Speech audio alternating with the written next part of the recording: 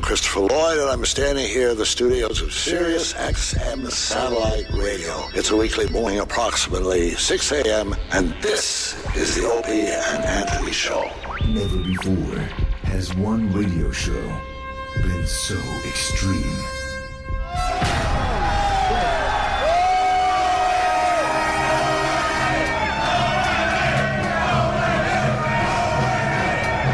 So vulgar. I'll fucking shove my face up a chick's ass in a second. Someone said we curse a lot, do we? I have no idea if we do. So flatulent. Who just farted? I did, but I didn't know it stunk. Like rotten eggs and sewage. Oh, wow, thank you. I can't believe that us sitting around like this is actually a radio show. This is not going to get any better than this. Are we on the air? Oh, we are? Oh, okay. Quite simply, the greatest show in the history of broadcasting. O&A every day, that's what I say. You guys having a good time or what?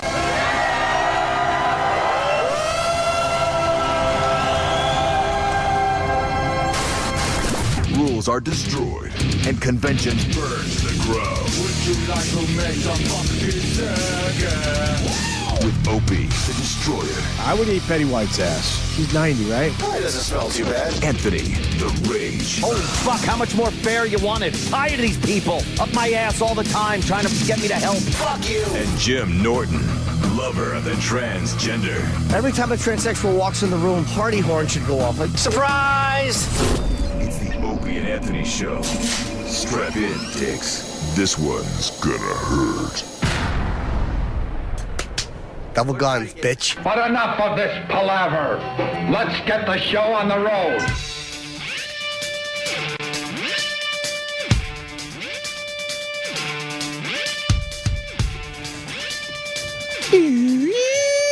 La la, G booty doo. Oh, wow. Good morning, everyone.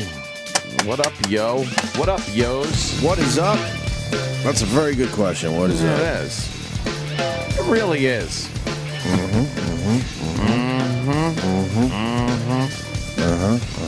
Oh, there was a fight on Hannity last night. Yeah, Nice. We got that audio. I saw that. That Who's the guy fucking. that I saw your tweet? Who is he? What's his name? Fucking. Ebit. Yeah. Keith? Yeah, Keith Ellison. Keith Ellison He's fought some with fucking Hannity. Democratic lib from Montana. And Hannity was asking him questions. And the guy took some issue with how Hannity presented Obama before he spoke to Obama. You know, it was like a little package piece at first with ominous music and stuff. And you could say absolutely the guy had a point, you know, with how it's presented. But that's the way this fucking news-ertainment thing goes. Yeah. But then he got all pissy and had a hissy fit and wouldn't even fucking like have a open, real dialogue about it. He just wouldn't let Hannity talk. He wouldn't let a dialogue of a question and answer go back and forth. We get the same thing on this show when a caller just called and it won't shut up. Like that's what he was doing. And he's misrepresenting some of the stuff Sean was saying. Wait, you called a radio show? That's weird. What? Me? I called. I said one shut. You said one shut up. Wouldn't shut up. I'm like, yes. wait, you called the show? Hey, I'm a great radio show calling. Just ask Mancow. Well, we do have the audio. Fuck it. Let's fuck with the hellos and the good mornings. Yeah, we get into right this. in that, I Good gather. morning first. I like a good morning. A But good morning? so Ellison calls Hannity the worst excuse for a journalist he's ever seen. Yeah. This is right after Hannity played an Obama scare tactics montage. Mm-hmm. And it's Congressman Keith Ellison, like you said. And here we go. Joining me now with some insight, Democratic Congressman Keith Ellison of Minnesota. Congressman, welcome back, sir. You bet. I guess that's what. Black guy. Oh, yeah. Oh, yeah. Which I said. I just know black voices. Yeah. I don't know Keith Ellison. I'm not supposed to say that, though, that there's a black voice. I know, but we all know. I know. You know Black Voices. I published that magazine. Sounds like a magazine. Black Voices. Black voices. Remember the day we did this? We picked the black voice every single time, but you're not allowed, or you're not supposed to do that. No. That was in the OJ trial. Remember that? Yeah, he OJ. couldn't tell a black voice or something. Oh, and we did the bid, and I think we were 100%. Yeah, it's pretty easy. what we could describe as staying on message, something the Democratic Party, I would argue, is very good at. Let me ask you. You're pretty good at it, too. Well, thank you. Quite frankly, you are the worst excuse for a journalist I've ever seen. I am the what? I can't hear you. You heard me. I didn't know. Say it again. I didn't hear you. He almost pulls a Jimmy there. I heard you. I mean, what we you just heard you. Yeah, right. That would have been great. We heard you. Where's he talking from? He's in some big fucking atrium of one of those legally looking columns and granite places. Oh, really? Yeah. We got a few of those. Yeah. You heard me. I didn't know. Say it again. I didn't hear you. I heard you. I mean, what you just displayed was not journalism. It was yellow journalism. It wasn't anything close to trying to tell the American people what's really going on. And I mean, it's just shocking to yellow me journalism? To play Obama in his own words is yellow journalism? Well, with the background music and with your lead up before you let the president talk, let me tell you, I was here. Everything the president said is absolutely true. Yeah. And for you to try to make the American people think that it isn't is deceptive on your part. And it's a breach of everything. Every journalistic ethic I have ever heard of was just violated by you. And the president was truthful. The president was honest. What the president said was dead on accurate. And for you to say the president is to blame here is ridiculous. It's about time Hannity got a spanking. I gotta tell you, I've been waiting for this fucking day. He's not quite getting a spanking. Oh, it gets ugly. This guy looks silly, if you ask me.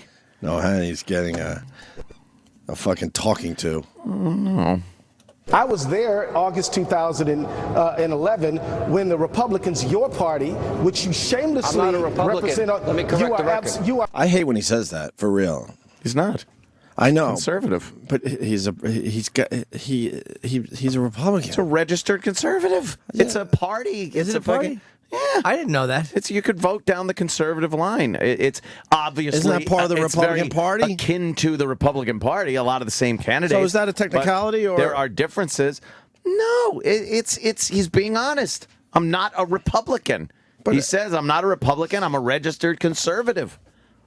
You know, whether you want to call it semantics or not, it's still honest. Isn't that a subgenre of the Republican Party?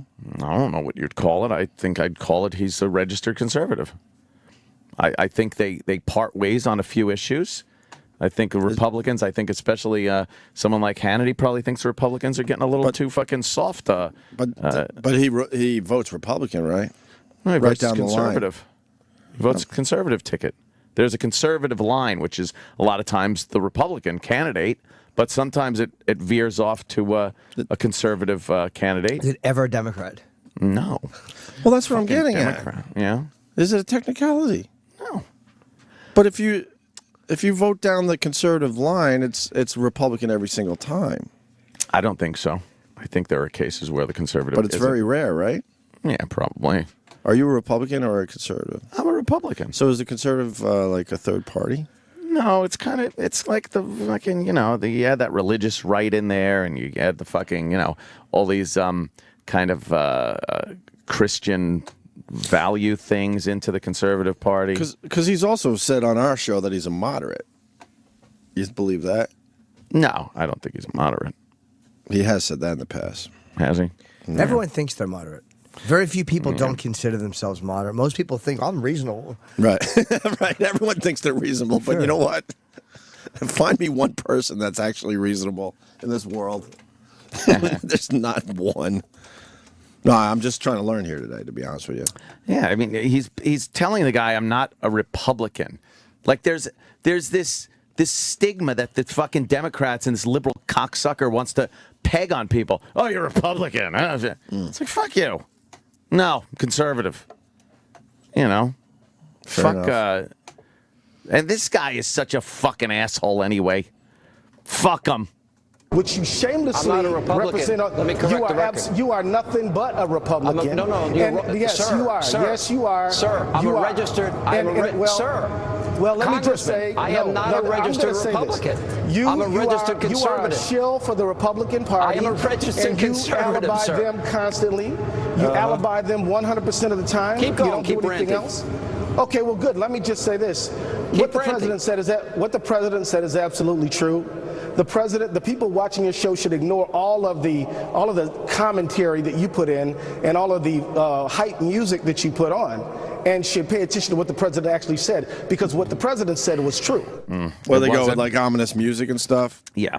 But but every news fucking station does all that shit. The bottom line is this fucking president is not taking responsibility for anything, and his people, his fucking flock, will not for a second call him out on anything. It's astounding. So now again, we're heading toward another economic fucking bullshit session. And this motherfucker, it won't even discuss cuts. He talks about more taxes. We already had our taxes go up the first of the year, and now this motherfucker's again talking about revenue. Are these brand new taxes? Yes, of course they are. And I started hearing, it's not even 2 months later, and I'm hearing fucking fair share again? This fuck? It might be time to leave this country. Oh, where do you want to go? God, I wish. France. I wish I could. Oh. Never go to France. No, what about like some nice Caribbean island? No, because there's nothing better out there. Believe me. There's no better fucking place to really go and, get a job and fucking whatever. Oh. So we got to deal with this fucking horse shit and have Kool-Aid drinkers like this piece of shit from Montana who will not call him out on anything. No one. What has this president done positive for this country? The economy's still in the shitter. They're still blaming Bush. The fucking unemployment is still as low as it's been. It's fucking... You mean as high as it's been? The employment's been as low. Sorry. Yeah, unemployment's been as high as it's been. He's fucking... He's not doing anything. Isn't the stock market doing better? Stock market is no indicator of the economy. Believe me, it's no indicator of the economy. The stock market doing well proves that there's nowhere else to put your fucking money. You can't put it in the banks. You don't want to invest it in the country because the country fucking broke. $16 trillion in debt, 6 of which came under this guy's tenure. Enough. We just threw six more trillion at debt. Oh, yeah, no, like no. It was nothing. It went from 10 to 16. Yeah, and these people will never fucking say that he has any responsibility for it. It's always something else. It's the Republicans that are holding him back. It's fucking what he inherited. Well, you're in your second term, motherfucker. How about something kicks up? Ugh. Yeah, drink it up. That's what I say, my friends. I'm quoting my song from Drew Boogie. We'll play it for you. Oh. Said the whole process has become exhausting, though. Yeah, well, they just can't get anything fucking done. No, and we always, everyone blames the fucking Republicans because, you get the liberal cunt fucking news. I blame both sides. And then you see a guy like that was on Hannity last night, this motherfucker, right, that won't even open a dialogue on a talk show about the host. But never mind a dialogue with a Republican about how we should fucking not spend so much money. He looked bad doing that, though. He looked like an asshole. This guy looks like an idiot doing this. He doesn't look like he's collecting himself, but he looks like a dummy. Does he look like a guy that can sit down with somebody he might not agree with and have an open discussion for a constructive fucking end? No. I can think of a lot of people that don't. But I think he's the norm down there. I really do. Who the hell is Norm? It continues. We ended up with some. Let me ask you a question. I've given you plenty. You said I could rant, and I am. See, right about here is where your point is made, sir. Oh, boy. Because now Hannity, he let him rant. Yeah. And now Hannity wants to ask him a question. I know how this ends, so yeah. This is where you're absolutely fucking right. The guy ranted for 3 straight minutes. Hannity goes, all right, go. Right. And the guy got his point across. He was not making any new points. He was reiterating everything he said in this 3-minute rant that he went on. And then Hannity goes, all right, let me ask you a question. And this fucking guy will not even entertain a back and forth with Sean Hannity.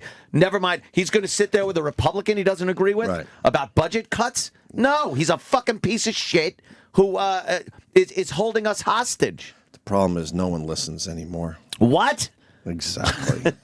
We ended up with All right, let me ask you a question. I've given you plenty. You said I could rant, and I am. I've given you plenty of time to rant, Congressman. We'll let you get a word in. Go ahead. Oh, you're so nice to give me a word on my own program. Okay, I changed Let me my ask you a mind. question. And he goes, I changed my mind. Let me ask you. You said the president. Well, that's kind of funny. That was funny. I did funny. laugh at that one. Right. He's like, "Oh, thank you for giving me a chance to talk on my own show." Well, now I changed my mind. I'm not going to let you Hannity talk. should have cut his audio. Yeah. Hannity should have just cut his audio. Hannity comes across as a nice guy in general, but you don't want to push him. Oh, it's his show. He knows how it's run. He's done it for years.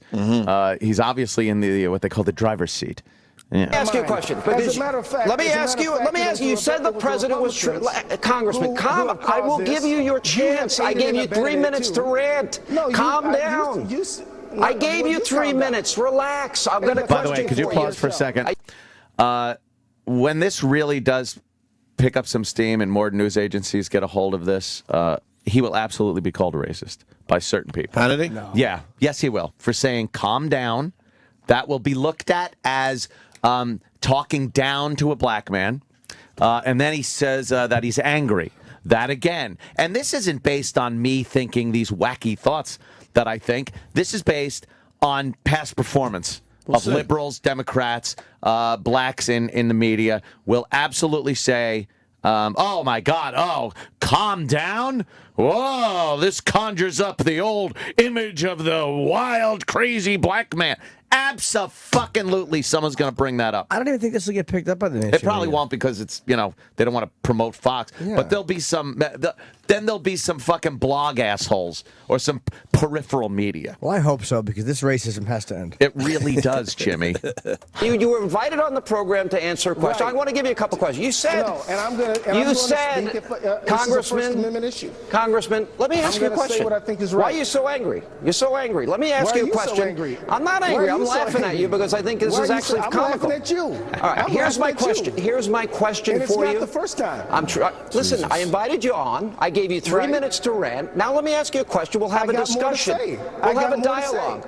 In the spirit of bipartisanship, let's find a dialogue. I want to ask you this. I thought you weren't a Republican. Max, I'm a registered conservative. I am, sir. Right. You want to make a $1,000 bet that I'm a registered conservative? You want to make a $10,000 bet? I don't bet.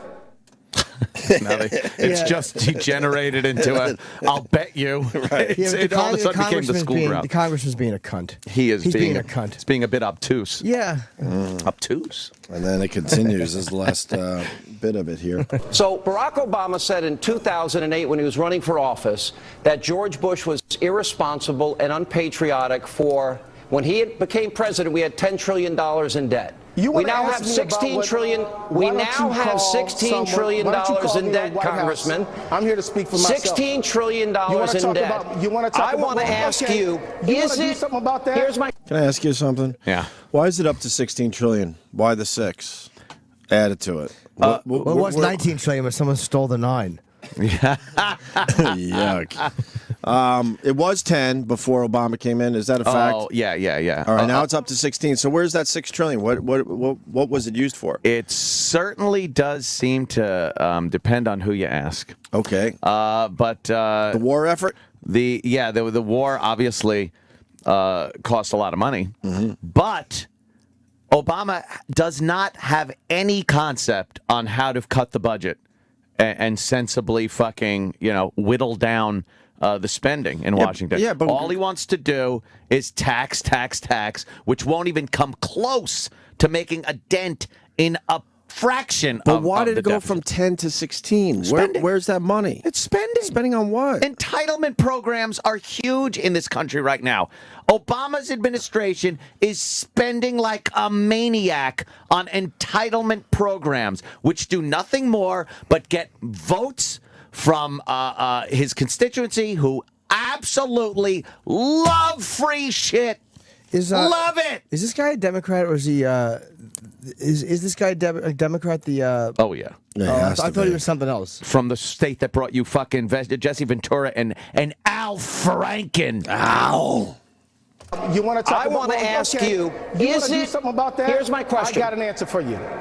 You want to do something about the 16 trillion? Let's do something. Let's close loopholes on large corporations. Yeah. Let's say that yachts and jets should not be something you can write off. Let's say that ExxonMobil and Chevron should not get a tax rebate and a subsidy. Let's start there. Let's say that people who are Start who there? get How about start a cutting? less on, All right, on Congressman, you're interest should ranting be able really to- well. Well, Can I ask if you a don't like what question? I'm saying, you say Is I'm it? ranting. Here's a simple question. If you don't like Is what it I'm saying, immoral? but you're a bully, Sean, I'm Here's not my backing question. down to you. Is it immoral? Is it immoral to You are put immoral 16 and to a half? tell lies. I'm immoral. What did I do Yes. that's immoral? I didn't do anything that's immoral. You say things that aren't true. Give me one example, sir. Well, to try to say that it is the president's fault and he is to blame is wrong, and it's a lie. It's not and his fault true. that we have 16 It's trillion in no. debt. He didn't add No, it isn't. We didn't add No, $6 it trillion is not to the debt president's- since he's been president. No. No, You- we did add you- $6 wait a trillion to minute. debt since he's been Well, what president. about the other 10? All right. Let's talk about That the came other from 10. George You're a total Washington waste of on, time. dummy. I'm moving on because our audience Yeah. deserves better. Thank you for being There with you us. I go. tried to give you a fair shot. And coming up. Wow, he cut him off. Good. And Hannity says he doesn't use that word, huh? Isn't it amazing how cool Hannity was? That like he really could have just carried on and held a dialogue after that, even if he was annoyed. Yeah. Maybe knowing it made good TV, but there's a professionalism to that that I couldn't do. He knows. He knows what he's got to do for his show, for the network, and to be fucking, who he is on that show. So he knows it's a show. The sad part about that whole thing, Keith Ellison unfollowed Hannity on Twitter after that. Did he? Yeah. Oh, But you know what boy. happened? Really awkward for everybody. Terrible. Yeah. They'll talk after. There'll be a bunch of cunts on a message board that agree because they don't know what they're talking about. But we talked after. We're all good. You're all good with Colin? Yeah. How could anyone even have an issue with Colin Quinn? Well, that's not that hard. Okay. Colin, people forget that because Colin is brilliant and funny, he's also a fucking nutty comic too. Yes. Like these dummies don't. What do you think that Colin is like? They're like, oh, dude, he was trolling. No, he wasn't. No, that wasn't trolling. Idiots. It That wasn't trolling. No, that was a real issue. People ask me if that was like shtick or a bit or something. No. I'm like, no, those are two friends, obviously, and people in the same business talking. But the issue wasn't about Twitter. No. Like, it's amazing how people think it was about Twitter, but it really wasn't. People don't know. No, but I have, in fairness to the dummies. Colin Quinn is a national treasure. Who's that from fucking CQ on Pal Talk? That's hilarious. But there was a lot of things I couldn't say yesterday, which had zero to do with Colin. But so I don't know. People are gonna. But it's amazing how people can hear the same thing I hear and take a totally different. Yeah. It's hard not to get angry at that, but I'm like, you just described human nature. Yeah, people We hear all the go same through that. thing and take it completely different Right, conclusion. of course. That happens all the fucking time. And I went after this one guy because he's always been kind of a cunt on the message board. What message board? Well, don't even mention. Yeah, that's why I'm I not haven't sure. been to a message board in years. What's a message board? Well, once in a while, I've gotten links before, and I mean, I obviously know it's there, but and I usually don't check them. Sometimes I do, Right. But people just like to get you stirred up, and sometimes it works. Yeah. But whatever, you know which one I mean. And I just smashed him on Twitter like a private message because he was kind of a douche. And I looked back on what he had written, and I'm like, maybe it's not a bunch of stuff. Mm-hmm. And I'm looking, and he's like, just a fat guy with a picture in front of a Batmobile. And I'm like, this fucking jizzbag. He just. Some people they don't deserve to have a fucking say in the matter. But I mean, why would I let that annoy me? I don't know why I would even get annoyed and fucking. It's like you're just a little fat kid who wants to sound like he's in the know. Ugh. All right. Eat rock. All right, so that's how we start today with the Hannity fight. Yes. That was nice, huh? I'm still confused by the Republican versus the conservative, like as far as a party goes. I really am. There were differences. There are definitely differences between Not a lot of differences, the though. Republican Party line and the conservative line. No, I know. I understand that part of it, but Yeah. it really seems like it's under the Republican umbrella, though. Well, obviously more so than the Democratic umbrella. I can't think of one that is But, Democratic. Name one Democrat that's conservative. Does anyone know? I don't know. I wouldn't know. Well, conservative Democrat for a Democrat Clinton was like a conservative Democrat for a Democrat. Like, but Right. you know what I mean? That's Fiscally conservative. yeah. There's Lieberman. there's more conservative leaning guys, but there's no such thing as a true conservative. Lieberman, Yeah, of maybe? course. Is that People what, coming up with Lieberman? this guy's saying here? Didn't he switch parties too? Herr Lieberman. He switched parties, right? Lieberman? Yeah, he went, what, libertarian or some shit? I don't know what he did. Whatever. More importantly, Independent. That's what he did. More importantly, the Pope is stepping down. What are they doing over there at the Vatican today? It's all over our carting him around. TVs. I think they're carting him around. He looks pretty healthy to me. Yeah. If those are live pictures, he looks pretty fucking healthy. He looks pretty good. He doesn't look like John Paul did at the end of his life. My God, John Paul was like, he would look like a melting person. Just a croaking fucking monster. It's so obvious something's coming. Something is coming, but and they wanted him out immediately before whatever hits. His brother, something with his brother might be happening. I heard something with his brother. Really? That was Yes. his brother was involved in some kind of a sexual. This is what I heard that the Pope covered up when he was Cardinal Ratzenberger before he got his red shoes and his fucking new title. Wow, do I dislike this guy? His ruby red shoes. Ugh. Yeah. 3 times and go home. I heard something with his brother too. I mean, what are we allowed to say? Yeah. Hey, you could speculate up the ass, and that might just be it. I have an insider that's been writing me. You want me to read what he wrote me? Okay. Is this? We could do this, right? Yeah. He goes. I'm not going to give his Twitter name. He writes, some damaging abuse shit is going to come out about the Pope's brother. Oh. And the Pope covered it up before he was Pope, so he had to resign because that's now coming out. You think? That's what this guy's saying. And so then I kind of like pushed this guy who's credible to begin with. So I pushed him a little bit, and he writes, that's what I'm hearing. I'll just say this. Someone very close to me, meaning this guy, was one of the 3 attorneys in Boston who negotiated the $85 million abuse settlement a few years ago. So this guy is very close to, one of the lawyers that was involved in that. And then I wrote him again, and then he wrote, the Pope supposedly has a boyfriend who follows him around everywhere. So I told Ant that this morning. I thought that so was pretty funny. as we're watching the coverage, we're trying to figure out which one it is. Which one in the Pope-mobile is the boyfriend? You see him driving around. You see some young bucks in there. Maybe he's got a chippy. That's where the guy loses me a little bit because I don't know how you cover up having a boyfriend if you're the Pope living at the Vatican. Yeah. Explain how you could do that. Pretty easy, probably. Because everybody know, like you're probably not making out in front of people. He's a close aide. Pope probably can have alone time with anybody he wants. Ooh. Close aide to discuss. It's probably someone that legitimately works with him. Right. That wouldn't shock me at all. You look at this guy, his mannerisms. John Paul, I didn't get that vibe from at all. Yeah. This guy, from the minute he started yapping, I'm like, this seems like a gay man to me. Well, the ruby red shoes. Could you find the ruby red shoes there, Sam Roberts, please? Please, I beg you. Well, we'll see. I mean, he lost me on that a little bit with the boyfriend. But you never know. But just what a fucking horrible organization. Look at his shoes. Look at these shoes. It really is ridiculous.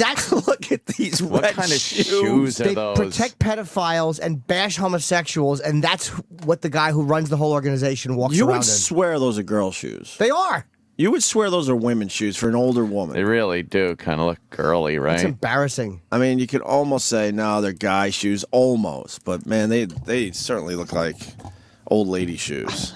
Your holiness. Oh, my God, look at these shoes. They look so stupid. Stupid. Oh, God. This is my religion by birth, man. It's embarrassing. It's just terrible. I hate organized religion. Just not a fan of it. Is that a real hat, Sam, or is that a joke? No, that's he wore that red hat too, man. The hat. Look at the hat. It's a Pope hat. He looks like Brando on the island of Dr. Moreau. Yeah. Yeah, that's pretty bad, man. That's an old lady's hat. Yeah. From one of those clubs, the Red Hat Club or whatever it's called. Oh, my God, yeah. Those women that have go out with the red hats. And they hang out and do some red hat shit. Red hat. They all go and, take in a show and then taking lunch somewhere. Red hat. Yeah. So the coverage is all over the TV. They're just kind of carting him around in the Pope-mobile right now. And then tomorrow's his last day, right? Enjoy. Tomorrow, yeah. But we only found out about this 2 weeks ago. Yeah. They are pushing this guy out quick. Yeah. They're just giving him the heave-ho. Yeah, Pope, goodbye. So then what happens? Something hits, and then they go, well, look, he's not the Pope anymore. And they're hoping that'll help the situation. I don't know how that works. Or does anything the situation have to do with Or does anything ever come out? Was there a backroom deal that was made saying, look, we'll be cool if you get rid of this fucking get him guy. out of there, maybe. Because we're all religious people over here, and this is fucking hurting everybody. So, we're going to release this shit unless you get rid of him immediately. That would be kind of fucked Maybe. up. And then that means we never hear anything. Yeah. Because that backroom deal shit happens all the time. Maybe they said get rid of this fucking ghoulish old lady. You remember when you were a kid, you couldn't picture talking bad about the Pope. Like when I was a kid, I couldn't picture feeling zero respect for the office. You were scared that you would go to hell or something. Yeah, you thought this was a special guy, right? In a handbag, a loving guy or a special guy, and then he's just not. No. I told Aunt, now having kids and stuff, I go to church a little more than I used to because, this and that, and, you got other family members that, might believe more and stuff. It's a balancing act. Yeah. And, which I fully accept and understand, but every time I see a priest, though, I just, ugh. You get the heebie-jeebies. There's not one priest I've seen in the last, I don't know, I've been going to church more, not a lot, to be honest with you, but in the last, let's call it 5 years, every time I see the priest, I just get, ugh. I almost want to go get a shower immediately. A little creeped out. They're all creepy to me at this point. Black priests white priests gross me out. For some reason, I don't associate the pedos with anything but white priests. Maybe just because I haven't seen enough of them. Every face I've seen has been a white priest who's done it. I'm sure there's plenty of the other Asian or black or Spanish, but I haven't seen them. Right. So there's awful atrocities. A lot of minority priests, I see. They don't creep me out. As much? No, because I don't associate them with the pedophilia scandal. Really? Because I haven't seen enough of them arrested. Like I've only seen white faces attached to the scandal. So that's I see these white priests. I'm like, oh, you fucking creep. And then I go way back when I was, just an innocent boy growing up in Centerport. I wonder about our priests. Oh, please. If he was molesting, you had to be first on the list. Oh, no, I don't mean it like that. I just seen your little plump bottom running up the apple tree. But he was so trusting, our priest, and you just wonder what really was going on. Yeah. Was our priest clean? There had to be some clean ones out there, right? There's just something that goes along with not getting married, not having a relationship with women. That you're pulling your priests from fucking a crop that already has an issue with sexuality. Well, it goes against human nature too. You got the urges as a man, as a woman, and you're basically told to ignore those urges. It's impossible. Just a man. Name's Fred. Are they allowed to jerk off at least? No, you're not supposed to. No, you can't spill that's that ridiculous. fucking precious seed. That's impossible as a human. Even Nagel doesn't waste the fucking Nagel seed. Right. No, he baggies it up and he sells it on eBay. Takes that shit home with him. He called it golden loads. Unless they castrate these guys or something, it's impossible. So of course you're going to have problems. Yeah. Other religions, they allow them to marry. Do you know what priests I liked? Is priests I met on sober retreats. Like those guys who were recovering, I would listen to them speak. Really? But they would talk like everybody else I knew who was recovering, and they would tell stories. They were honest. They were just talking about, being drunks, and some of them would talk about having sex with girls. It was very interesting to hear them talk as recovering. I remember one guy telling a story about how he was conducting a wedding and he vomited on the bride. Like there was some really funny shit. Wow, really? Yeah. That's pretty fucking bad. Like right every there. other dumb drunk. Like it was very, very entertaining when you hear these guys be human. I can't even imagine my priests growing up being drunks. Can't even imagine it. I'm sure they were. Yeah. I'm sure a few of them were. Yeah. A lot more than you think. And then, a lot more. I mean, just the guilt you have growing up Catholic. Can you imagine being a priest and the guilt you feel knowing you banged a broad, or you're drinking, or you're jerking off, or you're touching a little boy? Imagine that guilt you have to deal with while you're falling asleep at night. Oh dear. when all that shit plays in your mind. Yeah. When the day is done and you're laying there by yourself. Looking up at the ceiling, looking at the crucifix on the wall. Oh, man. I can't even imagine having that type of guilt. Holy fuck. Do you think they have the guilt, though, man, or do they just wash it away somehow? I don't know. I think you have to. I'm sure there are some that certainly just wash it away. Deep down, they have Or do they go to one of their friends and get absolved? I'm talking about the guys that they absolutely feel it. You know, there's some guys that they're like, fuck, I'll touch 100 boys and it's not even going to fucking bother me one iota. But there's definitely guys you got to think they're feeling some brutal guilt because they're falling asleep at night.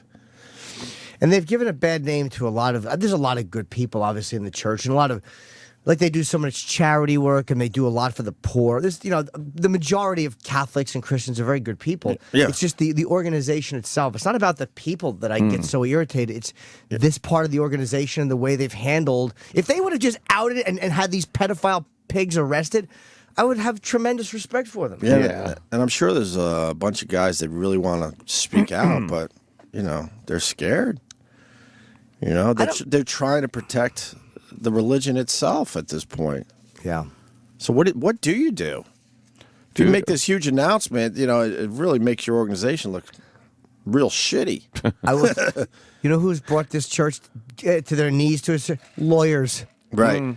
The only way to fight this is where lawyers are actually really good. Just fucking soak them for that gold. Dude, the fucking lawyers are the only thing. This is where you have to stick up for the lawyers. They're the only recourse we have. Yeah. And I tell you, they're going to pick a new pope, and this isn't possible, I know, but they got to get a real young guy in there. I think that would help. I don't think they ever do that because they don't want someone to have that power for that long. But you see these old guys and you just feel like they're all connected to it somehow in some way. They all know something. Yeah, and it seems like the younger guys, they're starting to clean it up a little bit where at least you can't get away with murder. So a younger guy probably isn't as connected to it. Maybe. Yeah. But that's not going to happen. You're going to see another fucking old guy coming forward in a couple weeks. Old fossil pope. Yeah. Did you hear how they picked the new pope? Like how involved it is? No, you get a bunch of the bishops there, right? And the cardinals. The cardinals, and then they. But they vote, and then they have to put their vote on through a needle onto a string. Did you? How did they do it? They broke it down on the news the other day, and it took. I think it took about 10 straight minutes of them explaining how they do this. It was pretty fascinating. All in favor, say aye. A bunch of priest hands go up. Aye. But just to make sure, bring on the boys. Just to make sure that there's not double votes or anything, everyone's vote goes through a needle onto a string so they could all see the votes. Oh. And then they pick guys to be the committee to count the votes. And then if that vote doesn't give you a new pope, they start all over again. But they get a new committee to count the votes. It's really pretty complicated. Do you know? Because do you have the steps? There's probably been some issues over the years. Like 500 years ago, there was probably one that got in there. Like we don't know what happened. A bunch of hands went up, and the next thing you know, there's 10 dead cardinals, and that guy's elected. Yeah, exactly. But the whole process was pretty fascinating when they explained it about a week or so ago. I should have wrote down some of the other things they do, but it's not just a quick vote. When is this happening? I don't know. They start right away, right? I think so. Once everybody gets there. So who's the pope in between popes? They got a vice president pope? Do they have vice pope? They got a VP? Yeah. They got the Joe Biden of the Catholic Church? Or a Speaker of the House. Yeah. Speaker of the House guy. They're calling this pope now emeritus pope. Emeritus pope. What does that mean? I don't know, because they haven't had to do this that many times. Right. So that's his title now.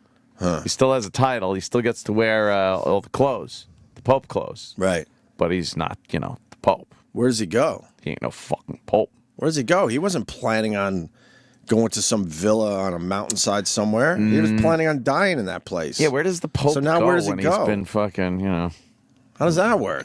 Not shunned, but... Yeah. Close enough.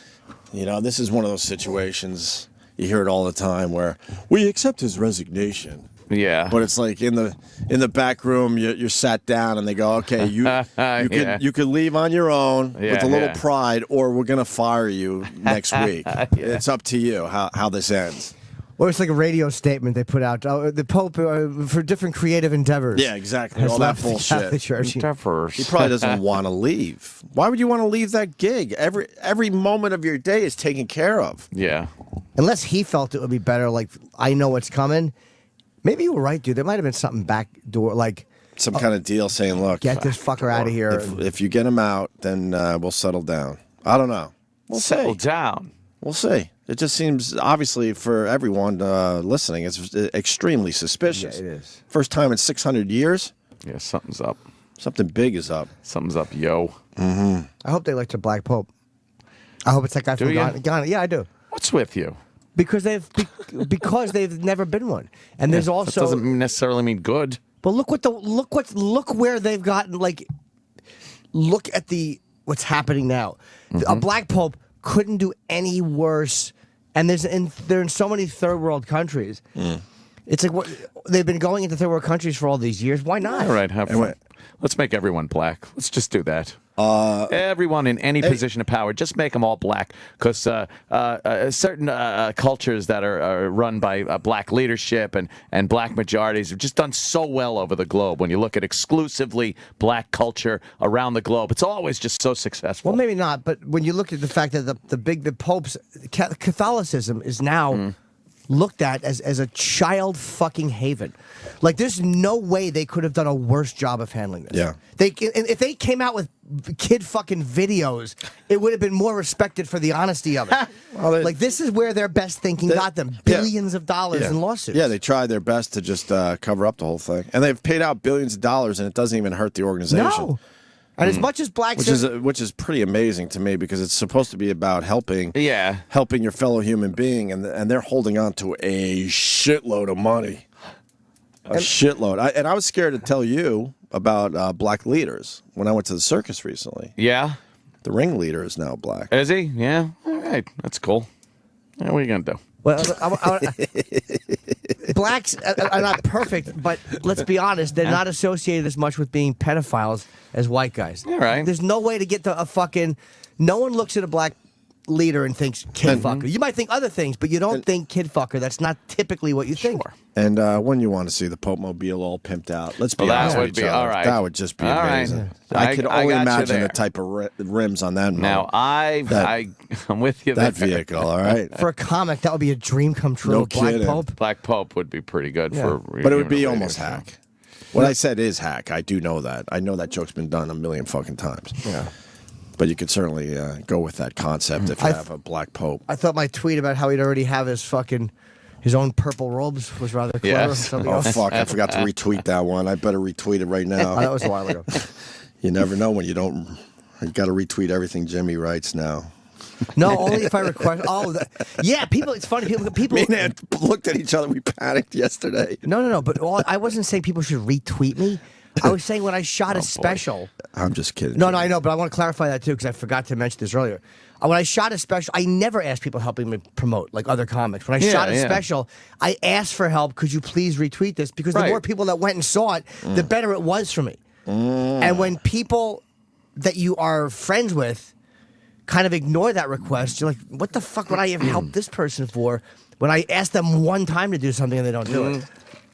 You got the I never know how to say your name. Belineski. He's a good one on Twitter. He writes, all Catholic priests were allowed to get married years ago. Oh, yeah? But the Roman Catholics changed it so the wives couldn't get money from the church when the priest died. Yeah, I've heard it was over. Just to save fucking money? But that caused all sorts of issues. It certainly did. You can't have a man, trying to hold all his sperm inside. It's impossible. The biology of man makes it impossible. Yeah, but is that true though? Because are they really in those other countries concerned about spouse? Isn't that more of an American thing? I don't know. This guy's usually pretty good for info, so that's why I just went with it. I mean, we could certainly look it up. And then, the Orthodox Catholic priests do get married and have kids. Yes, I do know that. Here are the steps for the vote tallying procedure. You want to read this, Sam? Yeah, sure.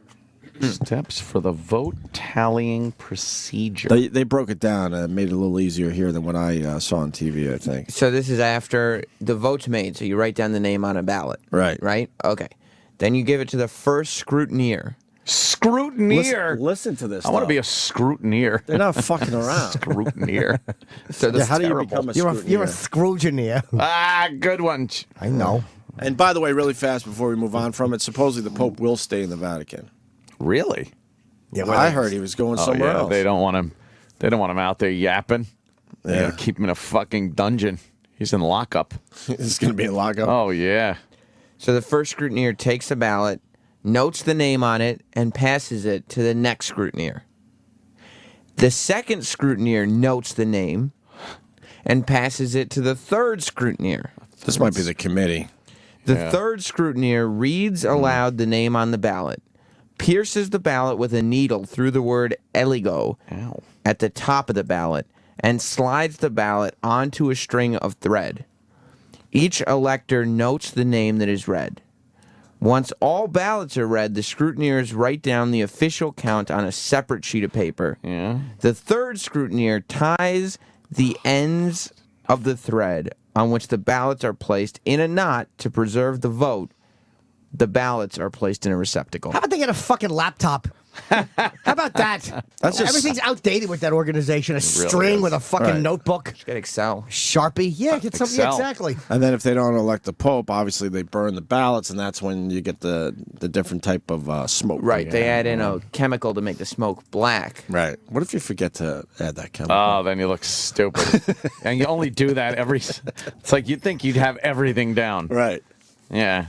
Instead of the smoke, how about the guy just comes out? How about they send out a press release or a tweet? Got it. Yep. It's done. Pope Jerry, we said no to. So Jerry. Pope Hank got the gig. We all love holding on to tradition. That's why. Yeah. It's all about tradition. Let's see. Staying in the Vatican so that he won't be prosecuted.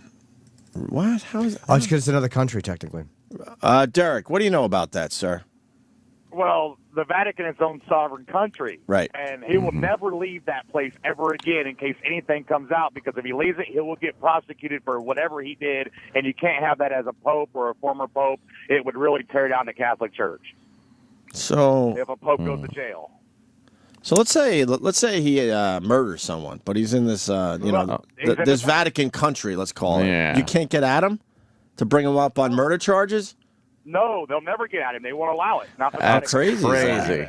Be crazy if the Pope murdered someone. No, of course. I mean, without. But whatever crime. They're like, look, he fucking committed a crime. We got to go get him. How do Yeah. you do that? Well, do you? They can't. They can't. You got to go in there Interesting. like the Mossad. Fucking pluck him out. Yeah, the Pope will be, he'll be dead within the year. You think? Yeah, they'll poison him. Oh, you think they'll poison him? Oh, yeah, keep no, his, not keep by- his yap shut. No, because it's just, thank you, sir. The whole thing is really creepy because they say he's retiring because of old age, whatever. Yeah. We're seeing him on TV today. He looks absolutely fine. They've talked to people that have basically said he's fine. Yeah. They don't know of any medical issues whatsoever. But yet they throw it out there because of old, advancing age. Yep. They keep him in the Vatican, and then we'll have a little news story pop up one morning while we're sitting here. The old Pope is now dead. Mm-hmm. Yeah. And then it goes back to, well, we told you he was not, feeling that well, that he was getting up there and had medical issues. It's too creepy for me. Who's the guy that's got to poison the Pope? Oh, I'm sure they freaking... Yeah. They're chomping at the bit to do it. Some of those ghouls. Me. Knows why priests can't get married. Didn't we do this one? I thought we did. Let's say hi to Matt. Matt, what's up? I wanted to clarify what somebody said earlier about why priests can't get married. Okay. Malachi Martin wrote a book about 20 years ago. He's a priest. He was a priest. Basically, the guy was somewhat right. Basically, priests can't get married because if you're married, you have to have money to keep your family together, and priests were giving away deaconships and whatever because, just for the want of money. So they couldn't get married. Well, if you can't get married, you can't have sex. So that's why you have celibacy became part of the church. It's not in the New Testament or anything like that. It really was all finances. Exactly. God, like shitheads. So why can't they change that? If it has nothing to do with the Bible and all that. Don't ask me. No, I know. I'm just throwing it out there. Because now with lawyers, they would absolutely lose money. If back then they would lose money, they would absolutely lose it now.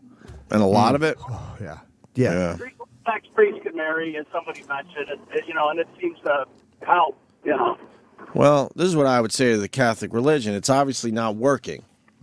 Yeah. Having the priests be celibate guys is not working. So There's now a problem. What? Yeah. Now what? You got to figure something out.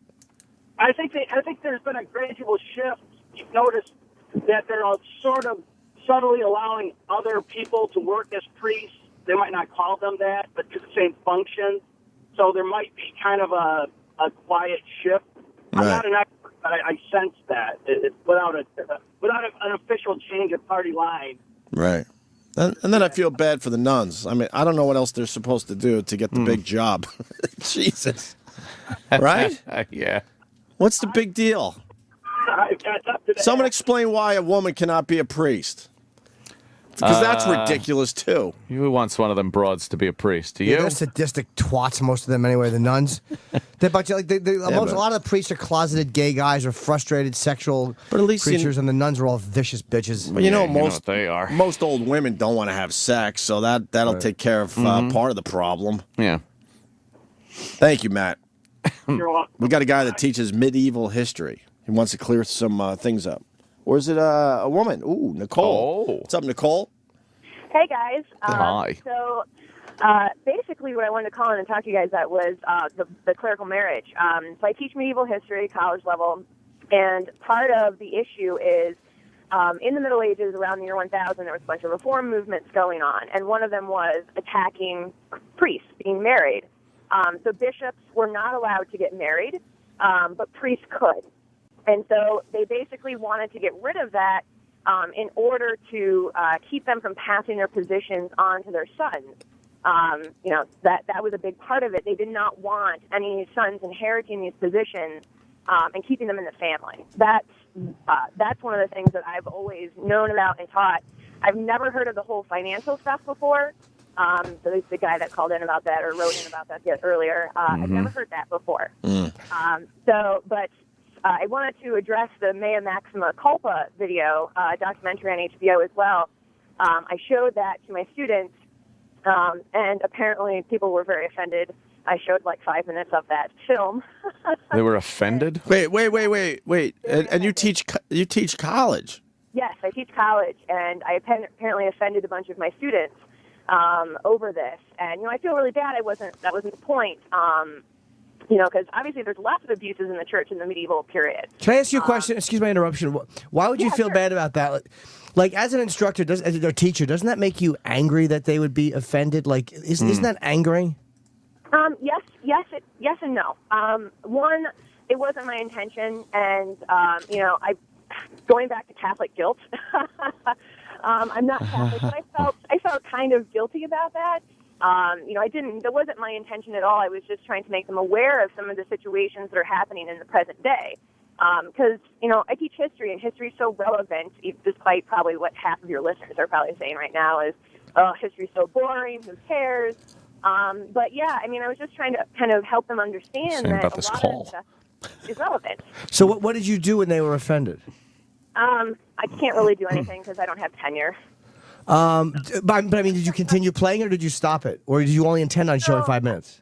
I only showed them like 5 minutes of the film to kind of help them understand why I think Pope Benedict, Cardinal Ratzenberg, whatever, was possibly resigning. And so we kind of talked a little bit about that, and then we moved on, and I gave lecture and stuff. But can I ask you a question about the Ratzenberger thing? And I want to ask a question too. At any time, were you worried about your job when they started? I'm kind of worried. Yeah. Yeah, you're always afraid as a teacher because Yeah, you might teach the wrong fucking lesson that gets people pissed off. Yeah, and I've always told my students, before even the semester starts, if I ever say anything that upsets you, at least just let me know. And unfortunately, they didn't. They went, higher up. So But that's afraid. That you shouldn't be. It's easy for me to say, but that's what's wrong. where college students are so vomit-inducing is that they just run and the teacher said something we didn't like. Like they're because they are raised as now just a bunch of spoiled babies. They're not up for any dialogue. Like, why wouldn't any of them have just raised their hand and said, "Hey, look, I don't agree with that," and had a dialogue with you? We really do come from a different world. I would have never been offended by something a teacher said. Not like that. I'd be no. offended by the nonsense homework and all that crap. But Yeah, it's really frustrating. I mean, I've been dealing with this. I dealt with it in graduate school. You know, I had, as a TA, I always had these issues where I might say something that was unfavorable. And typically, you know, the professor would still, like, give me, you know, back me up a little bit. But it's hard. It's hard to deal with. And I love my job. I love teaching history. I think it's fascinating. And, you know, it's unfortunate that this was something I had to deal with. But I've learned my lessons, and I have to just... But you didn't do anything wrong. Yeah, you shouldn't have to learn your lesson. That's what sucks. Yeah, I mean, it's just unfortunate. And I guess you learned your lesson, meaning you want to keep your job. Yeah, I mean, I'm kind of in the same boat you guys are, too. You know, I may have a decent job, but I have to always be conscious now of things I say and do. Well, that's too bad. So, Rats, I'm sorry, when the Pope was the cardinal who kind of, at the Vatican, all the pedophilia allegations were going through his office, did he want to pursue them more and John Paul kind of squashed it, or what exactly did he do there? Well, I don't know nearly as much about present-day issues with, you know, some of the lawsuits that are going on, but watching that documentary film on HBO really kind of made me aware. But the thing that frustrates me the most is once he became Pope, it doesn't seem like anything got done about it. Like, he never pursued it. And like the one guy in the documentary, Jimmy, you'll probably know what I'm talking about, but he said that he said, I can't believe a priest would do this, not, wow, we really need to help the victims, or, you know, whatever. And it's frustrating because people think, I'm sure, I can just hear, you know, people saying, oh, it's a conspiracy theory. I'm sorry, but tens of thousands of children coming forward and adults coming forward saying they're abused, it's not a conspiracy theory. It happened, and they're covering it up. And it makes me really sad that they don't care about the victims. And how long have you been a professor? I'm 27, so I've been teaching on my own for a year now. I just finished graduate school last year. So I taught at a few institutions, like community college level, small college level. And, you know, I'm starting to get really frustrated, and I'm only 27 years old. I'm trying to get a PhD. I'm applying to graduate schools again so I can go further. And now I'm just frustrated. Where do you live? Are you an East Coast person or a West Coast person? Yeah, I was raised in the Midwest, but I live on the East Coast now, and I hate it. I tell you that. Well, I see that's because you need the right boyfriend. Oh, I've been looking for a young lady friend who's got brains and who's got some, who's possibly going to have tenure. I need somebody in my life who's going to have tenure. Tenure. Hold on. So, someone is calling you nuts. Hold on. Dave in Cleveland, I'm going to put you on with Nicole in Maryland. Go ahead, Dave. Nicole is totally off base on this. The celibacy situation did not start in the medieval times. It started actually after the Council of Nicaea, but it was first recommended by St. Paul in his letters to the Romans that celibacy is the Corinthians. What I write? I couldn't hear what he said. He said something about it was recommended by St. Paul in his letter to the Romans. The letter to the Corinthians, where he was just doing a bunch of limericks and jokes. But the letter to the Romans was apparently about this, sir. Yeah. Well, as far as the Bible goes, you know, I don't know specifically all the verses in the Bible that refer to it. What I'm mainly talking about is the reforms that happened in the Catholic Church, because priests were allowed to be married. And then eventually... No, they were not. They were not allowed. Whoa, never? No, they were not. Tons of priests that were married. From after well, if they were doing it on their own, but they were not allowed to. They were not. They took the vow of celibacy, became active around 400. And when are you saying that it became relevant? He's saying 400. Well, and where's Dave's info coming from? Dave, what do you do that you know all this stuff? Well, I'm very active in my diocese. I have history going back. You know, I study diocese. Yes. Dioceses. So you guys have a disagreement by how many years? How many years do you think the other one is off? Well, the thing is, I mean, OPC said that it's not working. Obviously, this isn't working. The church has been around for 2,000 years. How is it not working? It's working because look, it's surviving. It's not working right now. It's working. It's working. I liked the Crusades. Hold on, sir. I mean, I don't know as much as you, certainly, but it's not working. I mean, the numbers are way down. People aren't going to church like they used to. Do you think just in our fucking lifetimes, there's a massive drop-off on the amount of people going to Catholic Church? Dave, you think this is working? You're wrong about that. You're wrong. Look at the statistics. There's been more people joining the Catholic Church,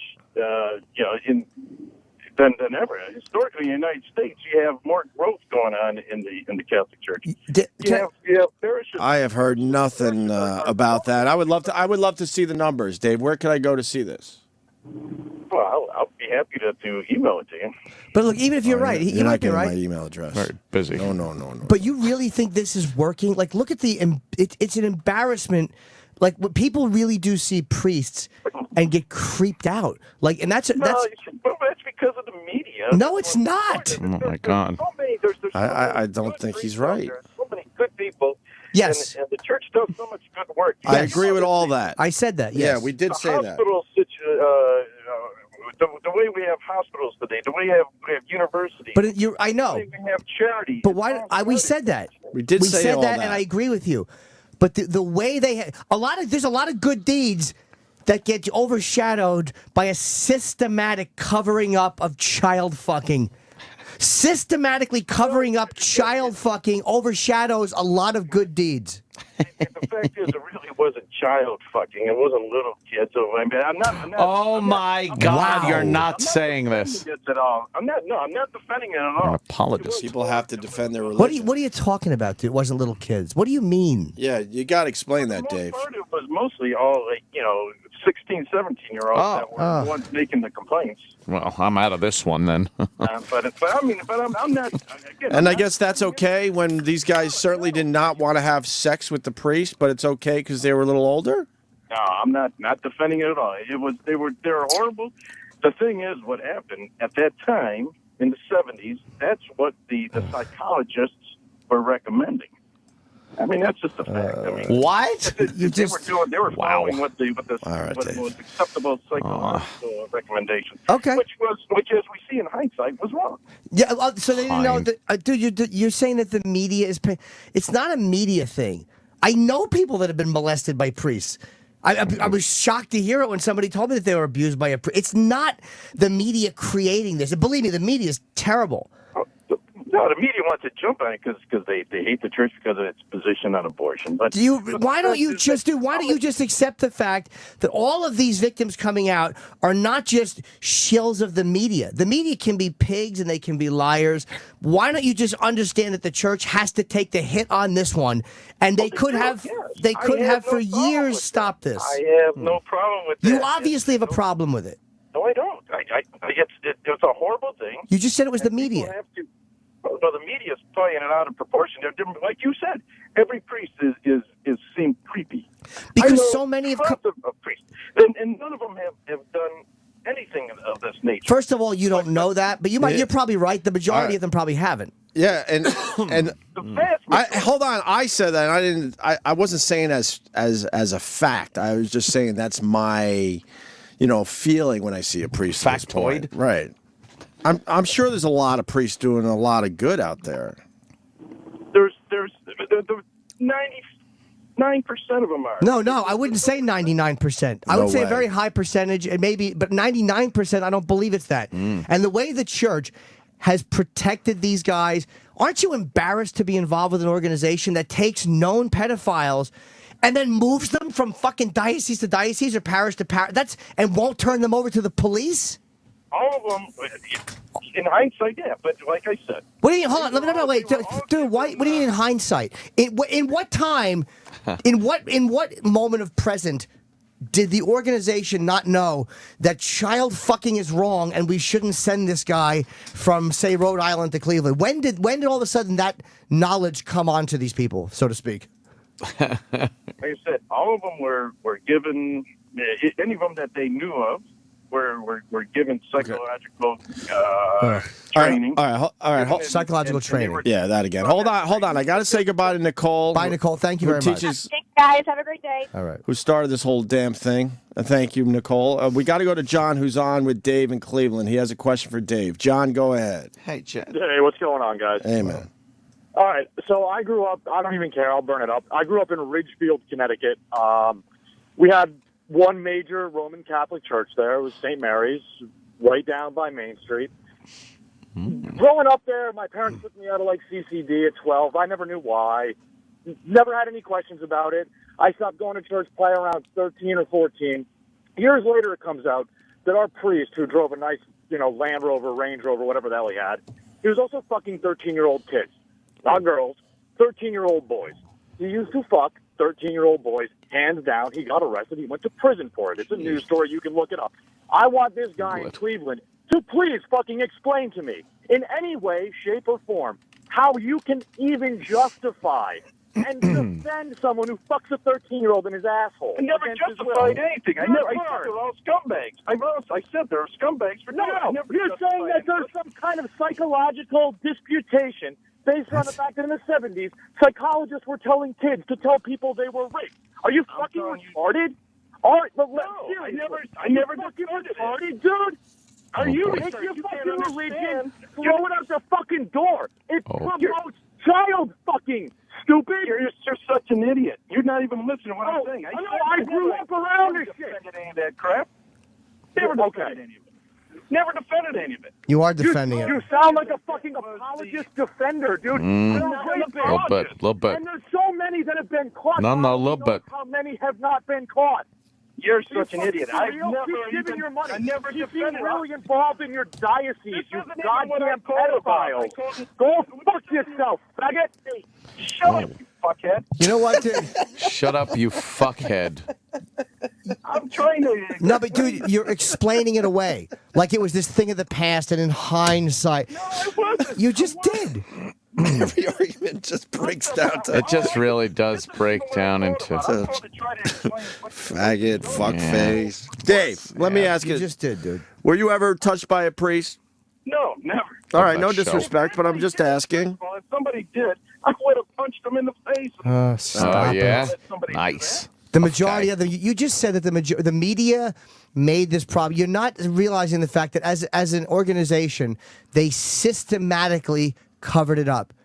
Why are you not for real addressing that? Well, the way you're addressing that is by going, well, they were older kids, 16, 17, or, oh, well, in hindsight.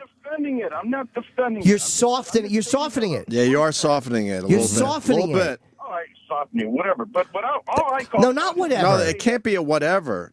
This is what I called about. I wasn't calling about defending any of that kind of stuff.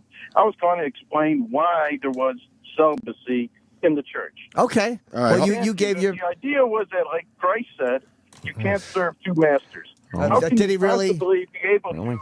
Oh, just more horseshit. Just more horseshit. It really is. They're just, for the way the fucking Bible came about and how they selectively chose the stories to go in, and this is all. Doesn't it bother you that there's not a lot about Christ's teenage years in there? Doesn't that bug you at all? It's a show called The OC that was on. The Bible That was is his not teenage a years. historical document, but it's a spiritual document. No, but it's to give us what doesn't that bother you? Our lives. Christ's ministry started when he was 30. It was a 3-year ministry where he taught the world how to live, and he put everything. Doesn't that bother you? Yeah, 3 years. I want to read all the stuff they decided wasn't good enough for the Bible. Yeah, all the stuff that was not the popular teachings of the time. Yeah, I would love to read some of that stuff. Mike in Chicago has something for Dave in Cleveland. Go ahead, Mike. Mike? Hey, Mike. Mikey! Guess Nothing? not. All right. It was similar to the last caller. I mean, every city's calling in now. They all know of a priest. Yeah, it's been in newspapers about these scumbags, but the vast majority of these men are great people who do some wonderful work. Yeah, it's the media, right? Good, it's the media. The media. This was the media. And we said that. We disagree with your number that it's 99%. What do you think the number is? That's a good question. I would say 75 to 80% are really good people, and the other 20%. Wow, that high, huh? Yeah, absolutely. I would give them that many. I would say 75 to 80% are good people. But you know who's the number one offender of children, abuser of children? Michael Jackson? Yeah. What's that? As an organization, I would say. As a population, what's the number one abuser? I don't know, to be honest. Parents. Oh, that's not that's a terrible answer. That's not an organization. What's the second most? The Catholic Church. No, teachers. Really? They have Hold on. They have systematically, for centuries, covered up sexual abuse of children. Come on, man, stop it.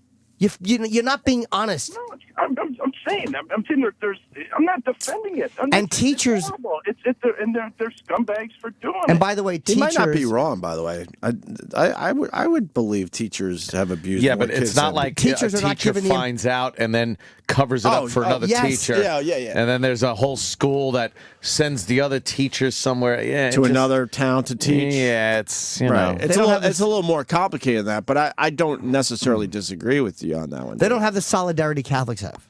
They're not all members of this under the exact same umbrella that Catholicism is. Come on, man. Well, but those numbers are correct, though. They're absolutely correct. Well, then your church, you know what, buddy? Your church should have done a better job on taking care of children instead of protecting their own financial interests. Those numbers are correct right there. Oh, yeah. You guys should have done a better job, and then your fucking archdiocese in Boston wouldn't have taken billion-dollar hits, and then you wouldn't be seen by people all over the world as, ugh. You guys should have done a better job. And Dave... Well, but it's such a small amount of people. A lot more than you think. Yeah, that's where we're going to have to disagree. Yeah, small amount of number of bad press, right? Tell yourself that. And Dave, I'm going to now have to unfollow you on Twitter. I'm sorry. That's right. I'm sorry, but it has to be done. Whose lead are you taking there, Opie? I don't know. I just think it's the right thing to do. Someone just sent me the name of the Pope's supposed boyfriend. Really? The same guy that's kind of got... Sal? Same guy that same guy that kind of has all that inside info that he's been kind of feeding me. Really? Yeah, and there's some questionable pictures with look at this one. Ooh, that looks nice. They're having a moment. There's a guy that's around the Pope a lot, and some are saying it's his boyfriend, and there's a few pictures online where he's certainly helping the Pope. Oh. Look at this one. Look at this one. That's a good one right there. Very fucking nice of him. He's helping the Pope. I guess it's just windy that day, and he's got to make sure the Pope's outfit is just hanging so. properly. Right. Did you watch that Mea Culpa video? I haven't seen that one yet. Did you, buddy? On Dave? I'm sorry. No, I haven't. Why do you watch it? Whether just an open mind, just watch it. Trust me, I've watched every other special about these things. I'm very, very sympathetic for the kids who you're sympathetic. It didn't sound that. No, you're interested in learning what you can to protect the church. Most of them were 16-year-olds. They wanted it. They wanted it, right? They were asking for it. Yep. No one's attacking you. Never. Nobody deserves any of that. All right. And that was calling about. I was calling. All right, hold on. Now we got Lydia on the line. We haven't heard from her in a long time. Remember her? Hope she's in rehab. She knows a thing or two about psych stuff. Lydia, you're on with Dave in Cleveland. Good morning, guys. Hello. I haven't called in quite some time. We know. I just became quite incensed. Oh. I am a clinical psychologist. I do not know of any tits. psychological treatments in the 1970s that advocated priests having sex with children. I'm really not sure what to say. Nobody ever said that. They gave them treatment and said that they were able to, fix them of these problems and then move them on to other locations. They said that they were treatable. That was the accepted psychological prognosis of the time, and ends up being wrong. It was wrong. And it was wrong. It was wrong, Ripley. Right. I hear you. He's saying that the crazy priests that are fucking the kids were that they could be cured. Not the Not that they prescribed having sex with priests for the kids. Right, gotcha. Right, All I right, gotcha. Dave, we're going to let you go. Thank you for your phone call today. I mean, hey, I was not calling to defend any of that kind of nonsense. All right. All I was trying to do was Inadvertently did. Yes. Congratulations. You accidentally made it look like pedophilia is a number one. I know. It was a joke, you fucking cumulus boob. We are trying to throw some... All I wanted to do was... Shut up. All right, you made your point. Thank you, sir. And we're Exactly. just trying to throw a few jokes into the situation. You wanted to call in and say that pedophilia is okay if somebody's in a position of trust. I understand. So long, Dave. So long, Lydia. Dave made a good point. Dave, according to Dave, Yes, Jim. that in the 70s, Yeah, the Pope decreed that they should psychologically teach these kids to shut their mouths because Yeah. the priest needed a good place to unload and, Right. their bottoms were. Dave, thank you for convincing us of that. And Rob's got a very good question in Jersey. He really does. Rob, go ahead. Hey there, Rob. Hey, what's going on, guys? Hey, Rob. Hey, just a question for Opie. I've heard you say before on the air about how you don't like organized religion, and you mentioned before that you take the kids, I guess the whole family, to church. Right. I was just kind of curious on why, what's up with that, and Sure. I don't think it's up to me to decide my kids' religion. I want them to be open-minded and learn, and then let them make the decision. Well, but if that's the case, you'd have to take them to every different religion. Well, So if sure. And that's where it gets complicated, But I'll at least start with the religion I was brought up with, and plus, there's other people around me that influence my kids as well. I'm not the only voice. I do not believe in organized religion at this time in my life. Yes, that's absolutely true. But I have a sister. Fuck it. I have an older sister that has decided to not. She didn't raise her kids religious whatsoever, and decided, someday if they're into it, they could figure it all out themselves. And I think that puts a kid in a rough spot. See, that's exactly what I'm doing. Me and my wife, I was brought up Jewish and she was Protestant. Right. And when we got together, we both just decided, we both sitcom. agreed. We don't believe in God.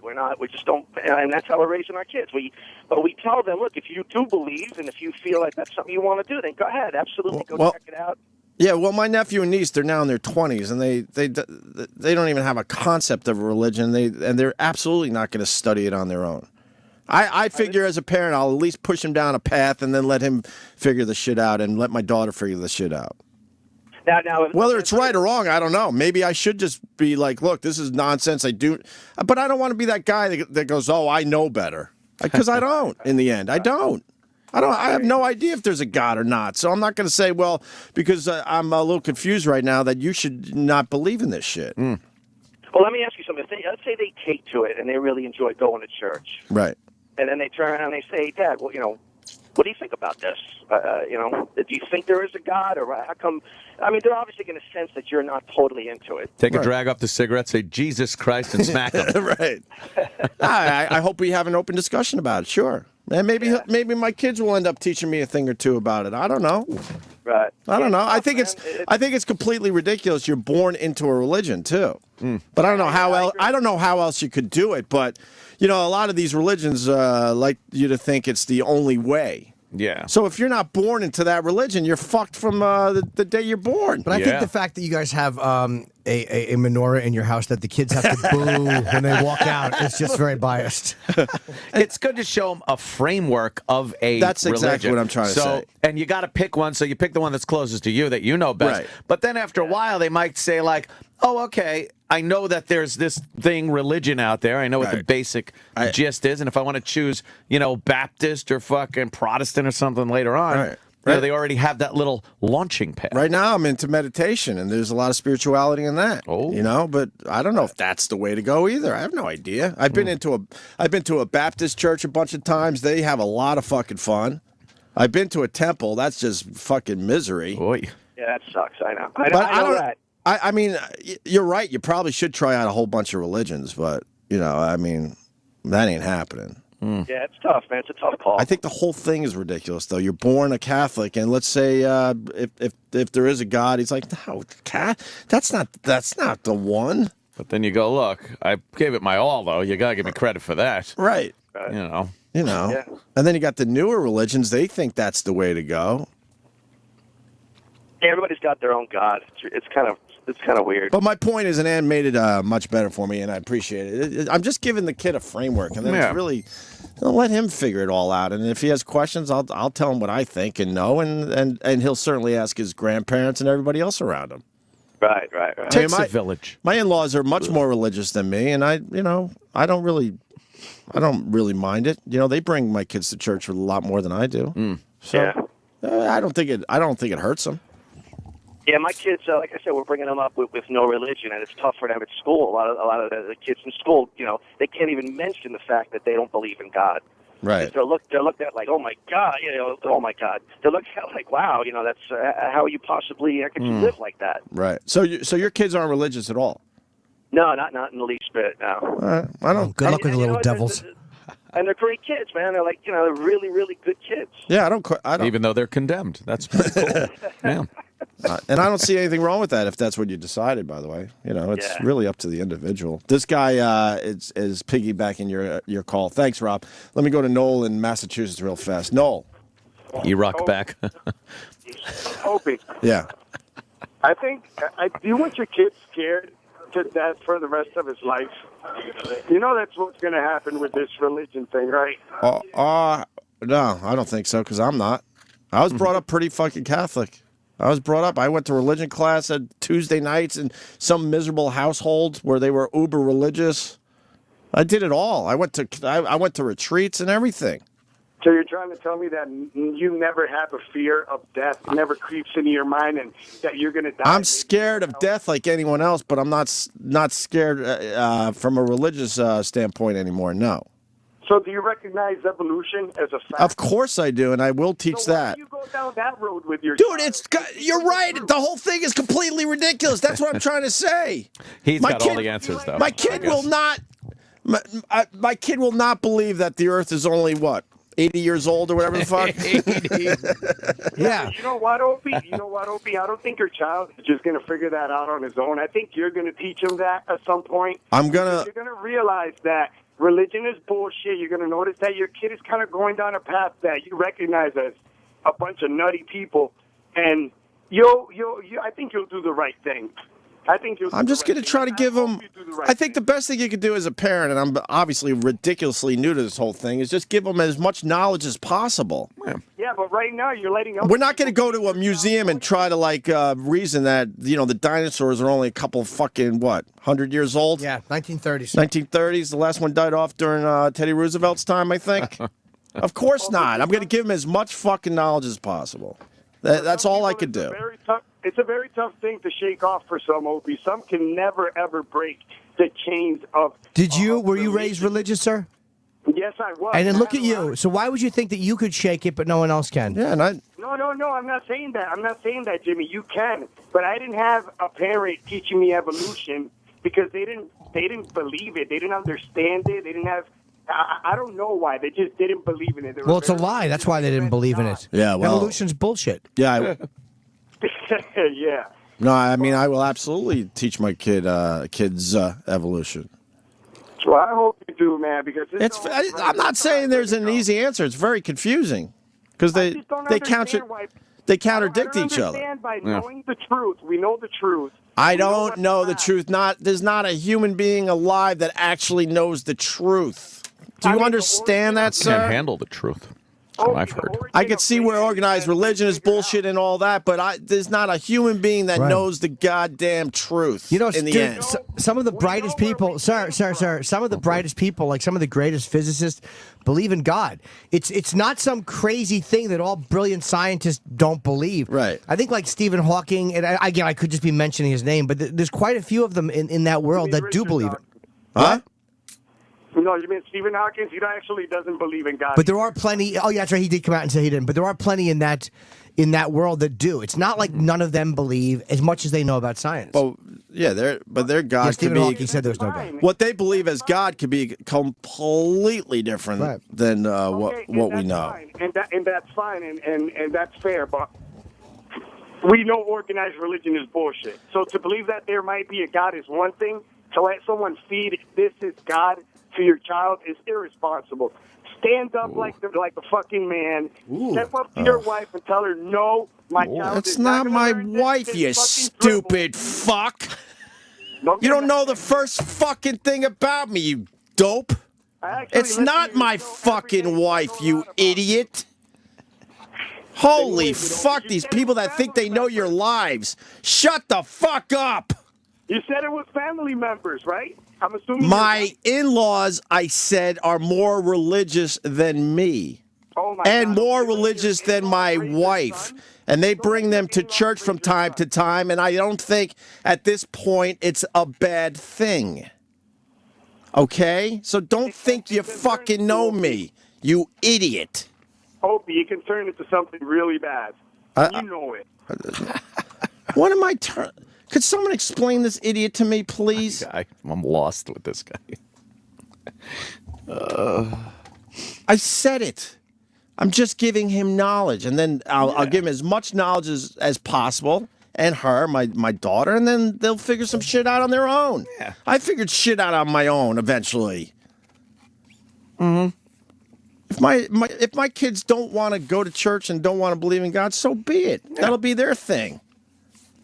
I'm not pushing religion on them. I'm just fucking giving them, this is one thing that people do and believe in, and then let's see where it goes. The parent's job is to give their kid the life starter kit.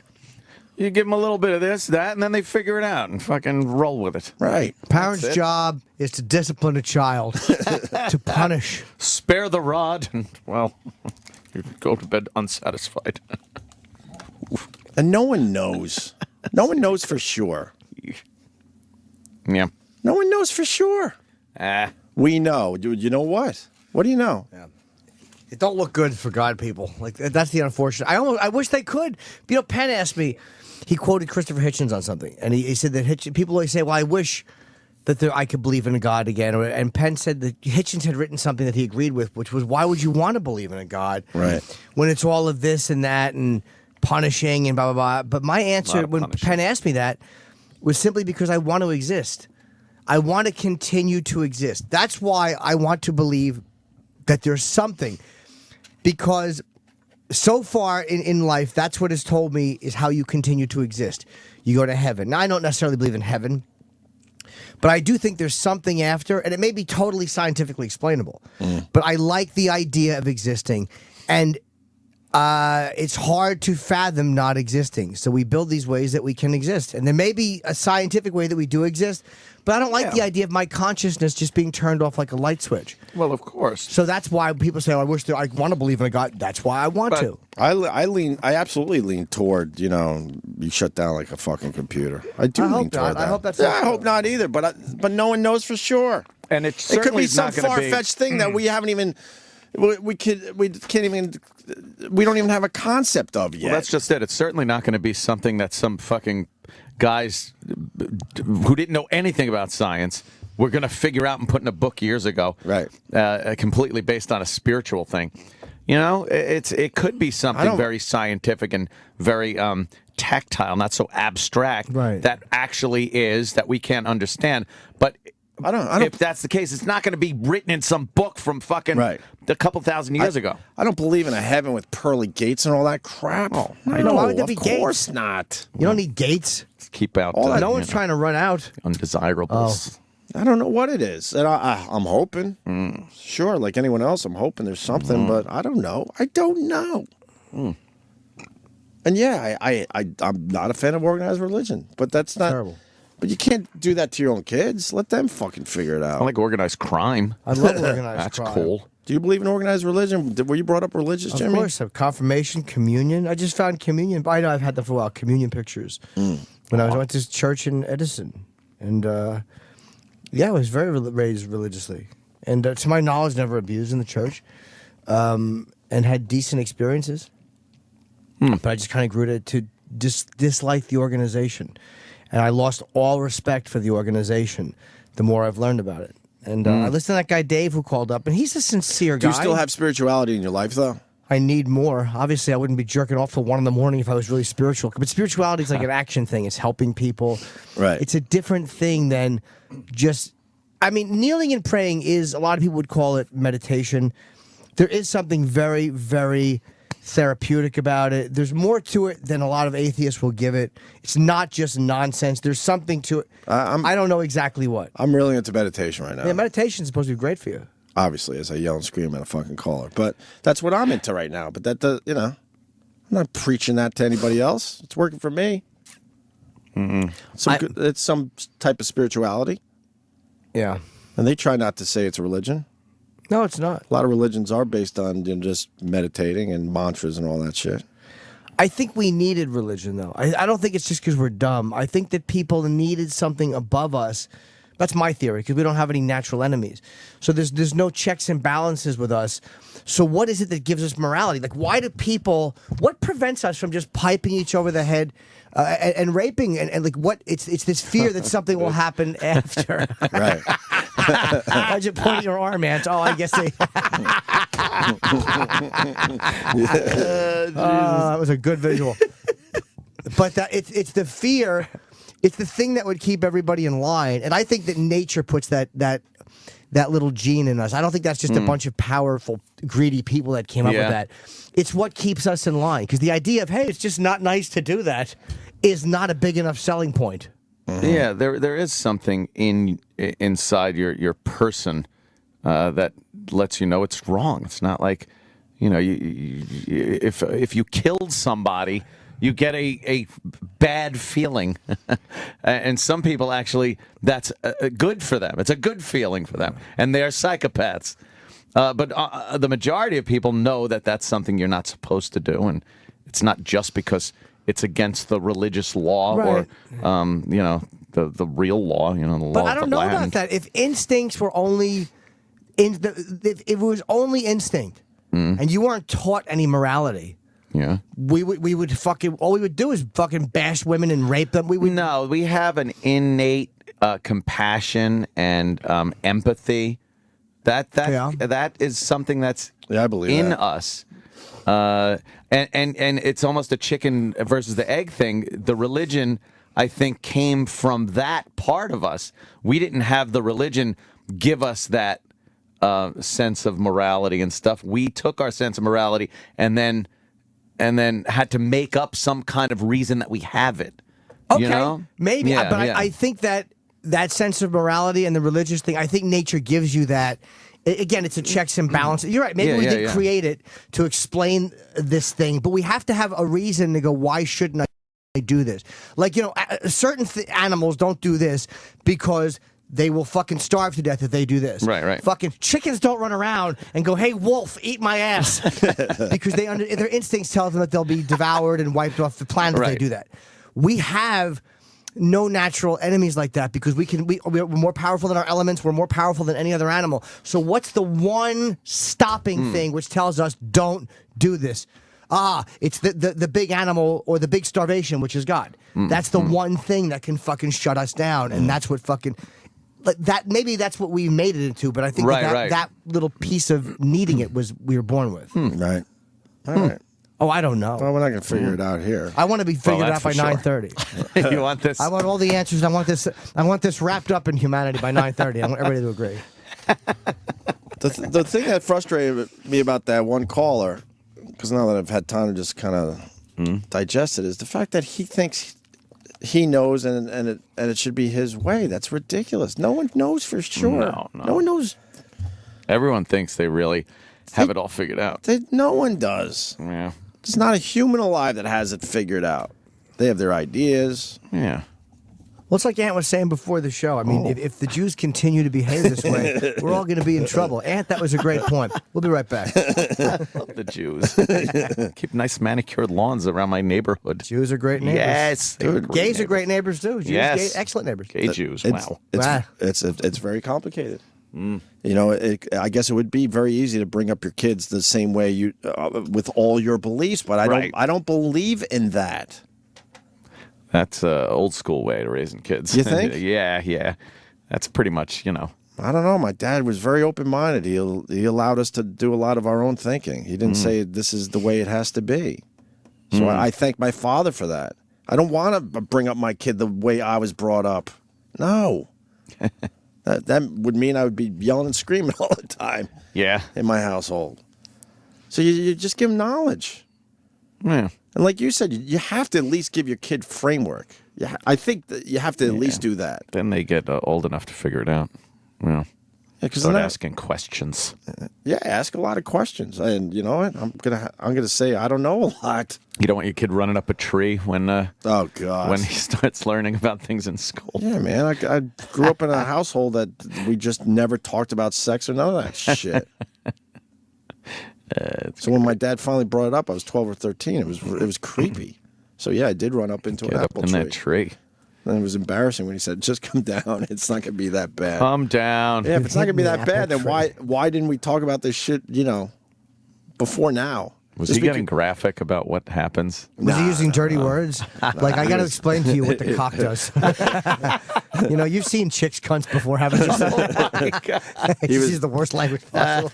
He was extremely uncomfortable, and I remember when he was talking about, like, female body parts and stuff, it just sounded just so stupid. And the only reason he did it was because he got the phone call from Washington Drive. Today we're going to show the film, so we're encouraging all parents to try to have an open discussion today. Great. Pour it on him in one day because tomorrow the jig's up at school. He came from the Frank Sinatra, generation. He just missed the Beatles. Yeah. And that was a big difference if you think about it. I bet you your dad was not a Beatles guy, but came from that, that genre. Well, he kind of was more a bang. Well, that's rock and roll, though. Leather jacket and fucking. Yeah, that's rock and roll, though. That's my dad, I guess he learned to understand rock and roll a little bit, but he was Frank Sinatra, Perry Como, all those guys. And those guys absolutely thought differently. Well, all he cared about is that I didn't grow up a queer. A quay. Would he be disappointed? Son of a bitch. All right. Kevin Hart's coming in today? Yeah. What's he promoting? He's hosting Saturday Night Live this weekend. Holy fuck, seriously? Yeah. It's this weekend already? Another one of our friends hosting SNL. That is awesome. It's a biggie. How many does that make? Louis C.K.? Louis has done it. Who just did it recently? Oh, no, I'm not friends with Justin Bieber. Dane Cook. Dane has done it.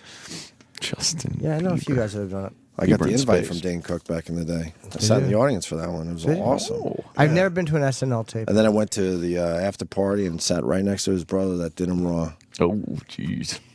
Yep, at the after party. Got to see Lauren just fucking hanging out at his table and everyone just going over, kissing his ring. Yeah. Holy fuck, does that guy have power? Yeah.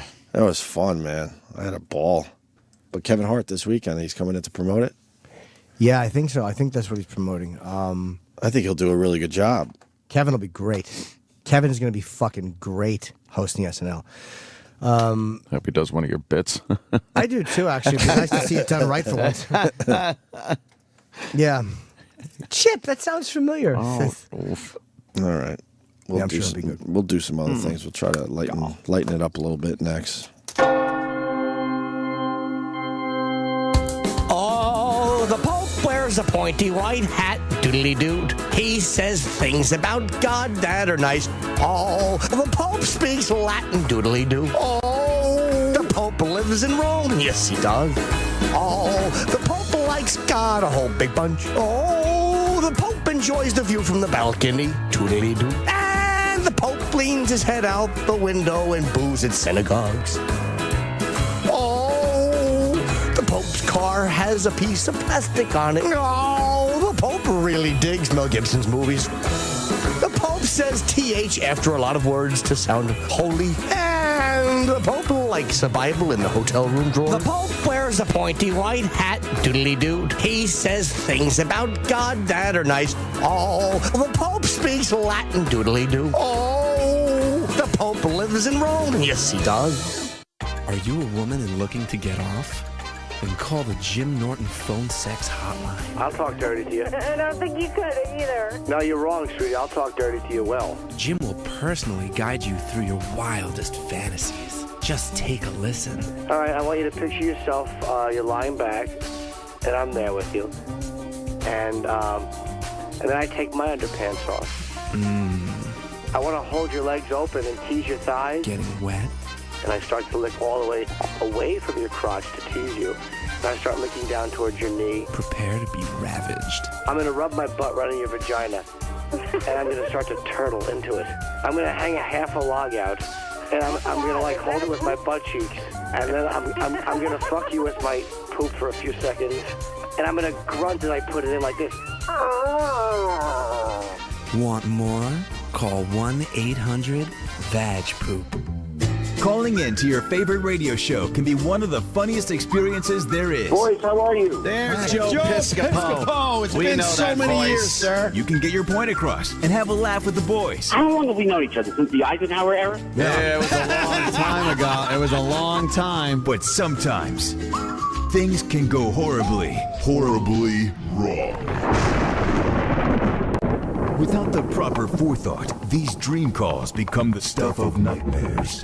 Hey, Joe, you getting that young pussy now that you're single? Ooh. Hey, watch, I'm trying to keep it nice with the language. Of course. Pleasant conversations turn to exercises and extreme humiliation on a national level. And I wanted to plug, too, in Scottsdale tomorrow night. I'm at the Talking Stick Resort, which is going to be a blast. Only the good places for you, Joe. Joe Piscopo.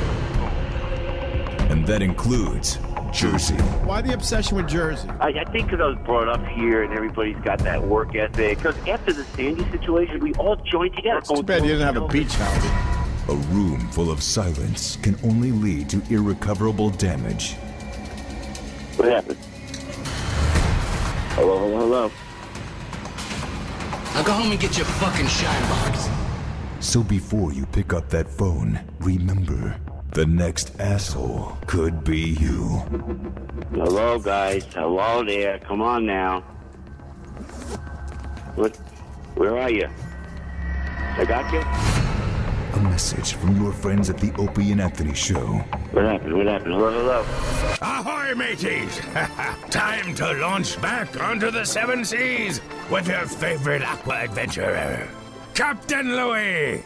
It was my first day in the boat. I just bought it, but it was a big fucking boat with 2 engines, and it's really complicated to drive. I took Chris Rock and my manager out on it. We went out to the Statue of Liberty, and there was this thing floating in the water. Chris saw it. He said, "What is that?" And it was this big thing, and it was dark. It was night. It was like 1 a.m. So it looked like, like a big round raft. That's what it looked like to me. And I yelled over, "Hey, is anyone in that boat?" And then we noticed that it was coming towards us, like kind of with some speed. And Chris goes, "Get the fuck away from that thing." Like, it was creepy. So I backed away from it and I put a light on it, and it looked like a giant manhole cover sticking out of the river. This was the weirdest night fucking ever. And it's right by the Statue of Liberty. It's like, I don't know, 20 feet across, and it's moving. It's leaving a wake. So I call up, and then this woman came on. This is New York Harbor Coast Guard. Give me your phone number. So I give her my number. This guy calls. He goes, "Describe it as well as you can." I go, "I don't want to cause a problem, but it looks like the hatch of a submarine, and it's headed towards Lower Manhattan." That's what I'm seeing, and I'm sure it's not that, but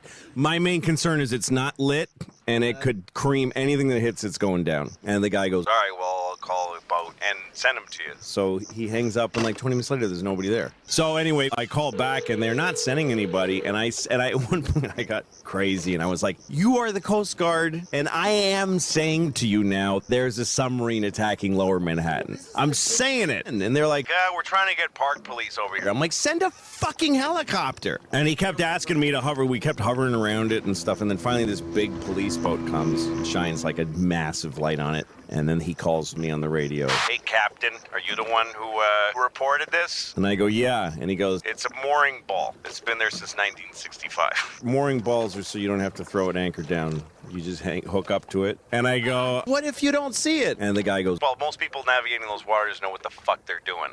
I have no business being on the water." And I would have hit it if I hadn't stopped at the Statue of Liberty to show it off to Chris and them. Arrgh! Maybe not quite the adventure you were looking for. Well, shiver me timbers and all that bullshit. Pegleg! This fucking parrot just took a shit on me! God damn it! Sirius XM. The Opie and Anthony Show.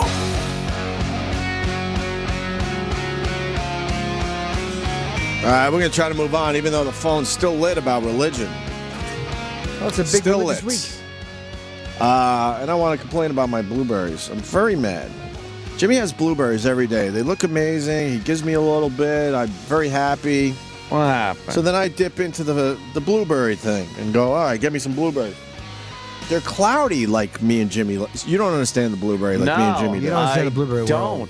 They need to be a little cloudy, just a little bit, where you could still see the blue sky behind it. The blue sky. And these are, there's some trickery going on because I got the cloudy. Yeah. You see the cloudy, but they're mushy. How can they be cloudy Now, and mushy? I've heard the cloudy is good. The cloudy, very good. But now... But you want it to be firm, too. Mushy. Like a good... Yeah, a nice cloudy, blue, bouncy, suckable Smurf tit. But I've never come across cloudy Okay. and mushy. That doesn't make sense. That's almost impossible. Uh-oh. Oh, well, at least we're not in a hot air balloon. Oh, that's pretty funny. Roland wants me to go in a hot air balloon in the next couple of weeks. I Why? think I'm going to have to say no now. Why? Promotion for a movie or something. Really? Yeah, I Movies? could even bring my kid up in the hot air balloon. Oh, that's something you want to do. I don't know why I don't want to do it. There's no fail safe. There's no backup. Like for a balloon. if a plane has an engine problem, he can make some moves. Yeah. Helicopter, you can make some moves. Yeah, a little auto. If you're parachuting and something goes wrong, you can make a couple moves. Give it a whirl. I think the Got a hot air reserve balloon chute. is the only thing you can't make any moves if something goes wrong. Once that pocket of warm air that's lifting you up is breached, it's over. It's over. There is nothing there that's going to fucking help you from plummeting. As we see the plummeting video there it is. that has gone viral. Why'd they turn it sideways? It was doing good. It was doing good. The camera, someone turned it sideways. They got all world star hip hop. Yeah, but you know what? The phone should be able to figure all that out for you. Yeah, if you go sideways, the phone should go, oh, I see. You want more space on your video. Okay. Sometimes you want that, though. But why make it sideways then? I mean, the actual video is now sideways. Wow. What was that, over Egypt? Yeah, they were there. 18 people? When it burst into flames, I want to say 70 feet in the air. That looks like more than 70. No. But they said about 7 stories up. Okay. And the pilot and one of the tourists jumped out. Nice. And because the pilot abandoned ship, the fucking balloon began rising, went up to like 1,000 feet. So it went up another few hundred feet. But the pilot's not stupid. He knows if this thing's on fire, his only hope is to jump before it gets too high. Yeah, when the pilot jumps out, you should go You should too. just follow him, Oh, right? Absolutely. Yeah. Did the pilot survive? I don't know. Oh, he did? He did, yeah. He survived the 70-foot fall. Yeah, a pilot and somebody else survived jumping out. It might have been lower, 60 feet. They said about the height of a 7-story building. Wow. It hit a power line. The basket caught on fire. Oh, is that what happened? Yeah. The basket caught on fire. The pilot jumps out. Another guy jumps out. They live. So why can't with some injuries? Why And then- can't? Oh, sorry. Just because of the weight. Yeah, the weight difference now. The basket's lighter because 2 men are out of it. So it starts going up. And everybody's in there with a flaming basket like that. And then finally the flames got onto the balloon part of it and popped it. And I got a couple and it questions. plummeted. So terrible. The pilot should have stayed in there, and he would have been able to get that. Maybe not. Maybe not. Okay. That fucking thing was on fire. And then why isn't everyone bum rushing the fire? The fire, it's right there. I don't know. They must have been How freaking bad was out. the I'm sure they fire? tried to put it out. It was probably a big fucking fire. It might have started on the bottom. If it hit the Maybe. power line, it probably started under them. Yeah, maybe it was outside the I thing on see. the Yeah, bottom of yeah, the yeah. basket. I don't know. Yeah, good point. Sounds outside the pretty basket scary. in a place where you just can't get at it, and you're Terrible. fucked. Yeah. How high were? Hold on, let's see how high they were. Would you like to fly? No. It also, even the people that jumped had 70% burns Burns. on their bodies. Yeah. The people who jumped? He said, yeah, it was a hell of a fire. The 2 people that survived, the British tourist and the Egyptian pilot, 70% burns were Oh, the so only they- people to have survived. So they didn't just go, fire, jump. They probably were, trying something, saw that, hey, this is I'm getting burned up over here. Yeah, we're gonna burn. We have 30% until we're burned to death. Yeah, this is futile. And then it went up in the air to 1,000 feet or whatever. I mean, that's just. So the rest of the people probably were burned. They were on before fire the when thing they were hit the falling. ground, Yeah. They were on fire. A lot of them were on fire. Horrible, horrible, horrible. Terrible death. My God, what a dumb invention. The balloon was a great invention back in the day. But it was the first. What? Yeah, it was the first time you got to go above a city or something. Go, Yeah. wow, check this shit out. Look down, you're going like, fuck, that's pretty cool. Who's that? Oh, I know her. She's fucking, yeah. That's Mary Lou Trudgewell. Thanks, Jim. What the hell do I know? Pretty girl, it's too young for me. You and I. Turn this shit up. This is. Watch us die. Oh, come on. We wanna fly on Send it. fire so high. In my muzzy balloon. This is child of the 80s shit right here. Yeah. Yes, it is. This is your Fifth Dimension. No way. Singing. Did you get this right? Would you like to fly my beautiful balloon? Is it really the Fifth Dimension? Yes, this is the Fifth Dimension. Fifth Dimension Day? What do you say? Yes. Oh, boy. You want to go Fifth Dimension Day? Yeah. Really? This is the Fifth Dimension? Yes. What other songs do they sing?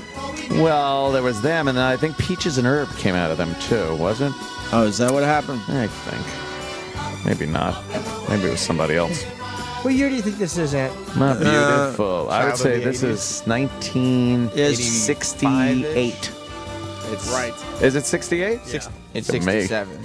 67. Yeah, all right. So Why'd you say righty, Rock? Well, I'm seeing the Grammy thing here. That's Oh, why. okay. So when I was growing up in the 80s, okay, yeah, this was like a song that was on the radio.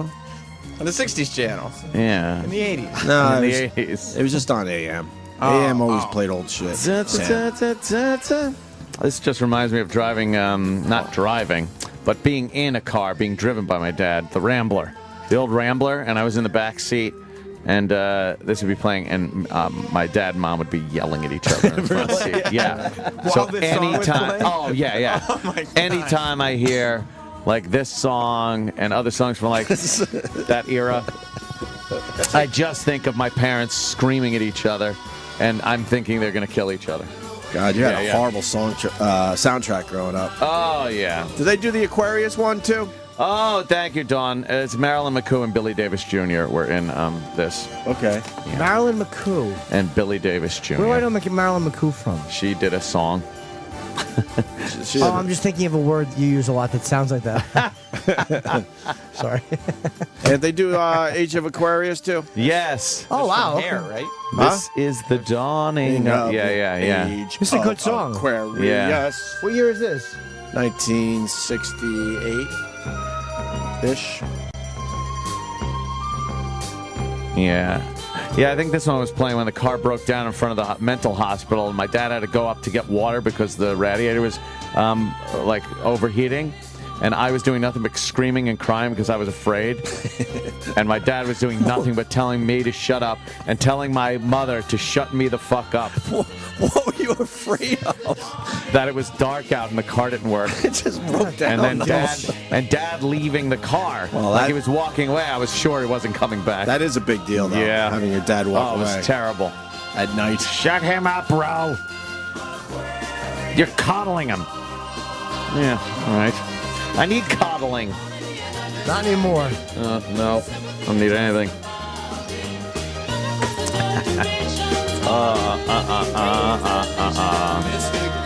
They were always on variety shows. Fifth Dimension Day's going well. Yeah. I'm feeling it. They were always on those 60s and 70s variety shows. Yeah. Yeah. There was a big fat black guy. What, like Flip Wilson? Yeah, Little exactly. Flip Wilson, maybe? And they would sing this, and they'd, they'd do like In the Moon, and then their hands would go up. Yeah. Ooh. This, I believe from the Broadway production of Hair, Yeah, of course. is it? Yeah. Yeah, okay. All right. What year is this song, though? It was Hair came out in '67, and then Fifth Dimension released this. This is just from my memory as a single in 1969. Oh. Nice. I know it's out of character, but I kind of like Fifth Dimension Day. That's an amazing Oh, you chorus. like Fifth Dimension Day? It's an amazing harmony. What a chorus that is. Wait, why do you like Fifth Dimension Day? I like Fifth Dimension. I like these songs. You do like these Yeah, songs. yeah. That's weird.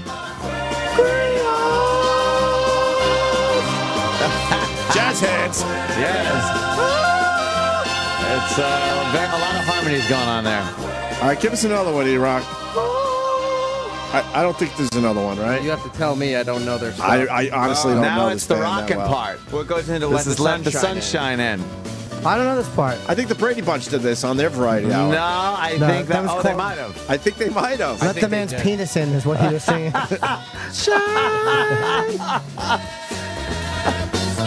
Oh, yeah. But this should have been a separate song. Well, I hate when bands did this. Went one into another, yeah. It's from Hair. I know, but This is fucking groovy. I think that was Marilyn McCool, Billy Davis Jr. that did One Less Bell to Answer, right? Stop saying their names. One less bell to answer, one less egg to fry. Something like that. I don't know that one. No? Maybe if I heard it. Does it go back to the Age of Aquarius part? No. No, this is it. This is pretty much it right Do we have here. one more Fifth Dimension song to play? Oh, E-Rock might have found it. Oh. This is ancient. What year is this? What song is it? I don't know. I don't know it yet. This is One Less Bell. One Less Bell. Oh, okay. One less bell. How the fuck do you know this? How does he know this? He's old, and he has a great memory. Yeah, but this For nothing. He doesn't. Here's what he doesn't remember: love and compassion. But he remembers fucking song quotes from 1967 while he was having an elbow in his fucking face in a Rambler. I remember hits. This 5 one and 6. was this a big hit? This is a pretty big hit. I don't remember this at all. 1970. 70. All right. I remember this too. Yes, I do have vivid remember memories of the late 60s and early 70s.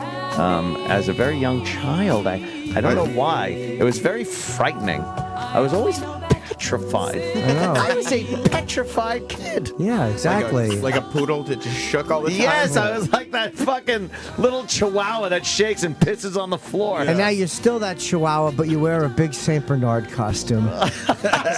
Someone's just a little chihuahua in a big doggy costume in a giant doghouse, all alone with little biscuits that fire bullets. All comes out in the end. What are you gonna do, right?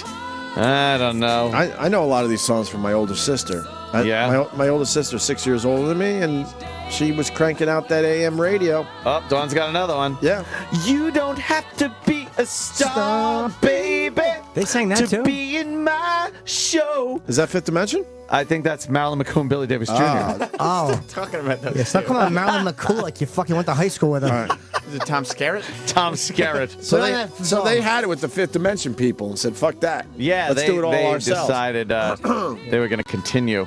Yeah. Do You think something. You think they'd look at each other when they were all flying coach, go, well, you know, there's 60 or whatever. We got to fly your coach. And then Billy and fucking Marilyn would look at each other and go, what the fuck are we doing? is this shit? We could get first class. We get first class. I know this one. Little yeah. disco sound. This has to be a little later. 74. What is it, 73? I guess 74. I'm saying 73. You always like to be I difficult. don't know. It's 72, obviously. Is it? Yeah. 76. 76. Oh, that was a little more disco-y. Marilyn McCool and Billy Davis Jr. had a pretty good career there in the 70s. Marilyn McCool was murdered. What? I don't remember that. No, I'm just telling you what I jerked off thinking about. Oh. Dumb joke. Need no superstar. Will ya? Yeah. I'm sure she wrote that lyric while a fucking postal worker was sticking his dick in her.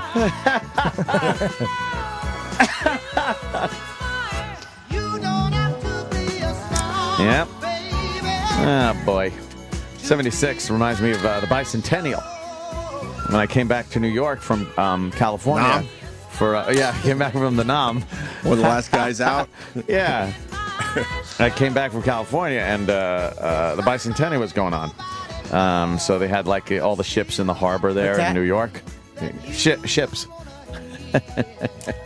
Yeah. That's when I kind of cut out from California for a while. Came back. Yeah. Wait, you came back in 76? Yeah, I did. So you weren't out there that long. No, I went back and then came back again. Yeah, I was out there for a few years. You were bi-coastal. I certainly was. All right, I guess that's it for Fifth Dimension Day. Yeah. Unless you got another one, E-Rock. I think that's it, right? I want to know another Fifth Dimension hit before those two decided to fuck over the rest of the band. Yeah, were they still in the band when they sang that? I don't know. Sometimes. No, I think the Fifth Dimension was fucking done. But sometimes these bands go, look, we're not Fifth Dimension anymore. Yeah. But you could still play with us. Yeah. Some bands do that shit, too. But we're going to be, we're going out as we're fucking Marilyn McCoo and Billy Davis That's Jr. right. Yeah. Yeah. We're going to come out as Shepardini and Sons.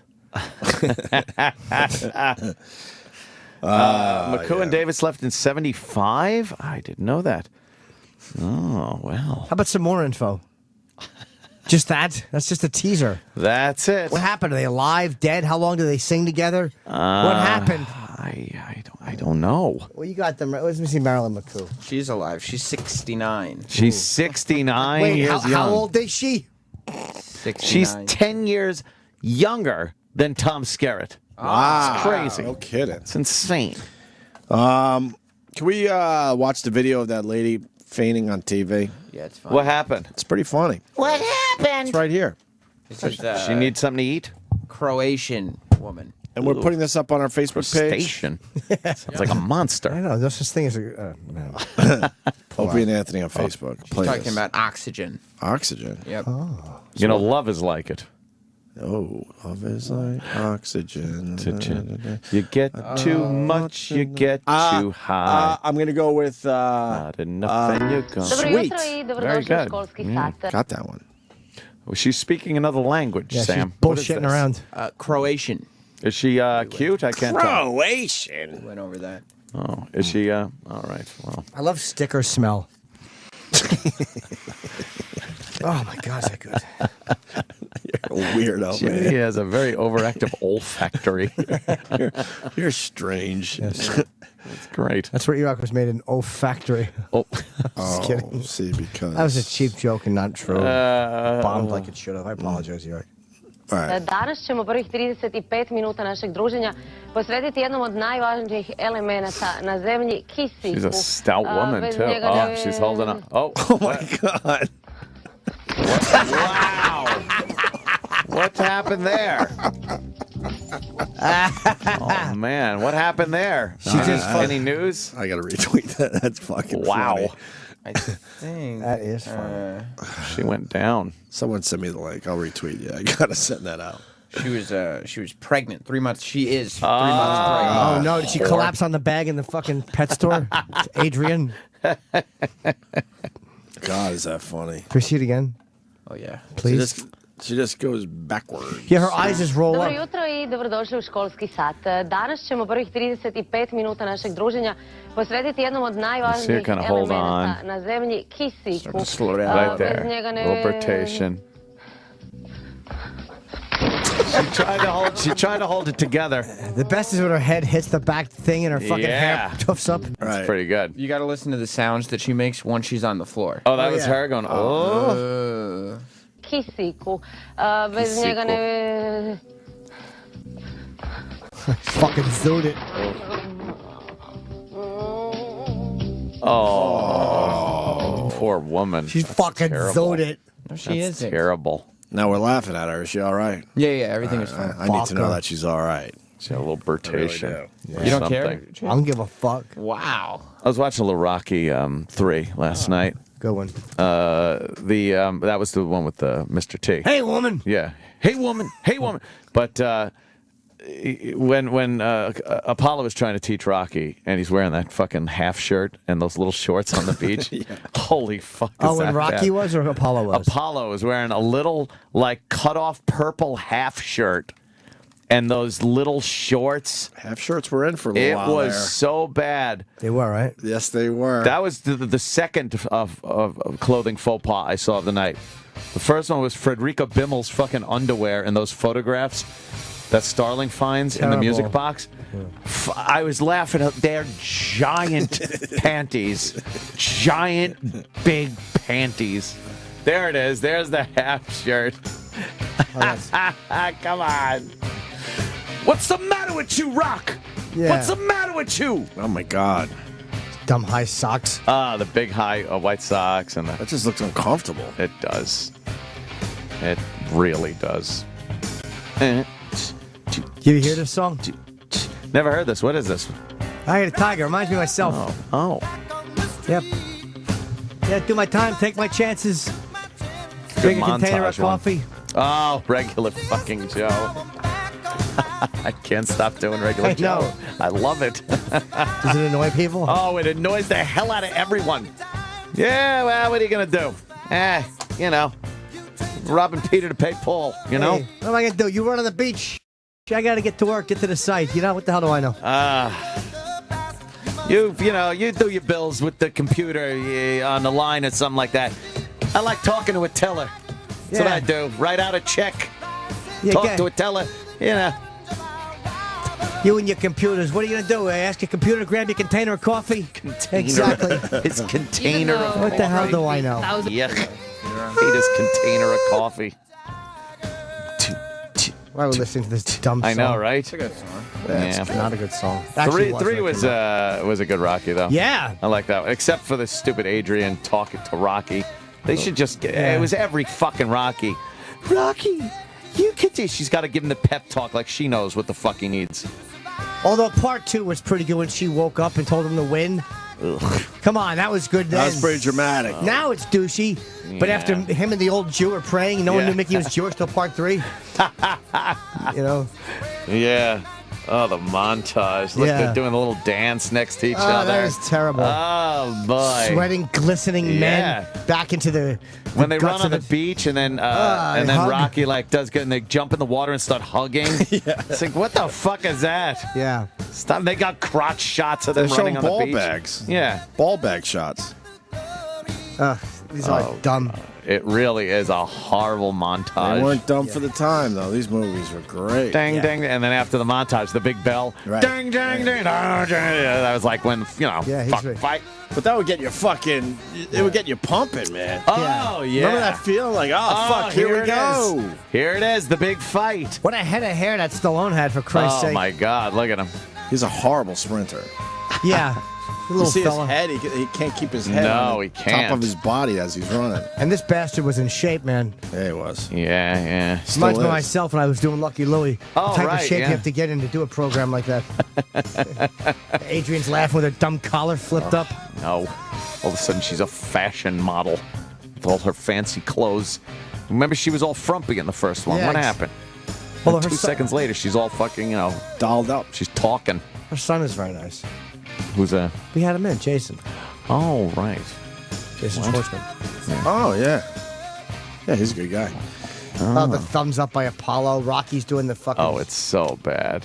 He pulls Paulie in. We had Paulie on. It's all I good wasn't here. fun. You weren't here for Paulie? No, Oh, that's Burt right. Young. We did have Burt Young. Yes, we did. He was, promoting art. Was he? I think so. He had an art exhibit or something. Oh. Yeah, he wasn't promoting a movie or anything. Oh, right, boy. E-Rock? You would know. Yeah, I think it was Art, and Patrice was in that day. Oh, look, Rocky's winning. Speaking of Patrice, I should mention Oh, this. yes. There's an away. eBay auction for the 10 signed Patrice O'Neill posters that were signed at the benefit by all the comics. Ends at 2. Oh, it ends at 2 today? Yes. Oh, so Yeah. you got it. Oh, I was ready to say it starts at 2. Ends. Okay, it's happening right now. So if you want one of these Patrice O'Neill posters signed by all the gang, you got to get, where do they go? I Just don't go know. to eBay, and if you search Patrice Stout, because that's the artist, you'll find him. And it's on our Yes. Facebook It's on our page. Facebook, yeah. There's 10 of them. Facebook.com/Opie and Anthony. And if you search gay, that fucking video Wow. comes up with them hugging at the end. That when the when, water? when they jump in the water and they're just hugging and How about it's just a Mr. T? I don't want to see these two fruits. Miss T's working out in that fucking shithole basement. Oh, he was great, Oh, though. it was great. He was a great character. Wasn't he fucking... Oh, he was but the amazing. name stunk. You didn't like Go for it. Mr. T? Clubber Or Lang. Clubber Lang? No, it was terrible. Clubber Lang. I want to see the first fight where he beats him up. Yeah, that's a good one. These fight scenes still hold up, by the way. Yeah. They're pretty cool to watch, yeah. Except for Mr. T's dumb shuffle footwork. Mr. T's fucking, when he just starts laying into him, Rocky. At the beginning, it's like a wrestling work, the guy starts winning. It's like, oh, Rocky's just going to kick his ass. And then, no, Mr. T fucking rips into him. Yeah. Yeah. Paper champion. Calls him a paper champion. Yeah. Hey, woman. Love that. You got your chance. Give me my... That looks like me doing my abs. Oh, is Mr. it? Mr. T and I have the same workout. Oh, yeah. Oh, man. I love when Mickey has no confidence in him. He goes, this guy will kill you to death inside of 3 rounds. His earpiece falls out. Fucking hat's crooked.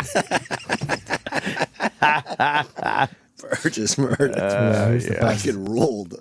He'll kill you. Tough Clubber Lang has that awful fucking sky blue thing. Yeah. Oh, I love the beating he gives dumb, scared, dead manager Rocky. I'm gonna crush you, fool. Go for it. Beating him up in his dumb yellow shorts. Yeah. He looks like the fucking priest in the original Exorcist in this scene. Rocky with his fuking hair getting batted around. Demi. Yeah, except the priest did better because he died. Oh, the priest did better. Yeah, this was good. What are you gonna do? He was a big. I would love to meet Mr. T. I've never met him. He was a bodyguard in Chicago. Yeah, I guess he's from like the projects, and he's an interesting guy. Badass. He was a bouncer. He was. It's really interesting stuff to say in 2013. Exactly. Mr. T is on the Twitter. And he's also one of those guys that decided never to change his hairstyle. Right. And now it looks a little weird on him. Well, if you... Could you get an updated picture of Mr. T? If you were known for that, Didn't he have cancer? Oh, then... Yeah, I'll beat the cancer, fool. He had to shave his head for a time. But he grew it back, And then though. he grew it back. He's got his Hey, Mr. cancer! T hair. Hey, cancer!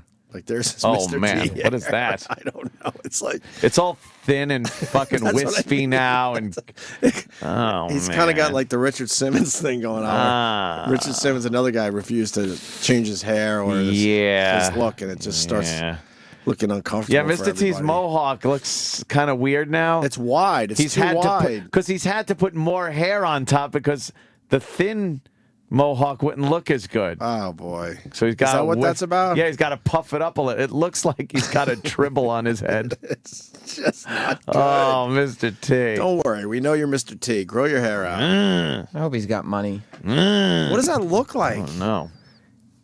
On his head? Yeah, it's not even a mohawk anymore. Even though the sides are shaved. Looks like a giant Hitler mustache. On his head.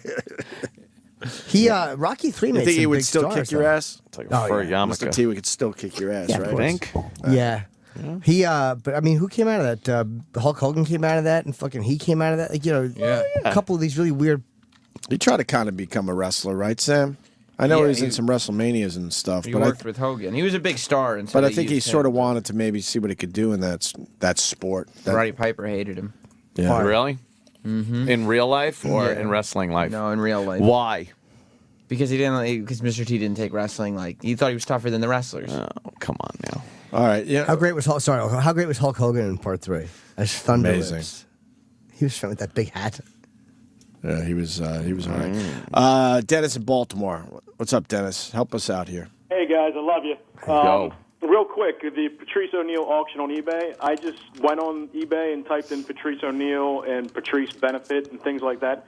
I can't find the posters anywhere. So is there a keyword or something? Yeah, I know. It just seems a Stout. little complicated, to be honest with you. Just type in Patrice. Right? Stout. S-T-O-U-T. But they can't just do Patrice O'Neal? All right, if you Yeah, you'll be able to put Patrice Stout. Hold on. Maybe you're spelling O'Neal wrong. I'm trying to make it. It's right there. Okay, you're probably spelling O'Neal wrong. It's O-N-E-A-L. O-N-E-A. Okay, I was using an I. Thank you very much, guys. Yeah, if you just put Patrice O'Neal in, it'll pop up. on Just eBay. with Stout, just think, I'm a little teapot, and then you'll naturally know where to go. Short? And at the worst, the link is on our Facebook page, Opie and Anthony.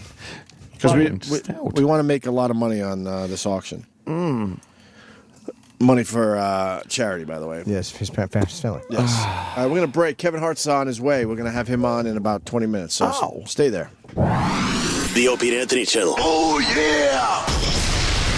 On Sirius XM. It's now time for Masturbation Memories with Jim Jeffries. my mother came and grabbed the duvet, and I was holding on to this. Is 300 pounds of misery, my mum, right? She's bending right back. And then I had one choice because I was naked. It was the middle of the day, right?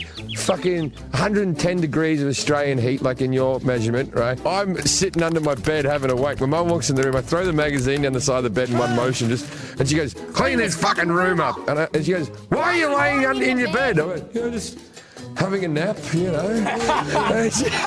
and she just goes, well, get up now. And she goes, why aren't you getting up? I said, I will get up. Can you get the fuck out? She starts pulling on my duvet. My erection strengthens. No, she's pulling on my duvet. I'm panicking like, oh, fuck. And I'm going, please, mum, no. And I had to make a decision, right? She's a big woman. I had to make a decision. I let go of the duvet. She goes flying backwards into the cupboard, and I flip onto my stomach as quick as possible. Yeah, so I've still got this sweaty fucking bald ass sticking up, and a 300-pound mum crying and falling on the ground. Things couldn't have gone worse. Anyway, enough about me. Back to the retards. And that was your masturbation memory for the Opie and Anthony Show. Sirius XM. This is the Opie and Anthony Show.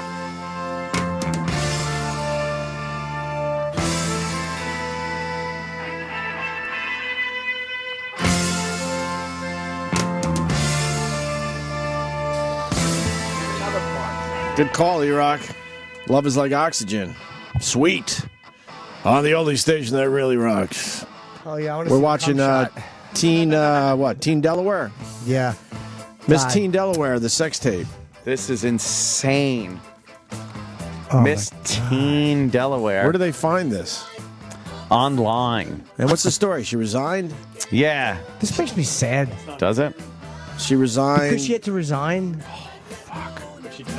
Huh? She denies it's her. She denies it's How her. humiliating. She resigned anyway. But When she there's- resigned anyway. Let me tell you something. When it's this grainy photo of that, oh, here Oh, it comes. boy. Oh, Here's the boy. money Here we shot. go. Oh, God, I would vote for her. Oh my God! What a fucking awful load he Oh, just the put guy out. didn't really do much. Yuck. He Stick didn't do just much sneezed on her. damage. Oh, my God. Wow. Why did she do that?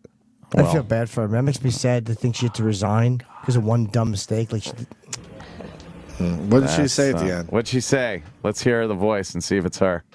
is that the only porn she's done? Yes.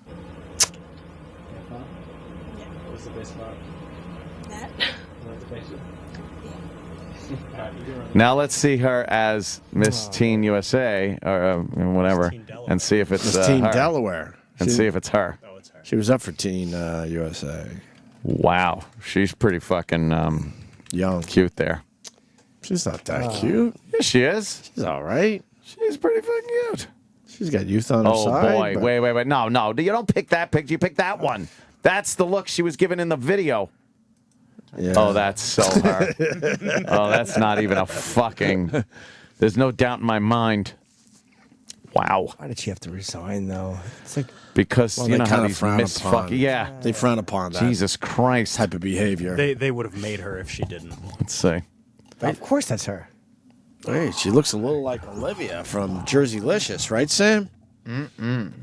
You know Olivia, don't you? Of course, I've met her. I've interviewed her. She I love Olivia. Yeah, is that Jerseylicious still on TV? I don't. I Wow. think it is. Damn, that is some video. Yep. Where do the people find Oh, it? that's so her. Where do they find it? I think Gawker has a link. Gawker. Yeah. All right. Can I plug something? I've been forgetting. Gawker. This weekend, I'll be at the Poconuts in Ooh. What's wrong? What's the matter, Jimmy? Pennsylvania, and April 11th through 14, I'll be here at Caroline's in New York, and then April 27th, I got the Austin, Texas festival, Moon Tower Comedy Festival. So I'm doing one show at the Moon Tower Comedy Festival. Wait, what happened? Just wanted to plug my fucking great gigs. Why not? I think they'll be fun. Yeah, Poconuts will be great this weekend. Oh. That's the one show? Doing 2 each night, Friday, Saturday.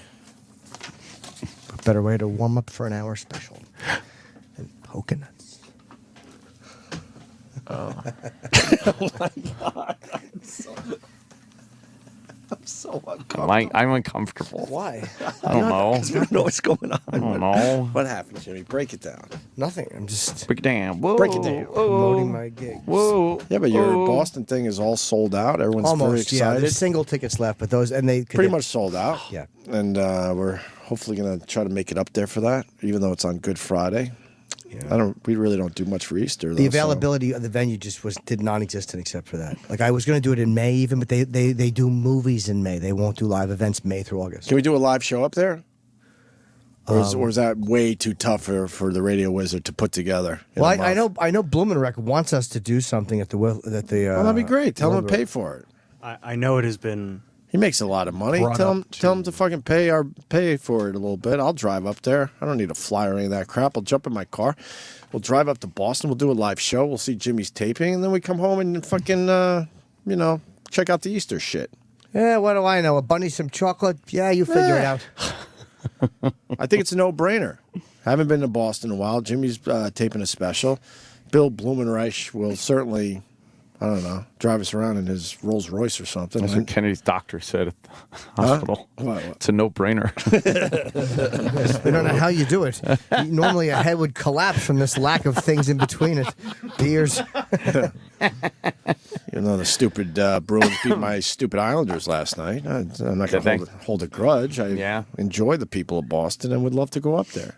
What do you say, guys? Are we going to do this or what? We should do an afternoon show. All I right. wouldn't wanna So do a what morning day? show. Friday afternoon. It's a Friday night taping. You're all right with doing a afternoon taping. But you sure. could tap out. You could be kind of like you're there, but you don't have to work too hard because you're doing your own thing. Go for an hour. Let's do this. Can we do a Friday afternoon broadcast in Boston? I would love to. It'd be fun. He wants to do it right at the theater. Oh, I don't know. I mean, I was just what Kenny had mentioned. I'm not How sure. are we going to figure this out? I know.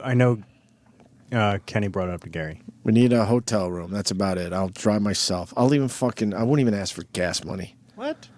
Oh. I will. I'd like some gas money. Yeah. I got to be reimbursed for that. Yeah. I guess we're not going to do this. And I'm not plugging. I'm not canceling Toledo, by the way. I'm just plugging some gigs. Toledo's still on. Sorry. Holy Toledo. Yeah, that's right. I want to go to Austin. Yeah, I mean, it's going to be a great. Cool. There'll be plenty of room to stretch out. No. What's going on? It's not one of those situations where everyone begs you to come and then you go and. No, Austin, I did very well in the first time I was there. Okay. First time I was there. Now this time remains to be seen. And I'm sure it'll be just fine. I'm sure it'll be terrific. All right. Poco Nuts this Friday, Saturday. Poco Nuts. Poco Nuts. In the Pocono Mountains. Oh. Mount Airy Lodge? It's not there, but I will be staying at beautiful Mount Airy Lodge.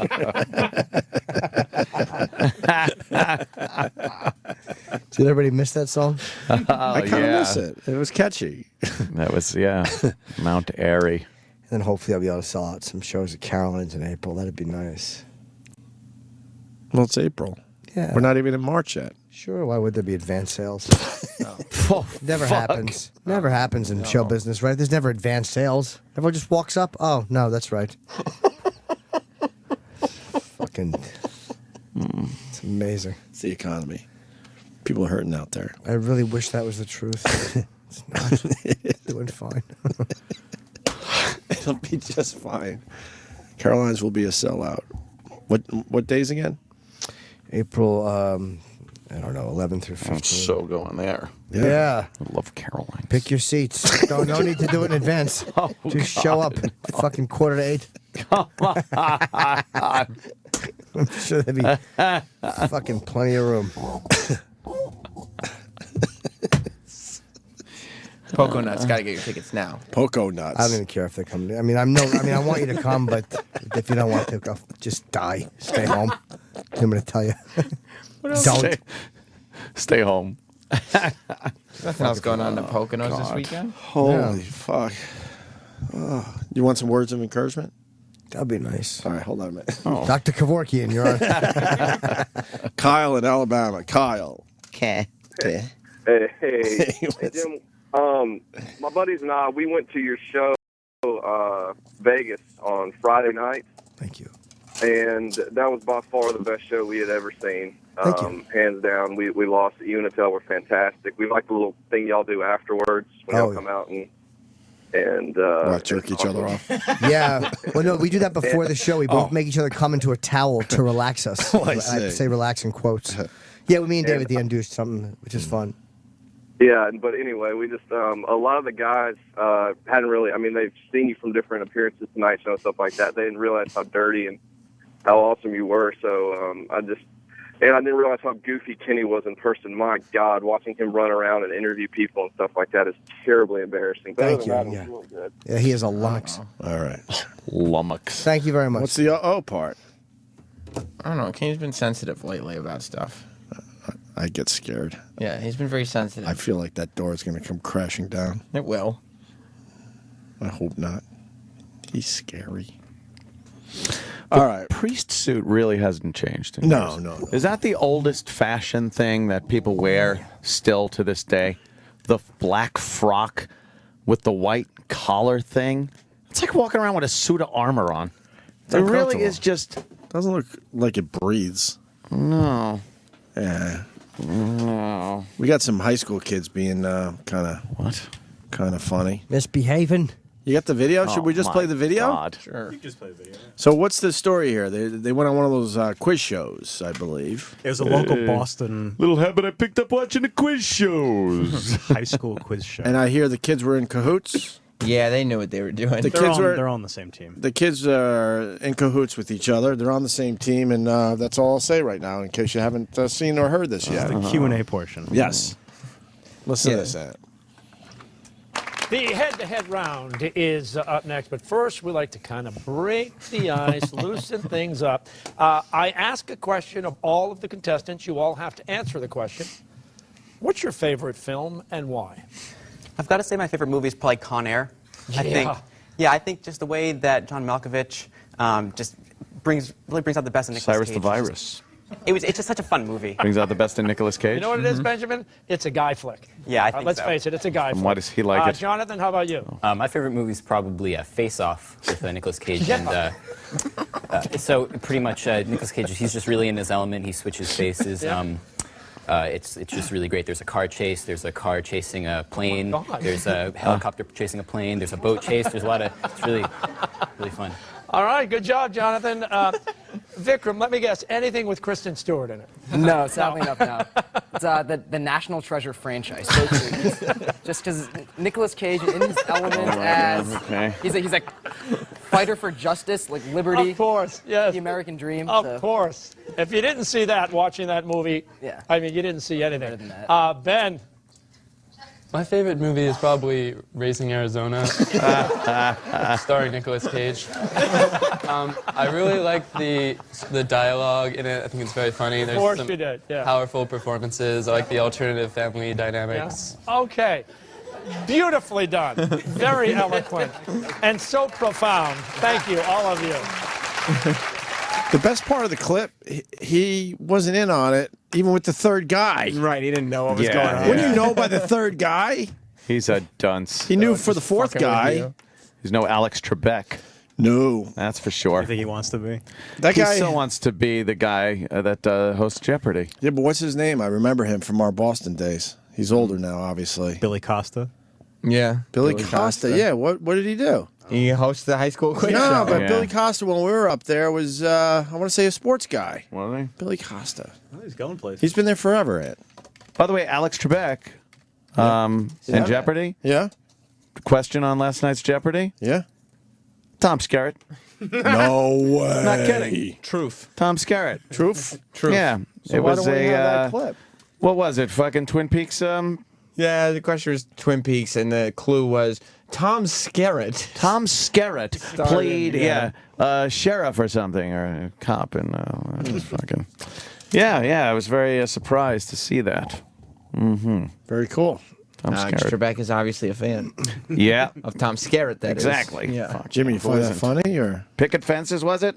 Was what funny? Oh, it was Yeah, Picket It was Fences. the show he was on, yeah. Oh, I thought it was fucking Twin Peaks. What do I know? Don't even worry about it. You know the star. And Followed that him after is- Alien. Tom Skirt. That's exactly right. Yeah. I was just trying to see if Jimmy liked that clip. Very much. I think I like. Oh Jesus! I think they were great the way they. I would have broken character and laughed. You think? Yeah. Yeah. But they were good. Yeah, they did. They played it off straight. And the host, once he did catch on, wasn't a dick about it. Nah, it was cool. It just took him too long to catch on. Yeah. We're in this weird. You sensing weirdness? No, not really. We're in a no. holding pattern. Well, we Can you are open because me? of Kevin Hart. So I'm thinking, even though we probably should break before he gets in, and then we'll just do, go commercial free for the. Is he here? He's going to be here soon, and it'll be. So why don't we? Should we break now? Let's just check and see if he's. If he was here, Roland would have brought him in. Okay. Yeah. So why don't we do a break, and when we get back, I'm sure Kevin Hart, who's hosting SNL, how cool is this? Yes. Will be in studio. This year, to honor Black History Month, the Opie and Anthony Show recognizes some of the great African American inventors. Today we honor F.J. Loudon, inventor of the keychain. Yo, run your pockets. What? Give me the shit that's in your pockets, nigga. Excuse me? People get mugged in 1894? The fuck up. Give me that money, nigga. I don't have any. I hear that shit jingling, jingle jangle. Those are my keys, loose and strewn about in my pockets. Loose. You need to get one of these. Get your shit tight. That's brilliant. A ring that keeps all your keys together? Well, if you ain't got no guap, your wife is coming with me, kid. Absolutely not. Nah, it's okay. I'll go. What? Yeah, homie. The keychain, another African American contribution to enrich our lives. For Black History Month, this is the Opie and Anthony Show. We got Kevin Hart in studio, who's hosting SNL, and I got to say, he's hosting SNL. He comes in, and the first thing he does is make fun of Rich Voss. I love Kevin Hart. And he also makes fun of my workout regimen, which I don't care for. Yes. I think that's the problem. Why do you work out this early? Kevin says he works out and works out. Why? This early. Well, because early in the morning is when you get your day started, man. That's how you kick everything off. So basically, you can't get up and get dressed and go to work and be relaxed and then say, "Oh, I'm gonna work out," because then you're gonna be tired. Doesn't make sense. Gym is backwards. It's pretty stupid. I don't know, because then I feel like you get more tired after working out, and then we can't don't do anything. we don't have. Judging by your bodies, guys, you've been doing this wrong. We've been doing it wrong all these years. You guys are definitely. There's no change. But saying our system needs tweaking. I'm jacked. But we also get up in the middle of the night too. So what? We're That's supposed to true, get up at 3:30 to work out. The gym is closed. Where would we? Yeah, do we it? don't have a gym that's open. Kevin Hart. I'm sorry. Yeah, we're doing the best we can. I just realized about my life just now. Yeah, exactly. We don't have a trailer with a gym in it. I have a personal trainer, sir. It's wonderful. No, I just like working out early. You get it out the way. Get it out the way. Yeah. And then you got the rest of your day. How long do you work out for? Hour and a half. Do you? Yeah. Is that including cardio? Yes. So I do a nice hour, a nice even hour and 5. A nice even hour. I would pay good money just to watch gym in the gym. I'd love it. I know it's probably awful. You don't sweat. Oh, I do. It's hard to sweat though. It's like Yeah. I have kind of a slug makeup. Yeah, it's just noises as he gets up and down from the equipment. Jimmy keeps his hood on. I work out at the same place Jimmy does. He keeps his hood on. Why? Nobody's gonna bother you. No, it's not. It's to help me sweat because I don't sweat. Yeah, It helps me keeps sweat. the You hood don't on the whole sweat because time. you don't work out. That's why. That's why you don't sweat. But I do. That's impossible, Jim. If you go and really work out, you're going to sweat. But I've never been a sweaty guy. My body is just naturally athletic. So so for me, I have to put that extra effort in. Today's ab day. I'll do abs today. And Jimmy's lost a lot of weight, Kev. Yeah, it's No, he obvious. has lost weight. We're trying to encourage him. He looks good. I'll always kick him down. Right? At his worst moment, I'll still kick him down. My arms are just getting to be a little bit buff. That's what feels good. No. I don't think you're ever going to get definition. I think you're going to keep losing weight, and then your skin is just going to get loose. Do you know? I'll stand in the mirror sometimes, and when the shadows are just right, I can see the outline of where the abs are going to be. You can see it. Gonna be. But when I turn the light fully on, it just goes away. But if the shadow is right, I can see that there will be abs there. There's some hope right There's there. hope there. 'Cause Yeah. my ab workout is very, very good. No, that's pretty insane. Let me tell you something. My friend Wayne that's outside, I made a bet with him. crazy bet. Wayne was about 320. He was just huge. So when he sleeps, he has sleep apnea. So like it was bad. Oh, man. Like, on the planes, it was just crucial. So I was like, yo, if you don't lose weight, you're gonna die. So I made a bet, crazy amount of money. I gave him 3 months to lose 40 pounds. He's lost 65 pounds. Ouch. So you should not pay him because he lost more than you said. No, I paid him. I actually paid him. But the funny thing is, like, throughout his workout, because I'm such a jerk, like, in the middle of the night, I would send double cheeseburgers to his room. Man. Like, I would go to, like, a fast food place, buy a bunch of stuff, knock on his door, and run. So the food would just be outside, like, send chocolate cakes and puddings to his room. It was the best. Like, I don't know if he would eat it or not, but like some mornings it would be out there still. Some days it wouldn't. So I was just trying to make him cheat to get off of the diet because he was getting close. But now he just won't stop. He's a workout fool now. You get addicted to it. He's drinking the shakes with peanut butter in them. Oh yeah. Oh shit. Are those good for you or no? I love them. I don't know. Gotta Whatever go it skim is. milk, banana. Yeah, he's doing all that stuff. Fat-free Greek yogurt in there, yeah, all that shit. All that stuff. Did his sleep apnea go away? Yeah. See, Yeah. it can go away. No, look, it got to the point where on a plane, we were on planes. Yeah. So he's sitting next to people, and like before we would take off, we would have to make an announcement. Like we would act like we were playing, but it was serious. Hey, look, hey, my friend snores, man. It's gonna be bad.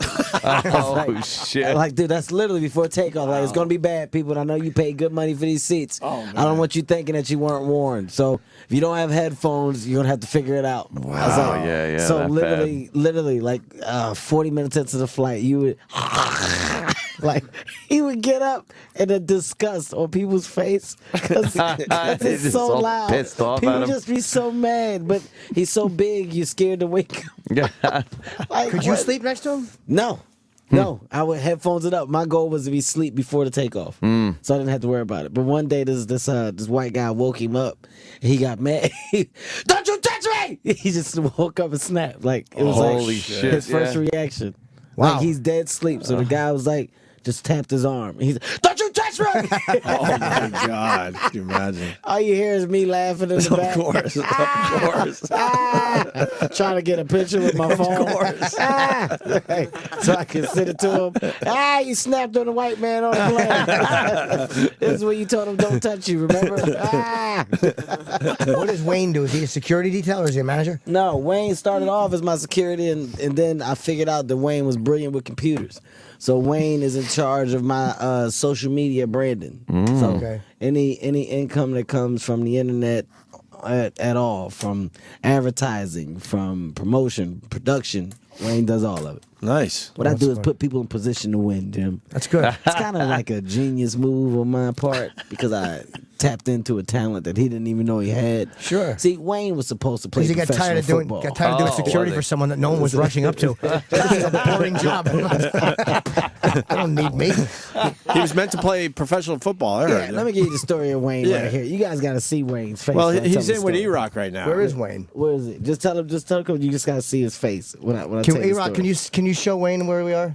Look, I can't see him. You can't see him. No. You'll see him. He's big. There's no way not to see him. So he's I just saw out him. of sight. He's a big guy. Big guy? Yes. So Wayne, right? I'm gonna tell you how dumb and smart my friend is. So Wayne went to Mass Bomb University. Wayne, I'm telling the story. Wayne. Of how you were supposed to be a professional football player, Wayne. I'm telling him how you're down 60-something pounds right now. I'm going to show them a picture of you when you were disgusted, so they can see the difference of how I saved your life. I saved his life. So Wayne was he was a high school phenomenon, football player, right? A tight end.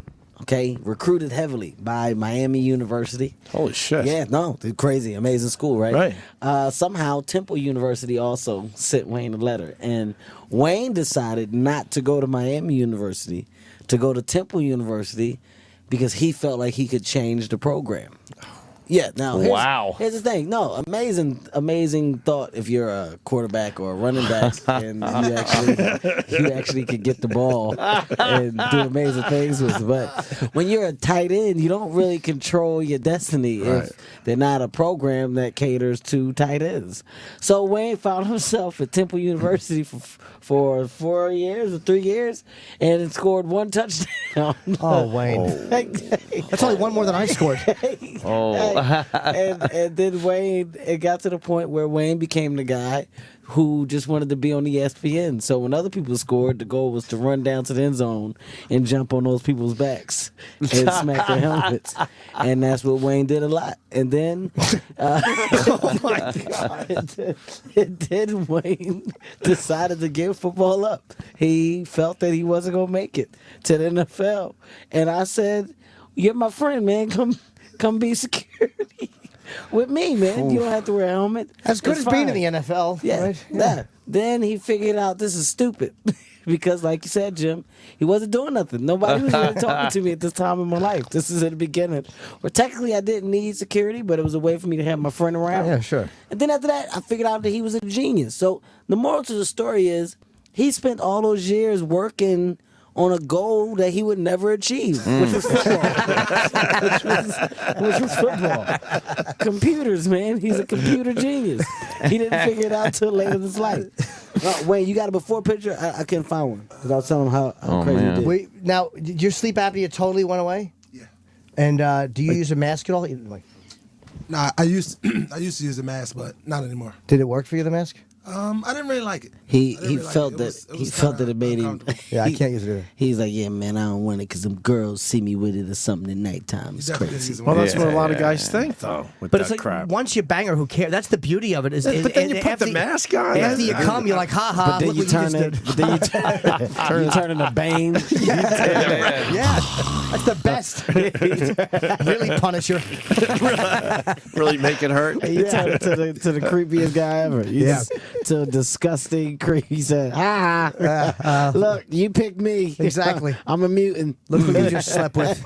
You're even a bigger zero than I am. I can't imagine Wayne being bigger. No, wait till you see this picture. He looks like he's in really good shape. Wait till you see this picture. Well, now, what's the difference between Miami University of Miami and Temple as far as a Miami tight end? Is one or University's, more I don't know. tight end? Miami University was just #1 in football for Yeah, years. Miami's always been a great program. Temple has always been an awful program. What made you like? Yeah, you why really would it be a thought- big fish in a little my pond? mind, I really had the power to change the program. Yeah. But what made you? Oh, because Temple called you. You kind of figured they really want me. I can go there. I was familiar with their positions coach. Oh. So I knew him, and I knew he was a good coach. So I wanted to go, under him. Oh, okay. And you didn't get injured or anything? No injuries. God. No. What, at any time, did you think about transferring? No. Healthy as I odds. did He was think about healthy. transfer. After I realized it was a mistake. Healthy as But it was too odds. late. His highlight reel And he was that amazing. good in high school? You were like one of the top guys in your position in high school? Yeah. There's one kid. Look at this. Are you over the football thing? Oh, Yeah, wow. I'm way over it. Yeah. I'm way over it. He's big right there. Wow. Fuck. Jesus. Guy? Yeah. Holy fuck, good for you, That's Wayne. not even the worst one. No, that's not the worst one. There's one where you can see a little bit of the stomach at the bottom of his shirt, which is pretty disgusting. Yeah, it's a bad look. It was kind of hanging out just for no reason one day while he was sitting down. We don't tell you, we take pictures. Yeah. And then we send it to your face. At the bottom, put ill. So you're the worst guy to be out of shape around because you just say it. It's like people. There's a social politeness that Kevin doesn't display. He just doesn't have it. Yeah, but like when you walked in the studio one day, I said, "Hey man, your face is getting fat." I'm like, but he That was was the right. hello? Yeah, but that was it. That was the bottom. He was right. That's your hello? Yeah, that was it. How do you have friends? He doesn't. But he's a good motivational. My friends love me, man. That's what I'm about. I'm about change. Like, I remember when I listen. This is the first time I saw Bobby. He was big again. So the last time I saw him, like he had lost weight. So I was like, "Oh, Bobby, you look good, man. Damn, you really look good, dude. Whatever you're doing, keep it up." So then, like a year goes by. And I see him at the airport. And I'm like, God damn it, Bobby. What are you doing, man? I said, That's "You the look like a last thing he kickball, wants Bobby." He doesn't want to hear that. No, he ain't. He just couldn't get his words out. I know. He dropped a muffin while he was talking to me. He was so upset he dropped his something came out of his pocket. I said, "What is that? Snacks in your pocket?" Yeah, it's for the plane. My hypoglycemic, dude. Oh, poor Bob. He's going to be a father, too. I know. Soon. I know. He tweeted fucking pork dumplings last night and then was crowing about how many points it is on Weight Watchers. It's like, I don't care. pork dumplings. No matter what, can't no matter be good what, for you. it's not going to fucking. Just because it comes in a Weight Watchers box. No, Yeah. you can't spin pork No, dumplings. there's nothing worse to seeing the person, and understand this, people. I don't want people to think that I'm like the biggest asshole to people who are overweight. It's just my way of motivating my friends. At the end of the day, you can die. It's serious. That's the only reason. So I had to use money to entice him to change. So I had to give him a crazy amount of money as a goal. And now I accomplished that by making him work out and fall in love with somebody's change. But it's nothing funny to me. I want to know how Let's much. tell you, I gave him 10 grand. 10 grand back. But then he got solid. bonuses. I put bonuses in there. Holy shit. So if he got past, what was it? If you got 50 pounds? Yeah, it was 15 for 50 Yeah. pounds. If he got to 15, I had to give him an extra 5 grand. So it was 10 grand for 40. Wow, damn. If he got to 50, I had to give him an extra 5 grand. So he got to like 60 something. So I gave him 15 grand. And you brought 6,000 back immediately. Yeah, and I told him to give me 6,000 back. He was in Vegas and I was losing. give me 6 grand back. Fuck that idea. I'll try to get it back to you eventually. Is that a demon for you, gambling? Is that a rough one? No. Yeah, you don't do it? No, I don't have the time. After you take a couple severe rapings out there, it's very hard to go, you know what, man? I want some more of this. After you leave the table scratching your head and thinking about what you could have did with that money. That's the car right there. Like, I was just talking about it. That's it. All right, well, thank you. And you get over the table, you still try to talk to the pit bosses because you feel like at any point they can say, do you want some of this back? So you're just waiting for the segue into your money back. Right. So you guys, y'all here every day, right? This is cool. This is cool, man. yeah. You guys are cool the whole time. You see, I'm not the guy that gets an attitude about losing either. I just sit down. I don't disrespect the dealers or nothing. You're saying everything nice, waiting for them to say something to you. Yeah, Then here's your money back. Once you Yeah, realize you've been it's not cool. coming. He's a psychopath when he gambles. He told me. Psychopath. Oh yeah, He told mental me. patient. It's fun. Blackjack. Love it. Is it blackjack for you, Kevin? Blackjack, yeah. I sat next to this Chinese lady one time. She was the angriest blackjack player I've ever seen. But everything was in Chinese. There was no, she never cussed or anything in American. It was all Chinese, but it was aggressive, like to the dealer. Like, like to dealer with A lot of table slapping and fucking. Looking, she would point and smoke a cigarette. But she was betting like 5-10 grand a hand, just losing. Like, it got to the point where I was feeling bad, but I wasn't because I really didn't know what she was saying. I was like, I wanted somebody there to tell me, Right. But she kept pointing to the dealer. Hey, the dealer was just the dealer didn't say anything. They're unflappable, those guys. Unflappable. It They really don't. is They don't amazing. have fun gambling in general. I had a dealer talk trash to me one time. Really? Yep. I had a dealer. I had this black guy who looked like he could dance, and I just remember like I'm trying to like motivate myself. So I'm like, okay, you think I'm scared of you, man? Listen, ain't no fear in my heart. Okay, we both tie shoes the same way. Let's boogie, head up. So I'm playing. I'm like, just being personality. This guy is talking back. Oh yeah. Oh well, you think I don't want to take your money? Oh, Tooken. shit. He's like tooken. Swiped it. Got you again. Just Oh missed me. man, I'd lose my Bang! mind. Listen, he's like, bang! He's putting out sound effects, and I'm really like, he's really doing what he says he's going to do. It was the funniest thing ever. Would he have talked shit, though, if you weren't talking, or no?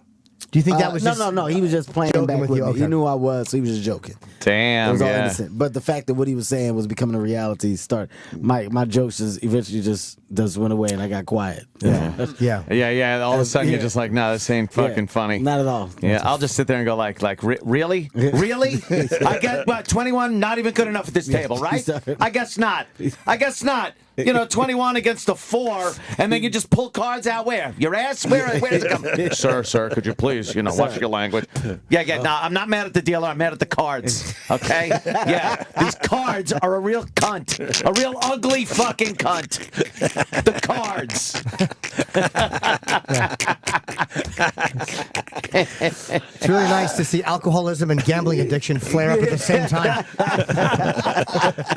Yeah. He has a pillow he could yell into. I think we might have told you all this last time. Yes, you told me about him, Gary. That is He punches hilarious. pillows. He Keith had to bites take a pillows. pillow He and yells into fucking. pillows. It's like, bam, fuck.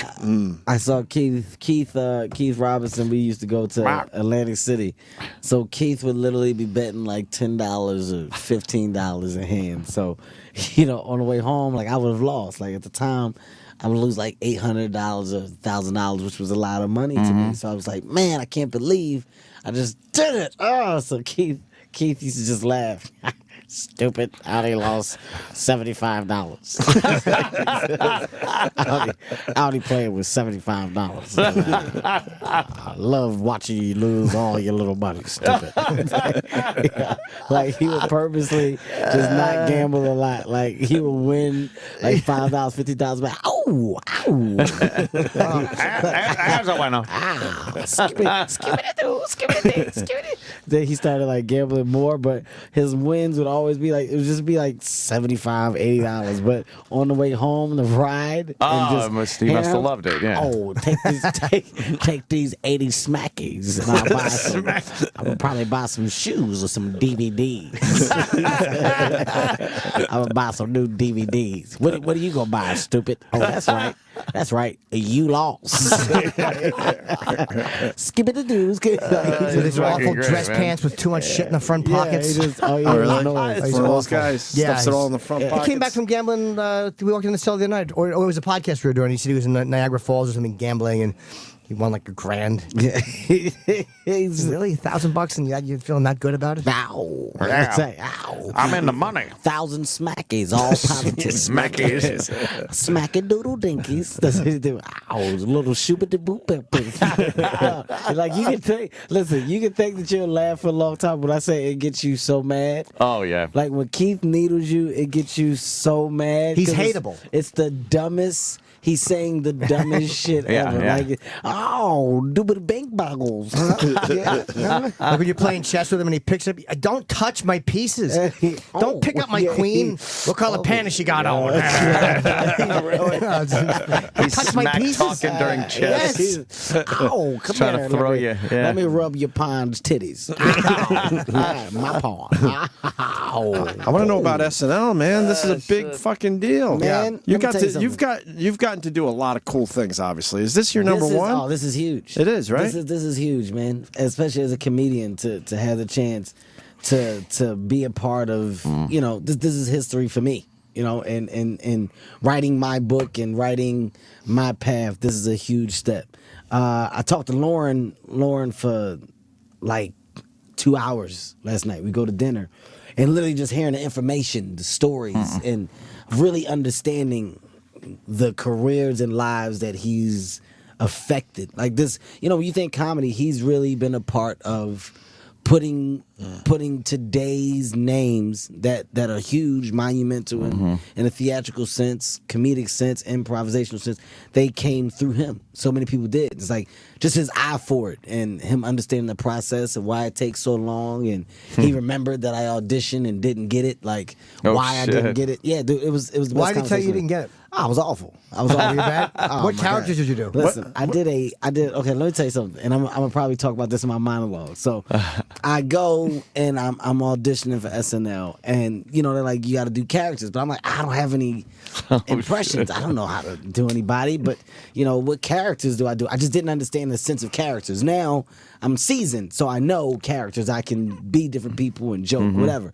So I'm like, I guess I just got to figure out some impressions. So I did an impression of Avery Johnson, right? Which I soon learned that a lot of white people didn't know. I was just going to ask you, he's an actor, right? No, he's a coach. He's a basketball player now. He used to be, yeah. He's a basketball player, turned coach. So I found out nobody know who Avery Johnson was, which made me a little more angry because I'm like, if you knew who he was, you would know how good of an impression. How good this is, right? This is. But I'm doing an impression that nobody. They're like, no, we don't do it. So after that, I try to do like Denzel, but it sounded like me doing Denzel. So it was just bad. It was just bad. Maybe you should have started off a little less obscure than. But my energy was great. Yeah. My energy was good, and I didn't have stage fright. I was just awful.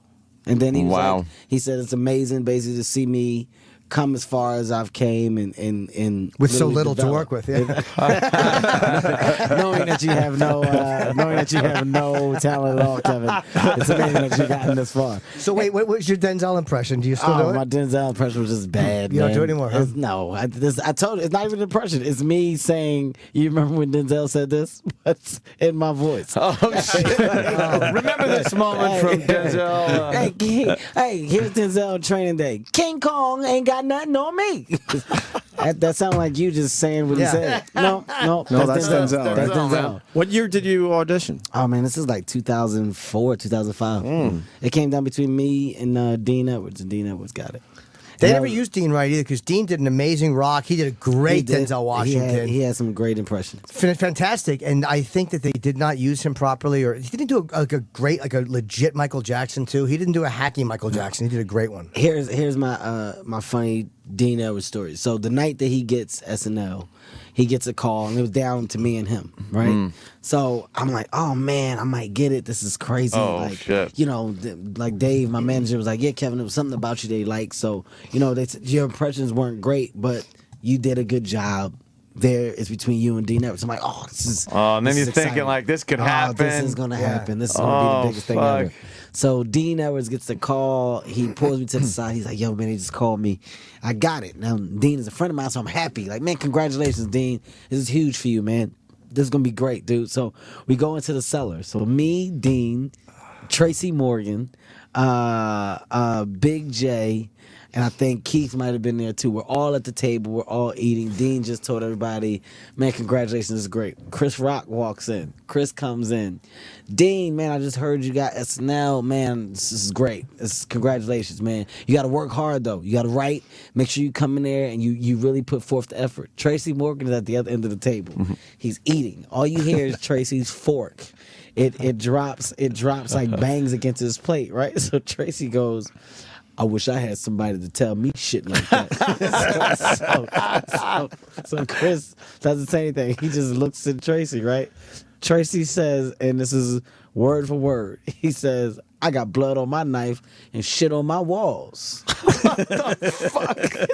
Picks up his food and start eating again. And Chris goes, stay away from him. That's another good piece of advice. It just walks Just out. walks Listen, out. but after Tracy said I got blood on my knife and shit on my walls, he said nothing else. It just started continued eating. That was Jesus. Dean Edwards' advice. He speaks in these weird metaphors, Tracy, and they make sense to him. They make sense to him, yeah. I was walking in the cellar one night, and Tracy's there, and I said hello to him, and he goes, he goes, got to get that lunch pail, go to work. I'm like, where do you want me to go with that? Where do I go with that? Yeah, you do. Lunch Hi, pail. Tracy, good to see you again. It's nothing better than really talking to somebody and you notice that person's weird. Like Roy Jones Jr. I met Roy Jones Jr. the other day. Right? Yeah, we've had him on. So I'm like, oh man, Roy, dude, good to meet you, big fan. Roy, question for you, man. When you worked out and you ran, what type of cardio did you do? Straight question. I just want to know, right? He goes 4-2-2-2-4-4-4. 4-4-2-2-4-4-4. 4-2-2-2-4-4-4. Whoa. All right. I said, hey, thanks, okay, man. thanks. I don't know what does that even mean? What are you telling me? I'll tell you two things it means. One is that you're psychopathic to think that you're actually in good enough shape to ask a boxer the question of working out that an equal might ask him. Hey, what are you doing for your 8-pack?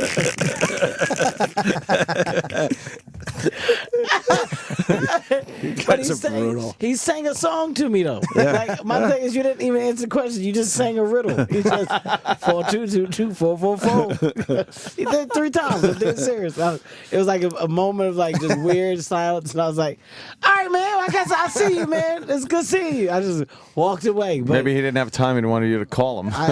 maybe that was no. I don't know what it was. I don't know what it was. Were those his times? Were those his running I times? don't know what it was. I don't know what it was.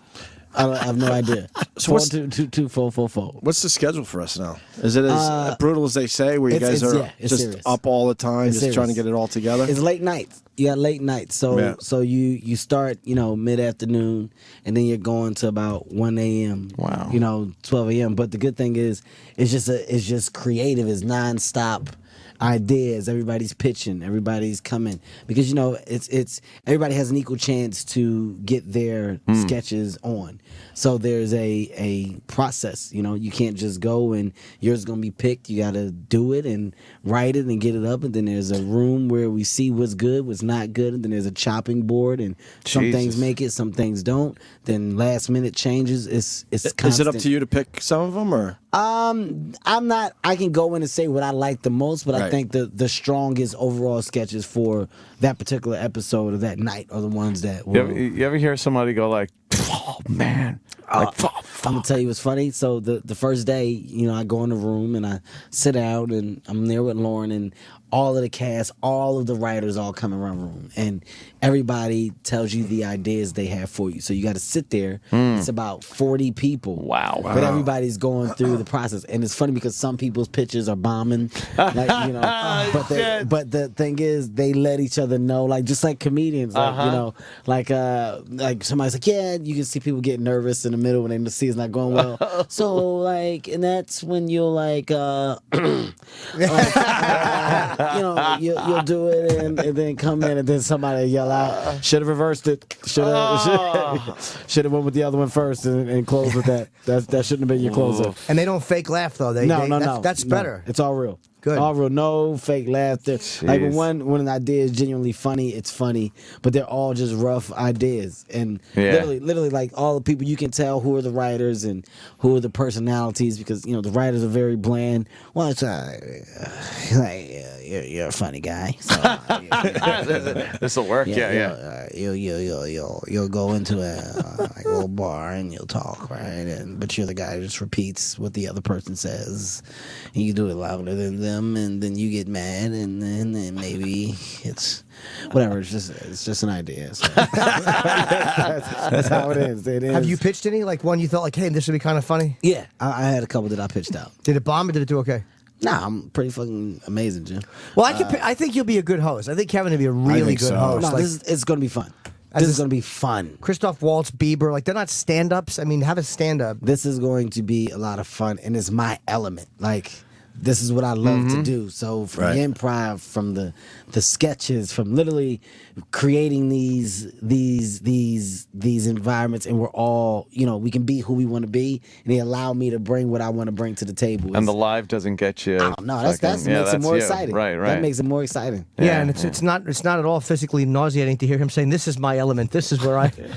Happy for you. Jimmy. But I do think Kevin. I think he'll be a great host, man. And I think that you'll pull a sketch if a sketch isn't working. Because sometimes, man, one thing they never do on that show, and I admire it, is they never wreck the sketch when it's bombing, which as a stand-up is so hard to not acknowledge the bomb. And you know how we will get out of a bomb by just acknowledging it and mocking it.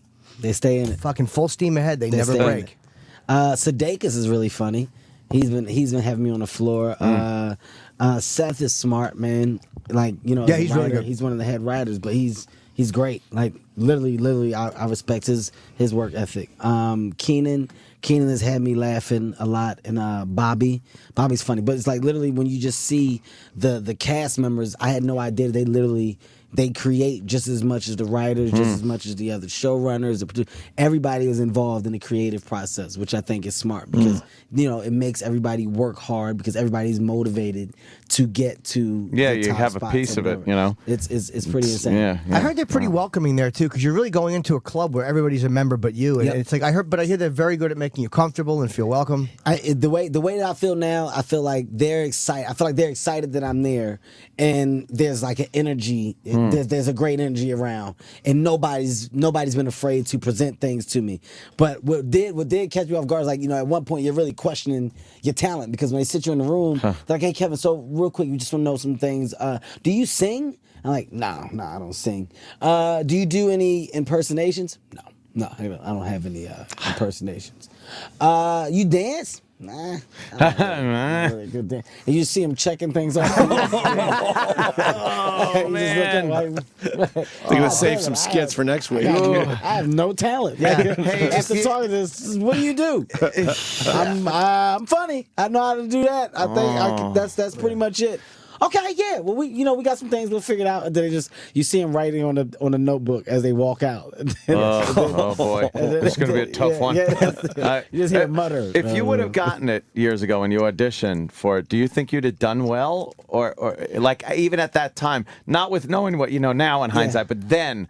Do you think you'd have fit in or been able to that competitive? Because I've heard it's very competitive with sketches and stuff. I think I know I'm a workhorse, so I would have literally put the work in to try and get to whatever successful point I could have reached. But the writing and stuff would have been great for me in doing that because I love to write, I love to create. But there's no telling where I would have been, as far as within the show, the success of the show, because there's so many people. So right now, you well, gotta if they look needed at it, Denzel, they had you. You should have said yes to all those questions. That would have been the greatest. You danced very well. Sing, absolutely. I actually had a record come out, but there's a whole contract thing. Impressions, and then name people that you just impossible to do. It would have been the greatest obscure person. I do Rosemary Clooney. How embarrassing would that have been, man? And they write a big Denzel sketch or a big. I got nothing. No, I got nothing. Nothing at all. Somewhere around Friday morning, they knew they were in deep trouble. You're stinking all of it. I've been avoiding the rehearsals all week. Hey, Kev, so you want to do the Denzel thing? I just kind of rather wait to do it on the day. Yeah. I think to really give it up now spontaneous. is better. Yeah, I like because being I want y'all to laugh and like you just seen it for the first time. Oh, I don't want to. Trust me on this. Yeah, trust me, guys. All right, Kev, you want to read the cue cards or anything now? Let's just save it for the day. On a day, it's just a train wreck. I got nothing. Nothing at all. My Denzel is horrible. That would be fucking great. King Kong ain't got nothing on me. Who is that? What's he doing? Why is he yelling? Asking me to dance. I'm tap dancing. I got on tap dance shoes. Just bad. This is awful. That would be terrible. I'm doing noises. I'd watch. Kevin, what's he doing up there? We're all watching this Saturday. Yeah, this is one we're I'm- watching. I never watch SNL, but No, I'll be watching. I think you'll do great. We Absolutely. watched Louis. Louis was very funny, and I'm sure that you'll be great at it. Yep. I can't wait.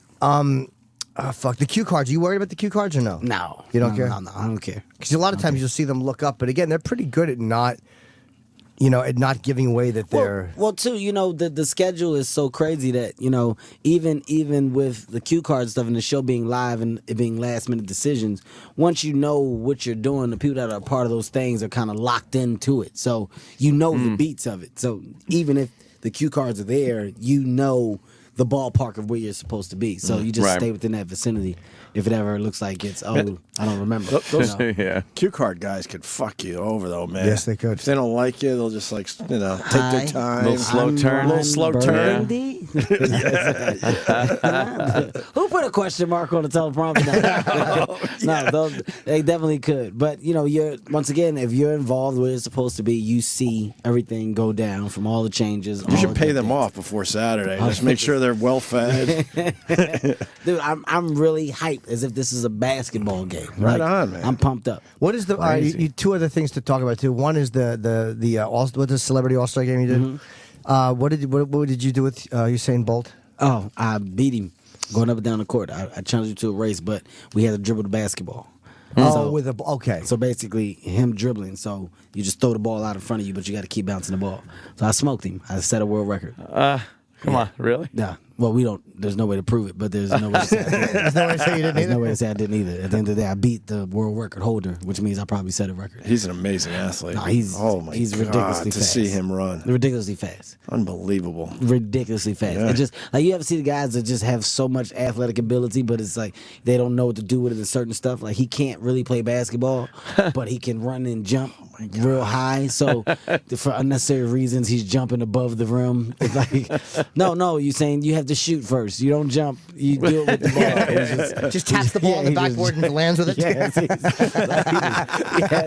he has no idea about the game, but then he just dunks. Like it was crazy. He's an athlete. Wow. And here's the thing. It's a 2-time MVP. I'm not sure if you're aware of this. I was not aware of that, but I'm happy to hear it. Yeah, it's just whatever. Who were you the MVP in? The Celebrity All-Star game? game. game. Sure, It's sure, never sure. been done. Whatever, 2 times. You're the first one to get 2 times. Yeah, no, it's never been done. They didn't think it could be done. No. I think after achieving such an accomplishment, they're like, well, do you want to come back next year? And it's like, well, how much better can it get? I've won twice, the most valuable player. I have 2 amazing trophies.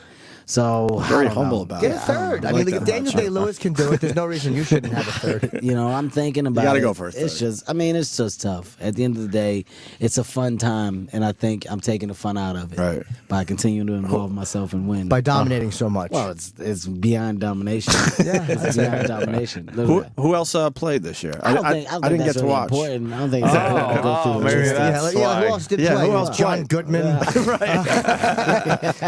Betty White. Who was out there? Come on. Y'all found out I crossed Betty White over. Oh, Betty, I bust your ass. Who played? Is Trey Songz, Neo, Common, the guy Josh Hutcherson from Hunger Games, Terrence from the E Network.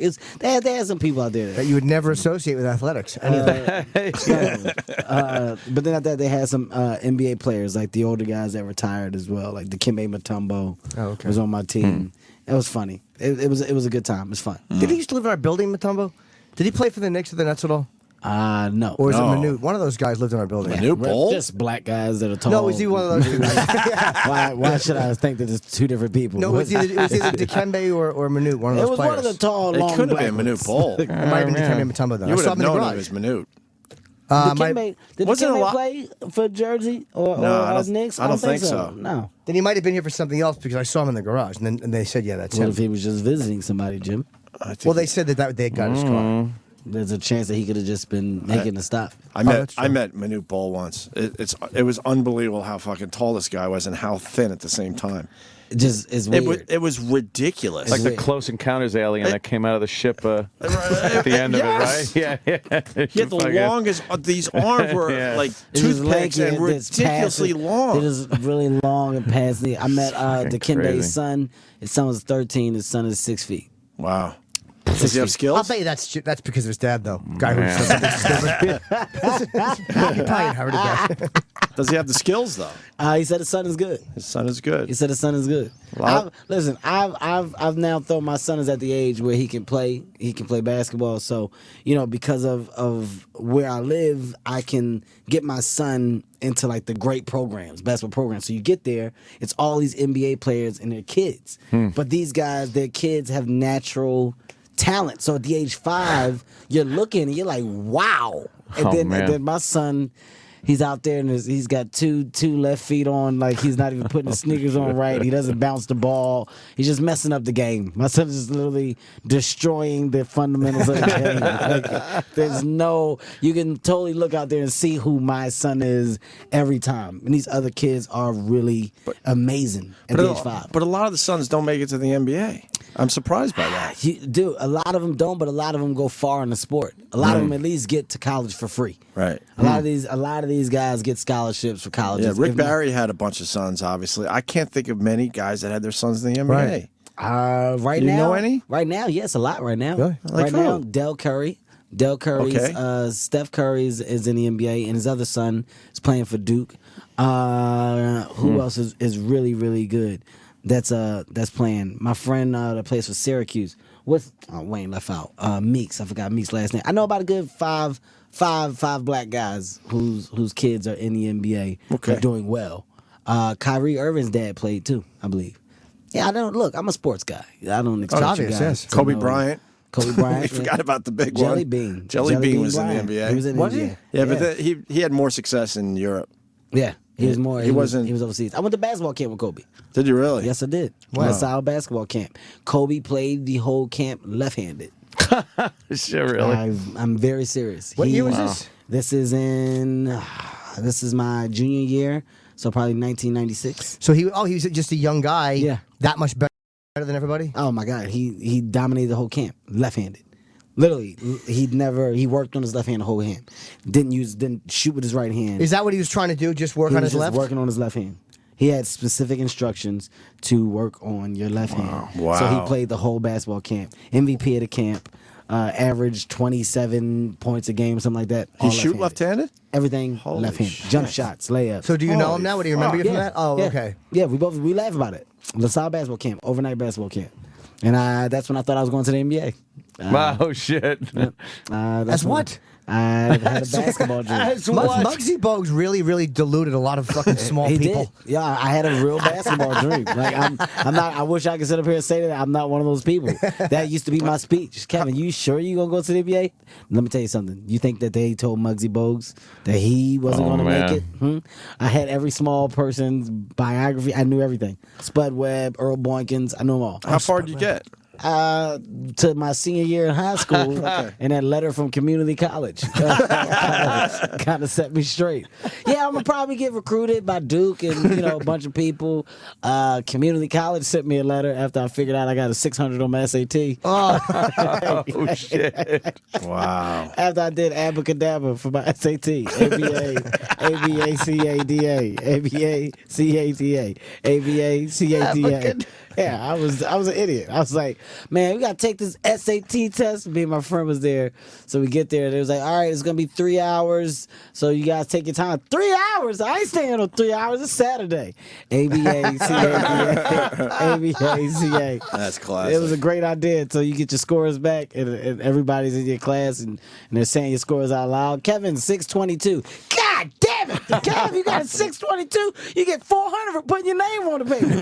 It was Saturday. I didn't think it was that serious, guys. I didn't really take it that serious. Your whole future is on that one test. A whole That's future. fucked up. I was totally oblivious to it. Hey, what is your show is doing very well? We were talking when Kev first came in on BET. You're doing really well. Real Husbands of Hollywood, currently #1 show on cable, man. It's killing right now. I think we're at like 2.2 million viewers a week, which is great. An episode, which for BET is huge. BET was at like 300,000, a little bit over for their shows. So this. Are you cocky when you're in the BET meetings? No, man. I'm only like that with my friends. Oh, okay. I don't display that. Oh, I would be. I don't display that. You would, Jim? Yes. Yeah.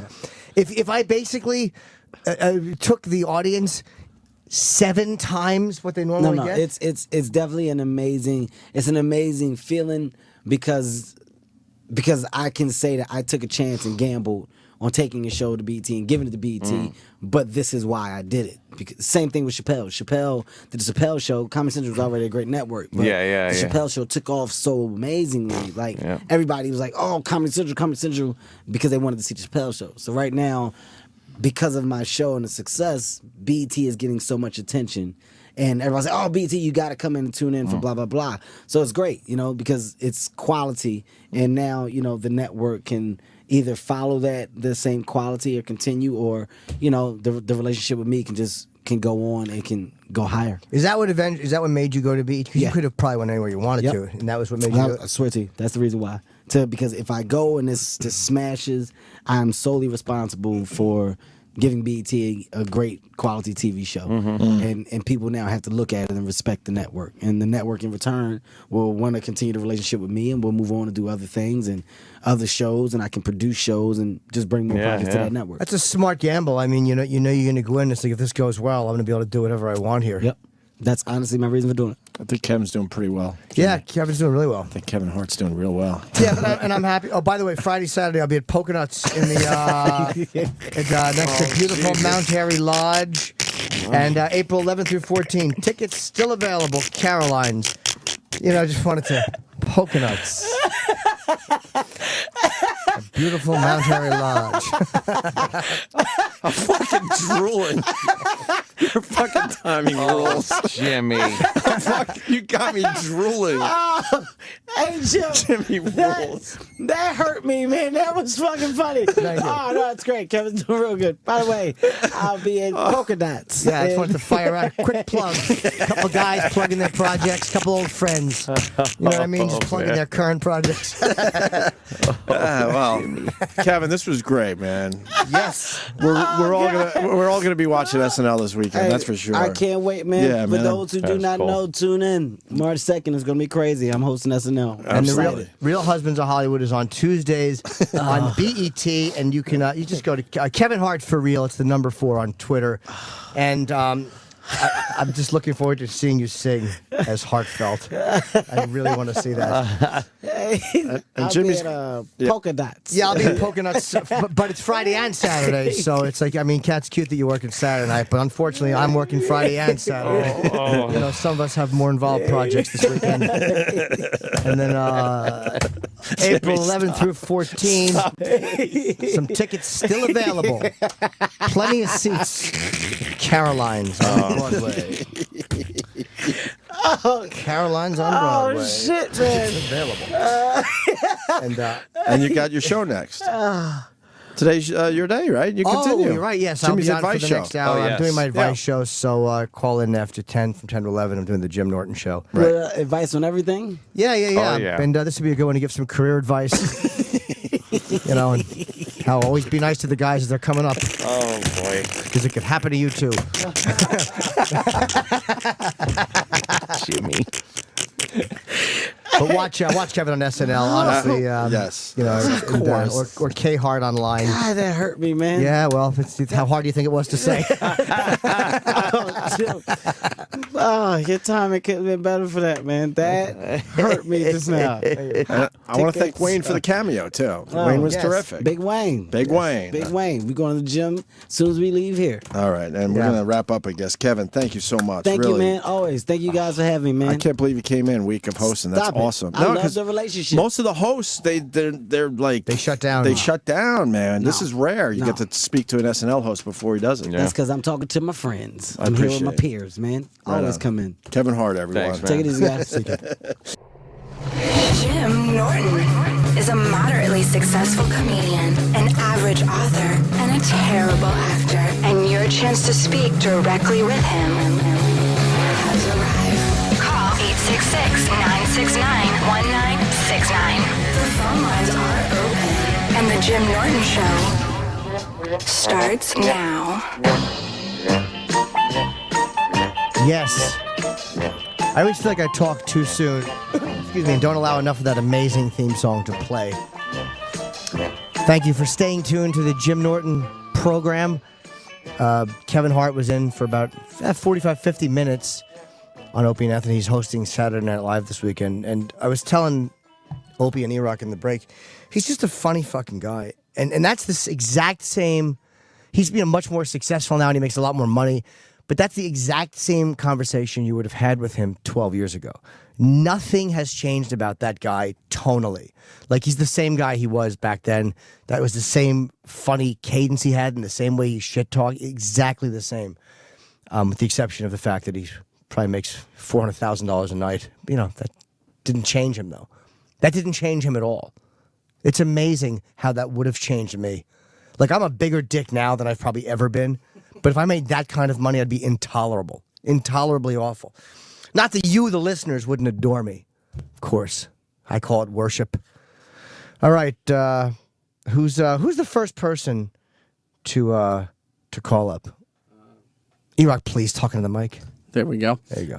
We're going to talk to James. He's having a problem with his mother-in-law. Oh, no. James. Send her someplace she's never been. Hey. The kitchen. Yeah. Okay, sorry. 1950s. Go ahead, James. Hey, Jimmy. How you doing? Well, buddy. Thank you. Hey, my mother sold her house like too quick about 3 years ago, and she didn't have time to find a new one. So, being the nice son-in-law I am, I took her in, and now I can't seem to get rid of her. She retired from, 2 great jobs, so she got 2 pensions. She got all that money from the house that was paid off, so she's loaded, and she won't leave. How does your wife feel about it? She doesn't want to upset her because, she doesn't want it to ruin their relationship. Yeah. But I just feel it's her responsibility to kind of handle it, because it's her mom. Yeah, it's a rough one, and you don't want to push it and start a big war, but it's your house, dude. You got to... How long's she been there? 2 years? Almost 3 now. What you ought to do is just sit in the living room and just jerk off in the afternoon. Like, watch TV and just, not even with a heart on, just lollygag around your dick and make her sit in the other chair and kind of avoid eye contact and watch TV. Or fuck your wife really loud. Like, just be really degrading.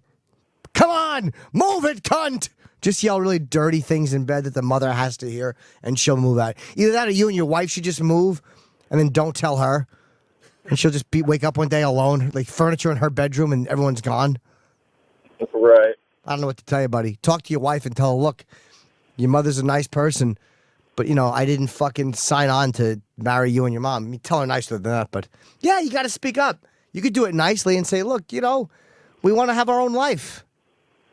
Yeah, that's what I'm afraid of. Is that it'll hurt her feelings because she doesn't have much family. I mean, we're basically the only people she's got. Oh. And, Why do you hate having her there? It's just I want my own house back. She smokes. I don't like that. Oh, yuck! Well, not in the house, but just little things bother me, and I'm starting to resent her, and that sucks. Even my kids resent her because she's there so much. And she should have that kind of relationship with the kids. No, I love seeing her. Everyone wants her out, but your wife, you and the kids. So there's a way to say it to your wife, but say, hey, look, the kids and I, we come on, we want our place back. And you can have a nice talk with her and figure out a way to do it nicely so it's not like, it's not hateful, but I think you have the right to want your own place, dude. So, absolutely. Just sit down and go, look, we've all talked it over, and you're a cancer in this home, and we'd like you and your ciggy breath to leave. Good luck, buddy. All right, thank you. All right. Yes. All right, let's talk to Jared. He has a question about your workout. Oh, good. This will be a long answer, Jared. Hey, what's up, Jimmy? Hey, man. Dude, that was a funny plug during Kevin Hart at the end of that, man. Thank you. I almost shit my pants, dude. That was funny shit. I got a quick comment after my question about you. I saw you down in Atlantic City during the show a couple weeks ago. Thank you. And obviously you stopped eating. So, seriously, you're traveling all the time. How do you eat properly and lose your fucking chin? It's very hard to eat properly on the road. You wonder why there's so many fucking fat fuck Americans. Like when you're in airports, it's all McDonald's. Like there's nothing healthy. I believe in choice. Like Bloomberg's a douche for making people not get something, but like half the time it's really hard to eat well. Like it's very hard when you're on the road to eat well. But I just go. What do you do like daily? Like what's your thing? I go to the gym most days. Like I do abs every other day. There's an ab thing I picked up offline where it's 10 different exercises, and I'll do 25 reps of each one, and then I do 4 sets of that. So it comes to like 1,000 exercises. It takes about 40 minutes, and it's hard, but it's not as bad as you think. And I do that, and then maybe a little bit of cardio, or maybe just a little bit of back on ab day. Yeah. And I, whatever, just do chest, arms, legs, cardio. The other day, I just try to mix it up a bit, and I just eat better. I eat smart. That's it. I mean, there's no magical mystery thing to what I'm doing. I'm just eating better, avoiding bread and pretzels, which I used to love. And that's it. It's really, I try not to eat late at night, and once in a while I fuck up. So I think because I'm in the gym so much, I'm able to fuck up once in a while. Like at Tom Papa's the other night, I ate like a little blubber monkey. I just fucking was shoving pretzels and treats into my face, a couple of brownies, but I think once in a while, if you do that, and then the next day you don't spiral into it, you'll be fine. Hey, can I make a comment and ask you a question about that show down at AC? Sure. Well, listen, man, I thought it was really cool that after the show you guys did that Q&A thing. Oh, good. And, I knew I wanted to ask you something. It took a fucking couple of weeks to come up with it. But, I used to listen to you guys all the time, and then somehow I lost you guys. And then I went over to Howard, and now I'm back listening to you guys. And first, just as a comment, listening to you guys every day, it literally, makes me funnier throughout the day, just sharper, kind of wittier kind of thing. Oh, thank you. Where Howard, it's just kind of funny listening to shit or whatever. But, yeah. First of all, do O&A, do they still hate Howard? Because I never hear them talk about him anymore. Nah. In all honesty, dude, no. I've met him a few times in the hallway, and we always stop and say hello. He's been very friendly when I've met him. And no, they don't hate Howard at all. I mean, there's been that behind-the-scenes stuff that's gone on, and there's been frustrations, but no, they don't hate Howard. So then, would you you do Howard's show, and would Artie do O&A's show, or is that a kind of thing that is like a no-no? Well, Artie's not on Howard anymore. Artie's able to do what he wants. I think Artie's going to do. I think Artie would do Howard first because he hasn't been on Howard since 2009. So I think Artie wants to do Howard on his book tour. And would I do Howard? Yeah, sure. But I don't. They'll never ask me to do Howard. I've never been. It's not like they've asked me and I've turned it. I don't know. You're like a top fucking comedian, and you would be great on that show. Is it because of just the history? Well, I'm also associated with people he doesn't like. I mean, I'm close with Leno, and Howard and Leno don't get along. And I'm on Opie and Anthony, and the shows historically have had strife. So I don't expect a call anytime soon. And would I do it? Sure, but I don't. What about Artie on O&A? If Artie wants to come on O&A, he's welcome to, dude. We'll see what's happening with this book tour. I don't know what to tell you. I would love to have him on. You are kick-ass, man. Thanks. Thanks for the call, buddy. Take care. Appreciate it. Later. Sure. All right, let's go to a girl. Oh, my Dawn God. has a question for you about her child. My brother's an alcoholic. Oh, sorry, wrong Dawn. Hello, Dawn. No, I'm not an alcoholic. Hi, Jim. Hi. How are you? I'm good. How are you? I'm not so good, and this is why I'm calling. My son's father is a complete and total douchebag. Can I say that word? Yeah, we prefer it, yes. Oh, okay. He hasn't paid child support in 10 years. He hides all his money. He's rich. He's actually at the point where my son is very depressed because of this. How old's your son? 19. Oh, he's an adult. Okay. Well, you have to pay in New York up until they're 21. Okay. And my son is very depressed over this, and I'm thinking about hurting the guy. Well, you can't do that, especially as your son has gotten older. I'm sure I don't have kids, but people say that when it comes to seeing your kids in pain, it's supposed to be very awful. What you might want to do is, again, I suggest therapy a lot just because therapy is a non-family, non-12-step place to go where people can talk about their problems to somebody who actually is fairly knowledgeable. So why don't you try that? Because as an adult, he's going to have to navigate that anyway. So let him go into therapy and see if he can deal with it, or does he want to reach out to the father, or maybe he won't want to. He's actually working with his father right now. Oh, okay. But his father is just not paying him right and won't help him out whatsoever. Well, then maybe he needs to eventually detach from the father and realize that just because a guy, made cum that made you doesn't make him a good guy. Maybe just because he's the father, your son made the effort, and maybe the dad is just not that good a guy. Or maybe the dad hates you and still associates the son with you. Yeah, you got it. You pinned it. Yeah. So how do we stop that?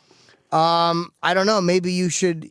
Have you considered calling the father and saying, "Look, I know you hate me, but you're picking it out on him." 100 times. Oh, okay. Well, then maybe your son could say it to him. As an adult, the father shouldn't be doing that anyway. He shouldn't be putting the son there because he sees your face in the kid. But maybe your son could say, "Look, I feel like you're taking your anger on mom out on me."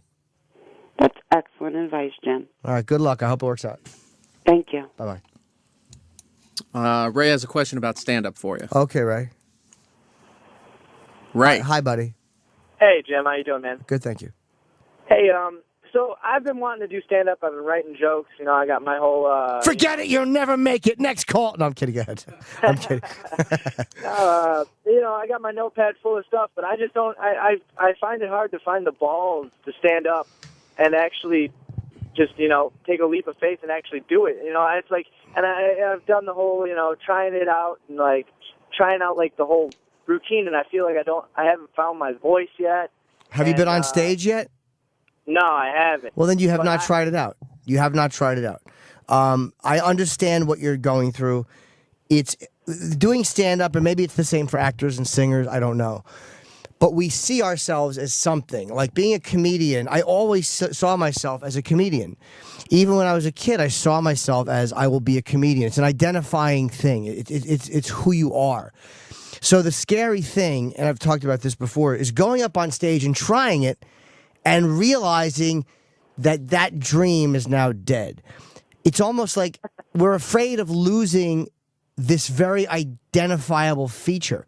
Like I was afraid when I tried comedy that it wouldn't work and that I would have to realize that I was just Jimmy Norton and I wasn't special, or that I wasn't this thing that I always looked to. Like this special day was never going to come.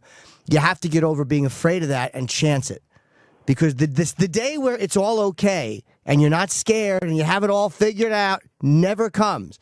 And there's guys who are very old who have dreamed for very long and who haven't tried it.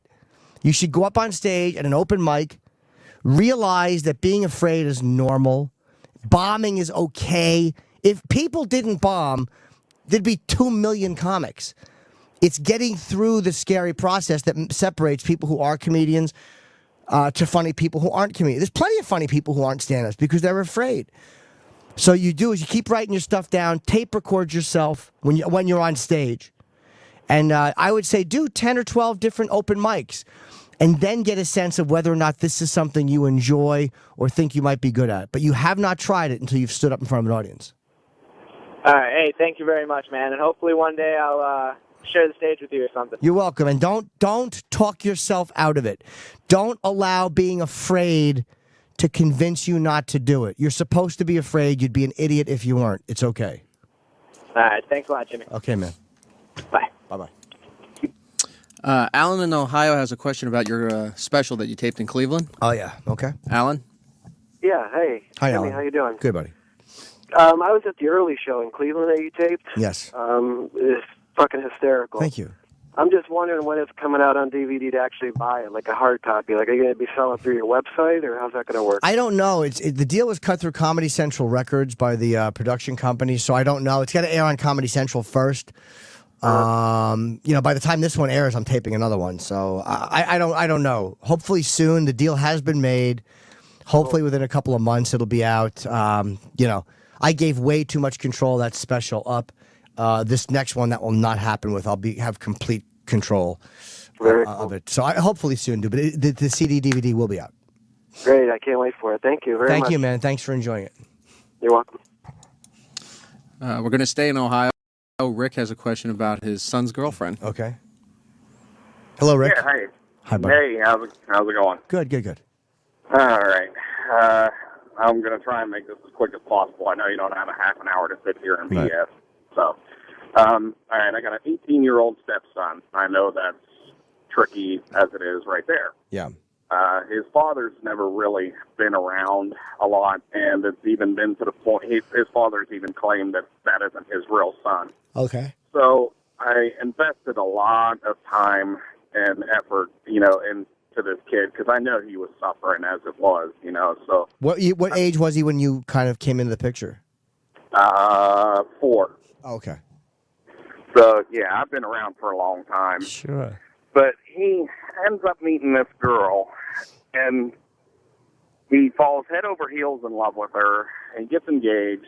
She even moves into our house for a while. And she's a Jehovah's Witness. Okay.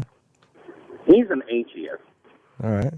But the problem is she is getting into his head really easily. And it got to the point in our house where she was turning him against us, the whole 9 yards. It was really ugly. It got really ugly. Everybody in my house was uncomfortable, except for them too. So I did have to put my foot down, and I had to make her go.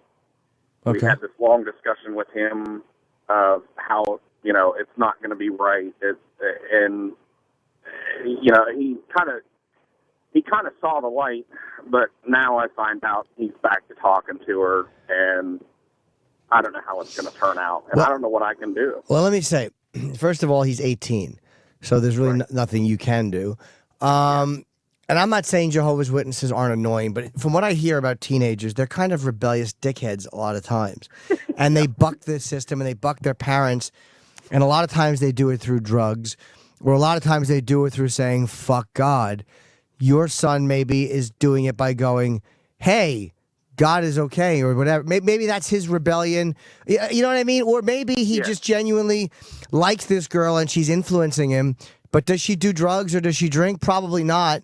No. So maybe she's irritating, but there's probably a lot worse stories you could be telling right now than my son is hooking up with an annoying Jehovah's Witness. Like, he's not dating a heroin addict who he's gotten pregnant. He's not out stealing to support a habit. You know what I mean? So yeah. It probably could be a lot worse, and hopefully he'll grow out of it, but you can't control it if he's wants to talk to this girl. She's just an annoying religious girl, but there's a lot worse case scenarios than that, I think. Yeah, you're certainly right. Yeah, it just scares us that, if he does leave with her, he's going to be gone. Just, it just, I don't know. Maybe I'm underestimating him. I hope. How long's he been with her? Only a year. You don't forget the newness of a relationship when you're 18. You know how obsessive we are, and the newness of that sex, if they're having sex, or she's his link out of the home, like she's this adult thing. He'll probably get sick of it too. This is all new to him. Nobody who's an atheist all of a sudden says, "Wow, I want to knock on everyone's door and fucking give them pamphlets." That's fucking douchey. So just give him some time. He'll probably grow out of it, or wind up getting too annoyed at her. Okay, cool. Good luck. All right, thanks. Excuse me. Yes. Let's go to Dave in Colorado. His wife gave him the green light to sleep with other women. Ah, yes. Lucky Dave. How's it going, Jim? Hi, buddy. So, kind of in a nutshell, my wife got sick about 4 years ago with severe anemia. They can't fix it. So, sex life hasn't been very good. It used to be pretty good. She's given me threesomes in the past with other chicks. Okay. It's just always been a turn on for her to see me fuck another chick. But it's a really weird situation. Now that she's gotten sick, I've felt more of a sense of loyalty to her, that I don't want to abandon her. I don't want to leave her. I want to take care of her. Right. But she's like, she's a very sensible woman. She's like, I know I'm not providing my services to you as your wife and as a woman. She goes, you need to go fuck another chick. Go fuck another chick. Just don't ever put her before me or the kids. Just have that on your side. But Are you calling to brag? That sounds like a great deal. I'm not, dude, because here's the fucking moral conundrum about it. It's like, yeah, physically I have the desire to, but emotionally and spiritually and mentally, I still feel like I'd be betraying her, and that would be the worst dick move that I could do. But I need it. I need to fuck some fresh fucking pussy. But how would you suggest just getting past that mental block of detaching myself emotionally? Why can't you, since you've had threesomes with her before, why can't you somehow include her in this, even if she's not involved in the sex? Can't she be in the room, or can't she just masturbate and watch it, or is she too sick to even do that? She's she's kind of let herself go a little bit. I mean, not horribly. She's not a fucking slob or anything. Right. But, she just doesn't feel sexy. And I try my best to make her feel sexy. I go get her pedicures and manicures, and but she's just she's not even interested in sex. She's not interested. Well, she's giving you the green light, and you think it's a sincere green light. I already know what it is. Fuck yeah. Why don't you tell her what you just told me? I'm sorry to interrupt you. Why don't you tell her what you just told me? Hey, look, I really want to fuck somebody because I'm dying here, and then put her hands on your balls and go, these puppies need draining. But then why don't you say, but I feel like I'm going to be disloyal to you, and I don't want to be disloyal, and then see what she says. I'll do. So you know what? I have told her that, and she said, "You're a fucking pussy." Oh, all right. Well, that's her. She thinks like a dude. I'm telling you, bro. I got a good situation, but my question to you is yes, physically, I need to fuck another chick, and I want to fuck another chick. How can I detach myself emotionally just to fucking and enjoy myself, and take it for what it is, a physical activity? Well, get blown first. Why don't you start off just getting blown? That's a little less personal a lot of times. Or just tell yourself it's like anything else. I mean, when you're looking at it like that, like you just want to have sex, it's like working out, or it's like eating, or it's like taking a shit. It's a physical thing you're doing. It's like dancing with another person, except your dick is sliding into her. Just tell yourself you're going dancing, but you're going to do it in a Motel 8 and then clean her back off with a towel when you're finished. Yeah, 'cause I'm done with porn, dude. I'm so sick of jacking off. It's not even. Yeah, get a blowjob or something, or make sure you wear a condom so you don't get her knocked up and have to deal with that. But I mean, vasectomy, bro. I'm done. oh, okay. Well, you don't want to come back with fucking, the herp or something. Yeah. But I would right. just ease into it. Why don't you go out to eat with a girl or whatever, or go to a motel and play a little bit and tell her you'll see how you feel. And then if you want to stop in the middle of it, stop in the middle of it. All right. Well, thanks, bro. I appreciate it, man. Love you, Jim. I love you. Good luck, man. Thanks, bro. What a lucky dog. Who's next? I like that opening line. You just called a brag. I know. What a lucky guy. Matt in Long Island has just found out something about his sister. Oh. Hello, Matt.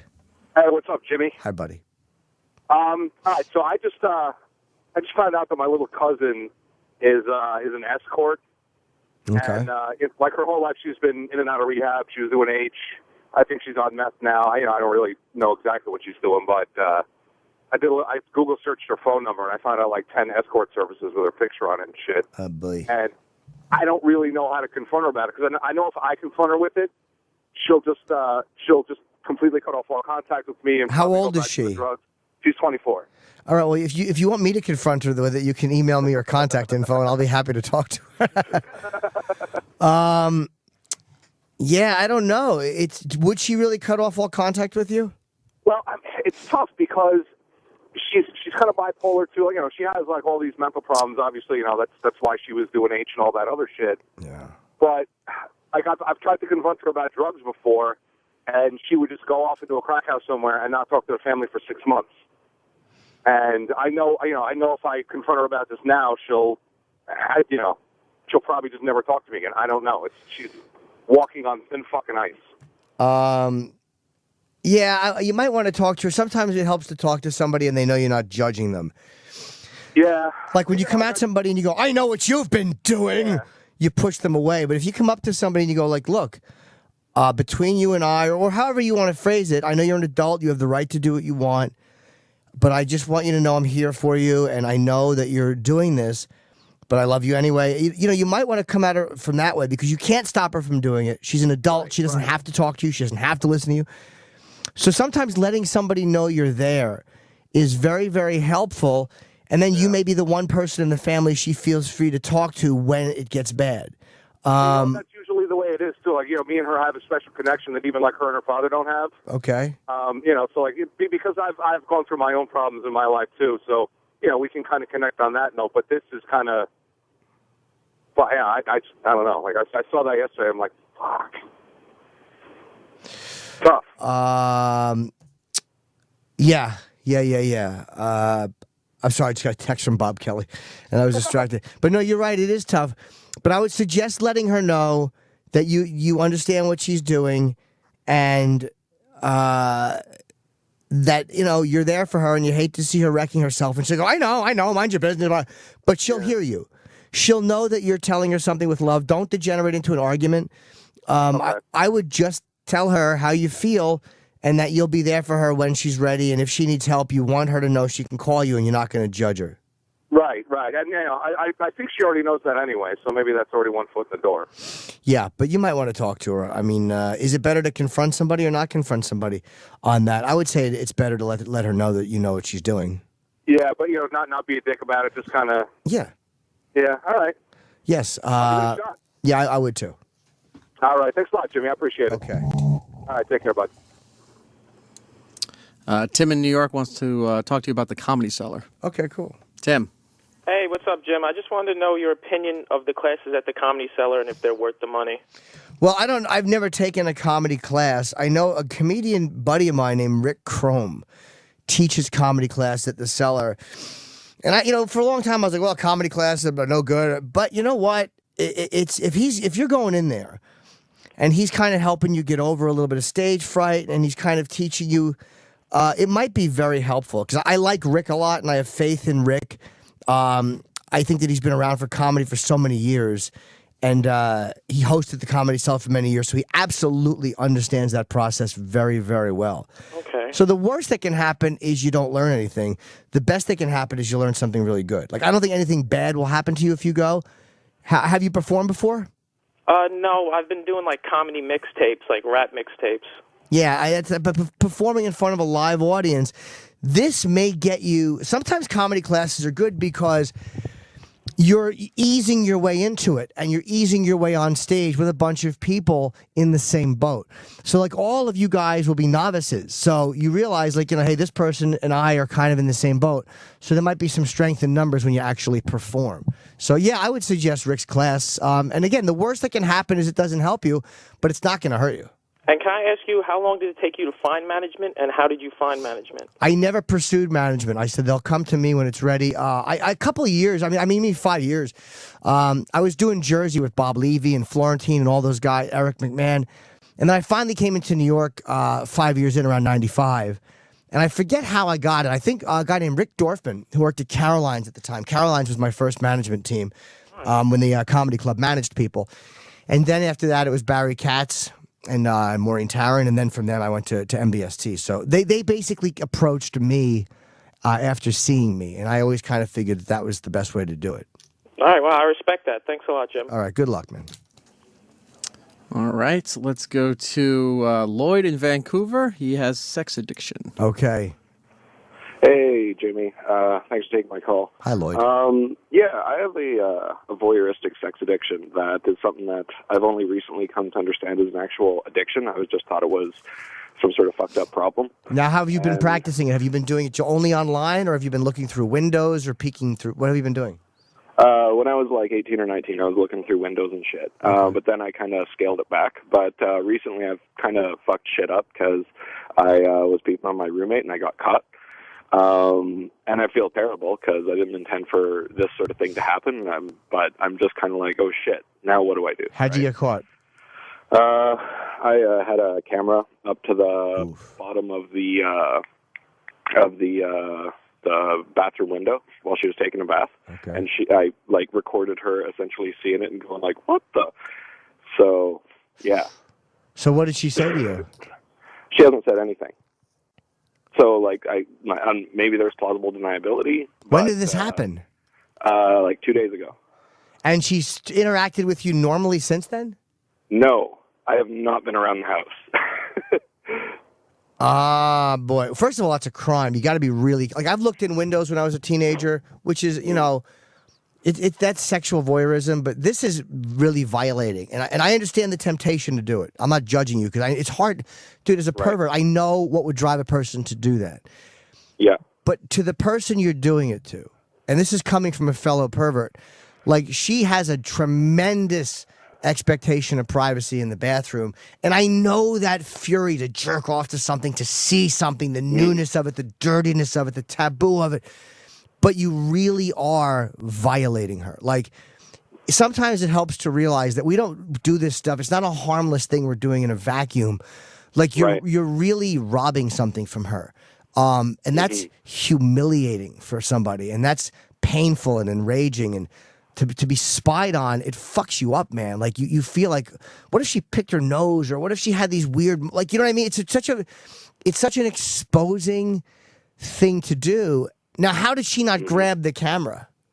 Well, she was in the tub. Camera was like briefly visible and then disappeared when I realized that I'd been found, sort of thing, right? Now, do you live in an apartment or a house? House. What floor? Ground floor. Okay, I'm asking that because could it be someone else? Could it be you? Does she know it was you? I would assume that it's like 90% chance that it was me. Like, it could have potentially been someone else, but then she could have talked to me and gone, did anyone else come to the bathroom, sort of thing, or whatever. But that didn't happen. So I figured she's either brushing it under the rug or is just kind of like reeling and doesn't know how to deal with this. Well, you better hope she's not calling the cops or doing something like that, because that is a crime, dude. Do you have a lot of this stuff on your computer? No. No. This, like, as I've said, like, this is something that I've seen as a problem. I've actually been in therapy to deal with this. And this was essentially like a relapse of sorts. And I feel fucking terrible about it, but I'm just like, well, shit, what do I do now? Where do I go? Like, I don't know. I mean, you got to go home. I mean, you can't not go home. I would destroy the tape as much as, I understand. That's already deleted. Yeah. If she confronts you on it, I mean, I guess you got to be honest and say, look, and again, I'm not a lawyer, so I don't want to give legal advice on shit like this. If you want to bounce it off a lawyer friend, please. Yeah. But sometimes the best thing to do, when someone confronts you on something like that is to just give them a mea culpa and admit it and say, look, I've been in therapy for it. It was a relapse, and I violated you, and I'm sorry. Is that the only time you've done that, or have you done it? Because she's going to want to know how many times you've taped her, how much of her personal life has been fucking violated by you. Right. Because I'll be honest, dude, as a sex addict, I don't believe that you're taping her for the first time and you get caught. I don't believe anyone's luck is that bad. Come on. All right. Fair enough. Good call, sir. The camera has been out before, but this is the first time that actually anything would have been recorded, because before there was never like a vantage point or anything.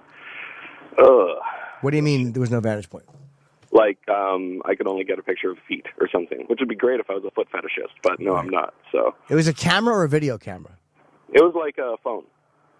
Okay. Yeah. Yeah, she's going to want to know how much of her life has been... How long have you lived with her? Couple of months. And what's her... Did you move into her place or did she move into yours? She moved into mine. Now, so she's probably totally creeped out and scared, and she's probably scoured the apartment for fucking cameras. You know, that's really violating. And the fact that you haven't been home is very, very telling. But if she comes up, I don't know, maybe ask a lawyer what you should do with the legal angle on that. But sometimes you just got to say, I'm really sorry, and I fucked up, and I don't blame you if you want to move out. Offer her the option of moving out, and let her break her lease if she wants to. If she wants to move out and break the lease and go somewhere else, allow her to do that. And refund her. You know what I mean? Give her that option so she doesn't lose anything. That's kind of what I was thinking. And then maybe she'll be willing just to go, look, I got to get out of here. Maybe she'll forgive you and stay. I don't think so. But, you know, at least give her the option of leaving by losing nothing. Yeah, right. All right. Thanks, Jimmy. Good luck, man. And you should stop doing that. And that's a pervert telling you that. Because it's not like it's illegal, but, man, it's...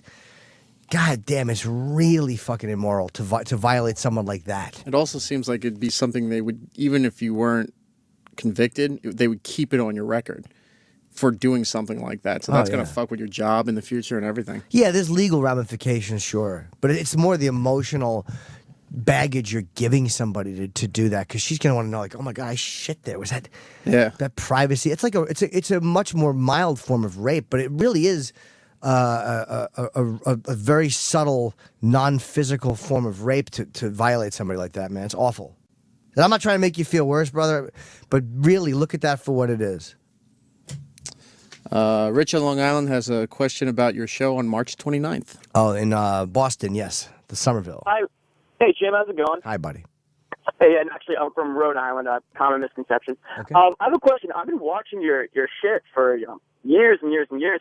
On stage, I've never heard you do your characters. Is that a reason why, or is that something that you want to break into sooner or later, or what's up? In all honesty, I do them occasionally on stage. I've wanted to incorporate them into a special. I did them on the Please Be Offended when I was touring with that material, but I just didn't make the final cut of the hour. A lot of times, you know, my sets are an hour and 10, hour and 12. You have to cut 12 minutes. That's a lot of material to cut. And, 18 minutes has to be cut, or 30 minutes by the time it's on Comedy Central with commercials. And there's no room for them. But I would like to do them. I do them on stage. But a lot of my fans are not O&A fans. I'd say 70% are. But there might be 30% that don't know Chip or don't know Edgar or Uncle Paul. But I should do them.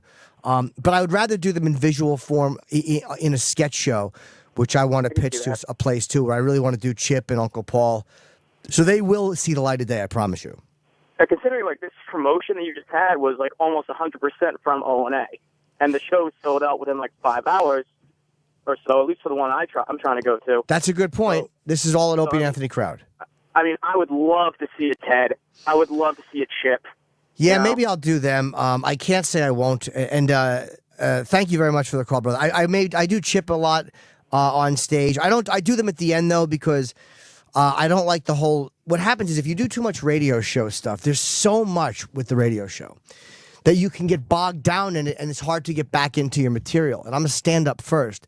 So I've never allowed that. Because sometimes, like, Artie will go on stage, and the fans love him, but they're like, Beetlejuice or whatever, they're yelling Howard stuff. So for him, it's like his crowds are a little rowdier, and I try to do that stuff towards the end of the set. But I do love doing Chip at the end.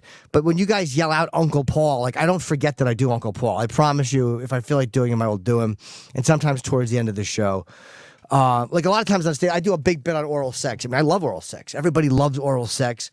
And, I've been in these relationships, right? I fucking have to beg the woman to do it.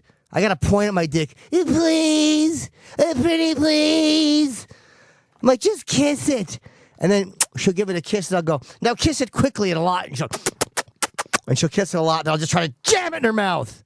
I find myself counting down to these stupid special days, my birthday, my anniversary, once or twice a year for this special oral treat. I mean, like, many of you guys are feeling this way. I mean, don't waste another minute, you silly geese. Get Mask Sexual Flavors today. Mask Sexual Flavors. They're flavored gel strips. We all know this. We use them. I mean, apparently they used to advertise here. I don't even know if they do anymore. I'm just kind of shooting from the hip here. They dissolve on her tongue. And your tongue, I'm sure. If you want to eat her box and you find out that it's like, fucking gargling flounder out of a burlap bag, maybe you want to eat some Mask Sexual Flavors. But a lot of times, the taste of your jizz is not good. Like, have you ever heard this? And she runs to the bathroom. That's because your cumsies is not flavorful. Imagine if you were shooting a delicious beverage down her throat. She wouldn't vomit it up. She'd go, mmm. She'd lick her lips and thank you. Thank you for that gift. Thanks for the cumsies. Mask drastically improves the experience for both you and your partner. That's obviously why, because you're jizzing in her mouth. Who wants a girl to pull out and awkwardly yank it with her hand? She does that because your cum is abysmal. It's abysmal. So she yanks it wrong. I'm going to come. And then she fucking sucker, and her stupid ring hand is going over the head. Ow, the ridge. And then she, as you're coming, she stops and shakes her hand. It's fucking awful. So you want to shoot it in her mouth. Visit sexualflavors.com to learn more. You can read customer reviews, and you can purchase single strips or, of course, 3-packs if you have going out to dinner with a real trooper. And it's available in watermelon, strawberry, mango, and chocolate. This way she can go, I don't like watermelon. Then give her a mango and go, here, bitch, I got 3 more flavors. You can't not like 4 flavors. And scream it at her, please. Sexualflavors.com. Introduce her to Mask Sexual Flavors today. Believe me, you'll be glad you did. When you're getting a hold on those little ears and go, and she has to go, oop, and she'll thank you for your jizz. Now, who's next, D-Rock? I'm not doing commercials today. Fuck commercials. I'm just talking. All right, let's go to Mooney in Texas. Oh, I don't believe that bullshit. Oh, wrong Mooney. Okay, hi. Yes, Mooney. How are you? Hey, I'm doing good. How are you? Mooney, what do you stick your butt out the window or something? Yeah, pretty close. What's that? Nothing. Hi, buddy. Hey, Jimmy, I've got a problem. I've got a 17-year-old daughter, goes to private school, and she's having a really tough time keeping friends.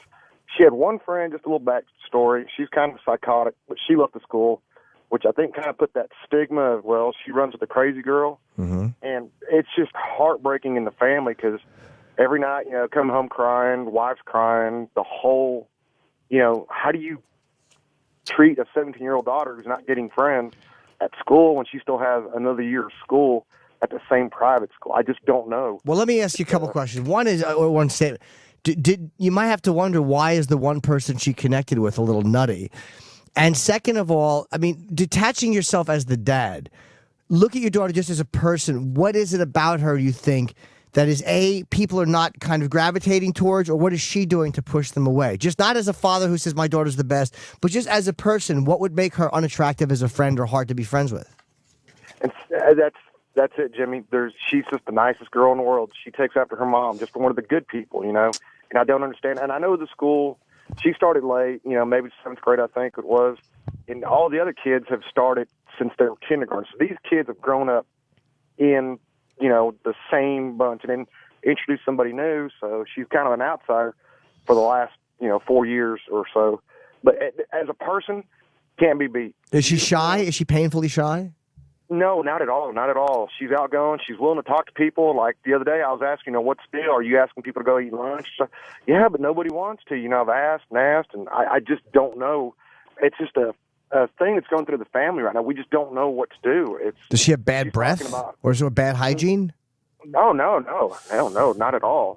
It's like I said, it's gotten to the point where she wants to leave that school, go to public school, got a year and a half left, and regular school before she graduates, or even stopping school completely, which I told her that's the worst That's silly. thing. Yeah. What activities does she have? Because this is a skill that we develop, which we use later in life. So running to another school, there's an old expression: wherever I went, there I was. The issue is with her. Even though it might be a very cliquish place, there's something she's doing wrong, or she might be too shy, or she might be too. But it's better to work it out, because it's not like everybody is against her. I mean, that's very rare that that's actually the truth. Does she do any activities or belong to any clubs? Oh yeah, she's on the yearbook club. She was on tennis. She was on the varsity, but she quit that because she overheard somebody saying she's not good enough for varsity. So she got back into, I guess, JV. But Wait, so she overheard somebody saying that and got back into JV. So is your daughter too sensitive? Like, some people are extremely sensitive. Why would she allow somebody else saying that to push her back into JV? No, it's not that she's overly sensitive at all. Not at all. She's outspoken like me. She's, not overly, vocal about things, but she doesn't keep her opinions to herself, as far as, but she's got couth, you know what I'm saying? She doesn't just flat out just, give the wrong word. She'll know when to speak up and when not to. She's not overly aggressive with that. But as far as, like, her personality, I mean, can't be beat. She does everything. She helps people out all the time, and it's just a weird thing, and we just don't know what to do. Is she one of those, because a lot of times I'll get into these, like, I can't get a girl rut. And do you think that she's just, again, teenagers can sometimes overly dramatize things, and we make things worse than they are when we're teenagers. Is it possible she's doing that? Because it's hard to imagine somebody who's on the yearbook club or committee and does these activities and just has no friends at all. That's the whole dilemma, is we don't know what's going on, because she's straight. She doesn't go out, on the weekends. She stays home. There's none of that stuff. And I think a lot of it has to do with her no boyfriends at all. And I think that's a big part of it. 17-year-old girl. Well, school's got to have a boyfriend, but she doesn't. Did you ask her guidance counselor? I don't know if that helps or not, or if that's old man advice, but is there something the guidance counselor or at the school might have noticed if you said, look, she's having trouble making friends and we don't know why, she's a good kid? We brought that up, and we did it, behind her back, so that it would be spontaneous. Not that her parents were doing it, but hey, the school's noticing. So we've talked to the principal and stuff like that. We just can't. There's no rhyme or reason why this is going on.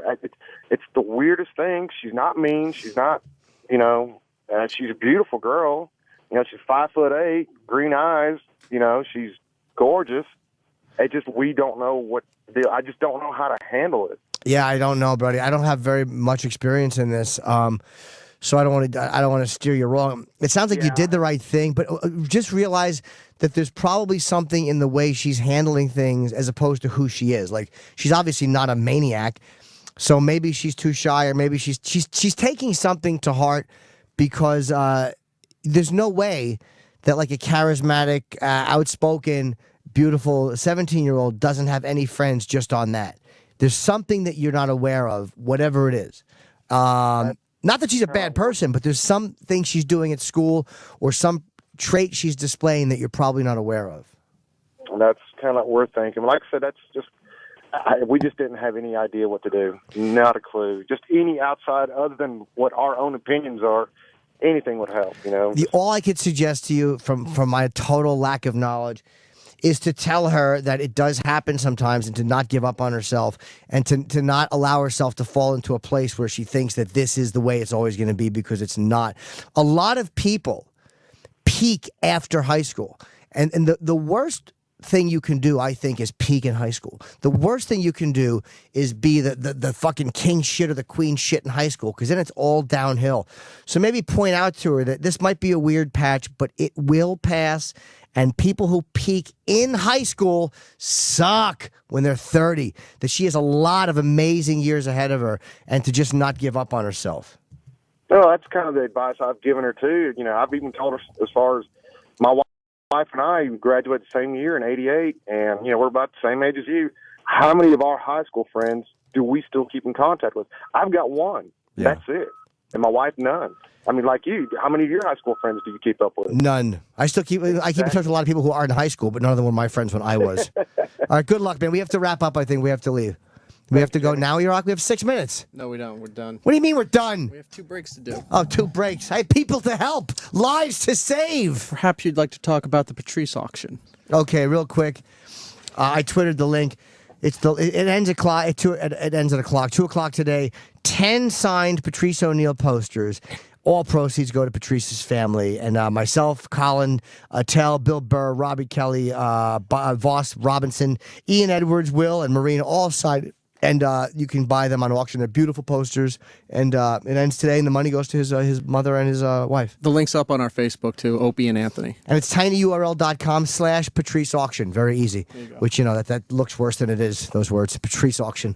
Thank God he's not alive to see that, because he would do a fucking 20-minute slavery rant.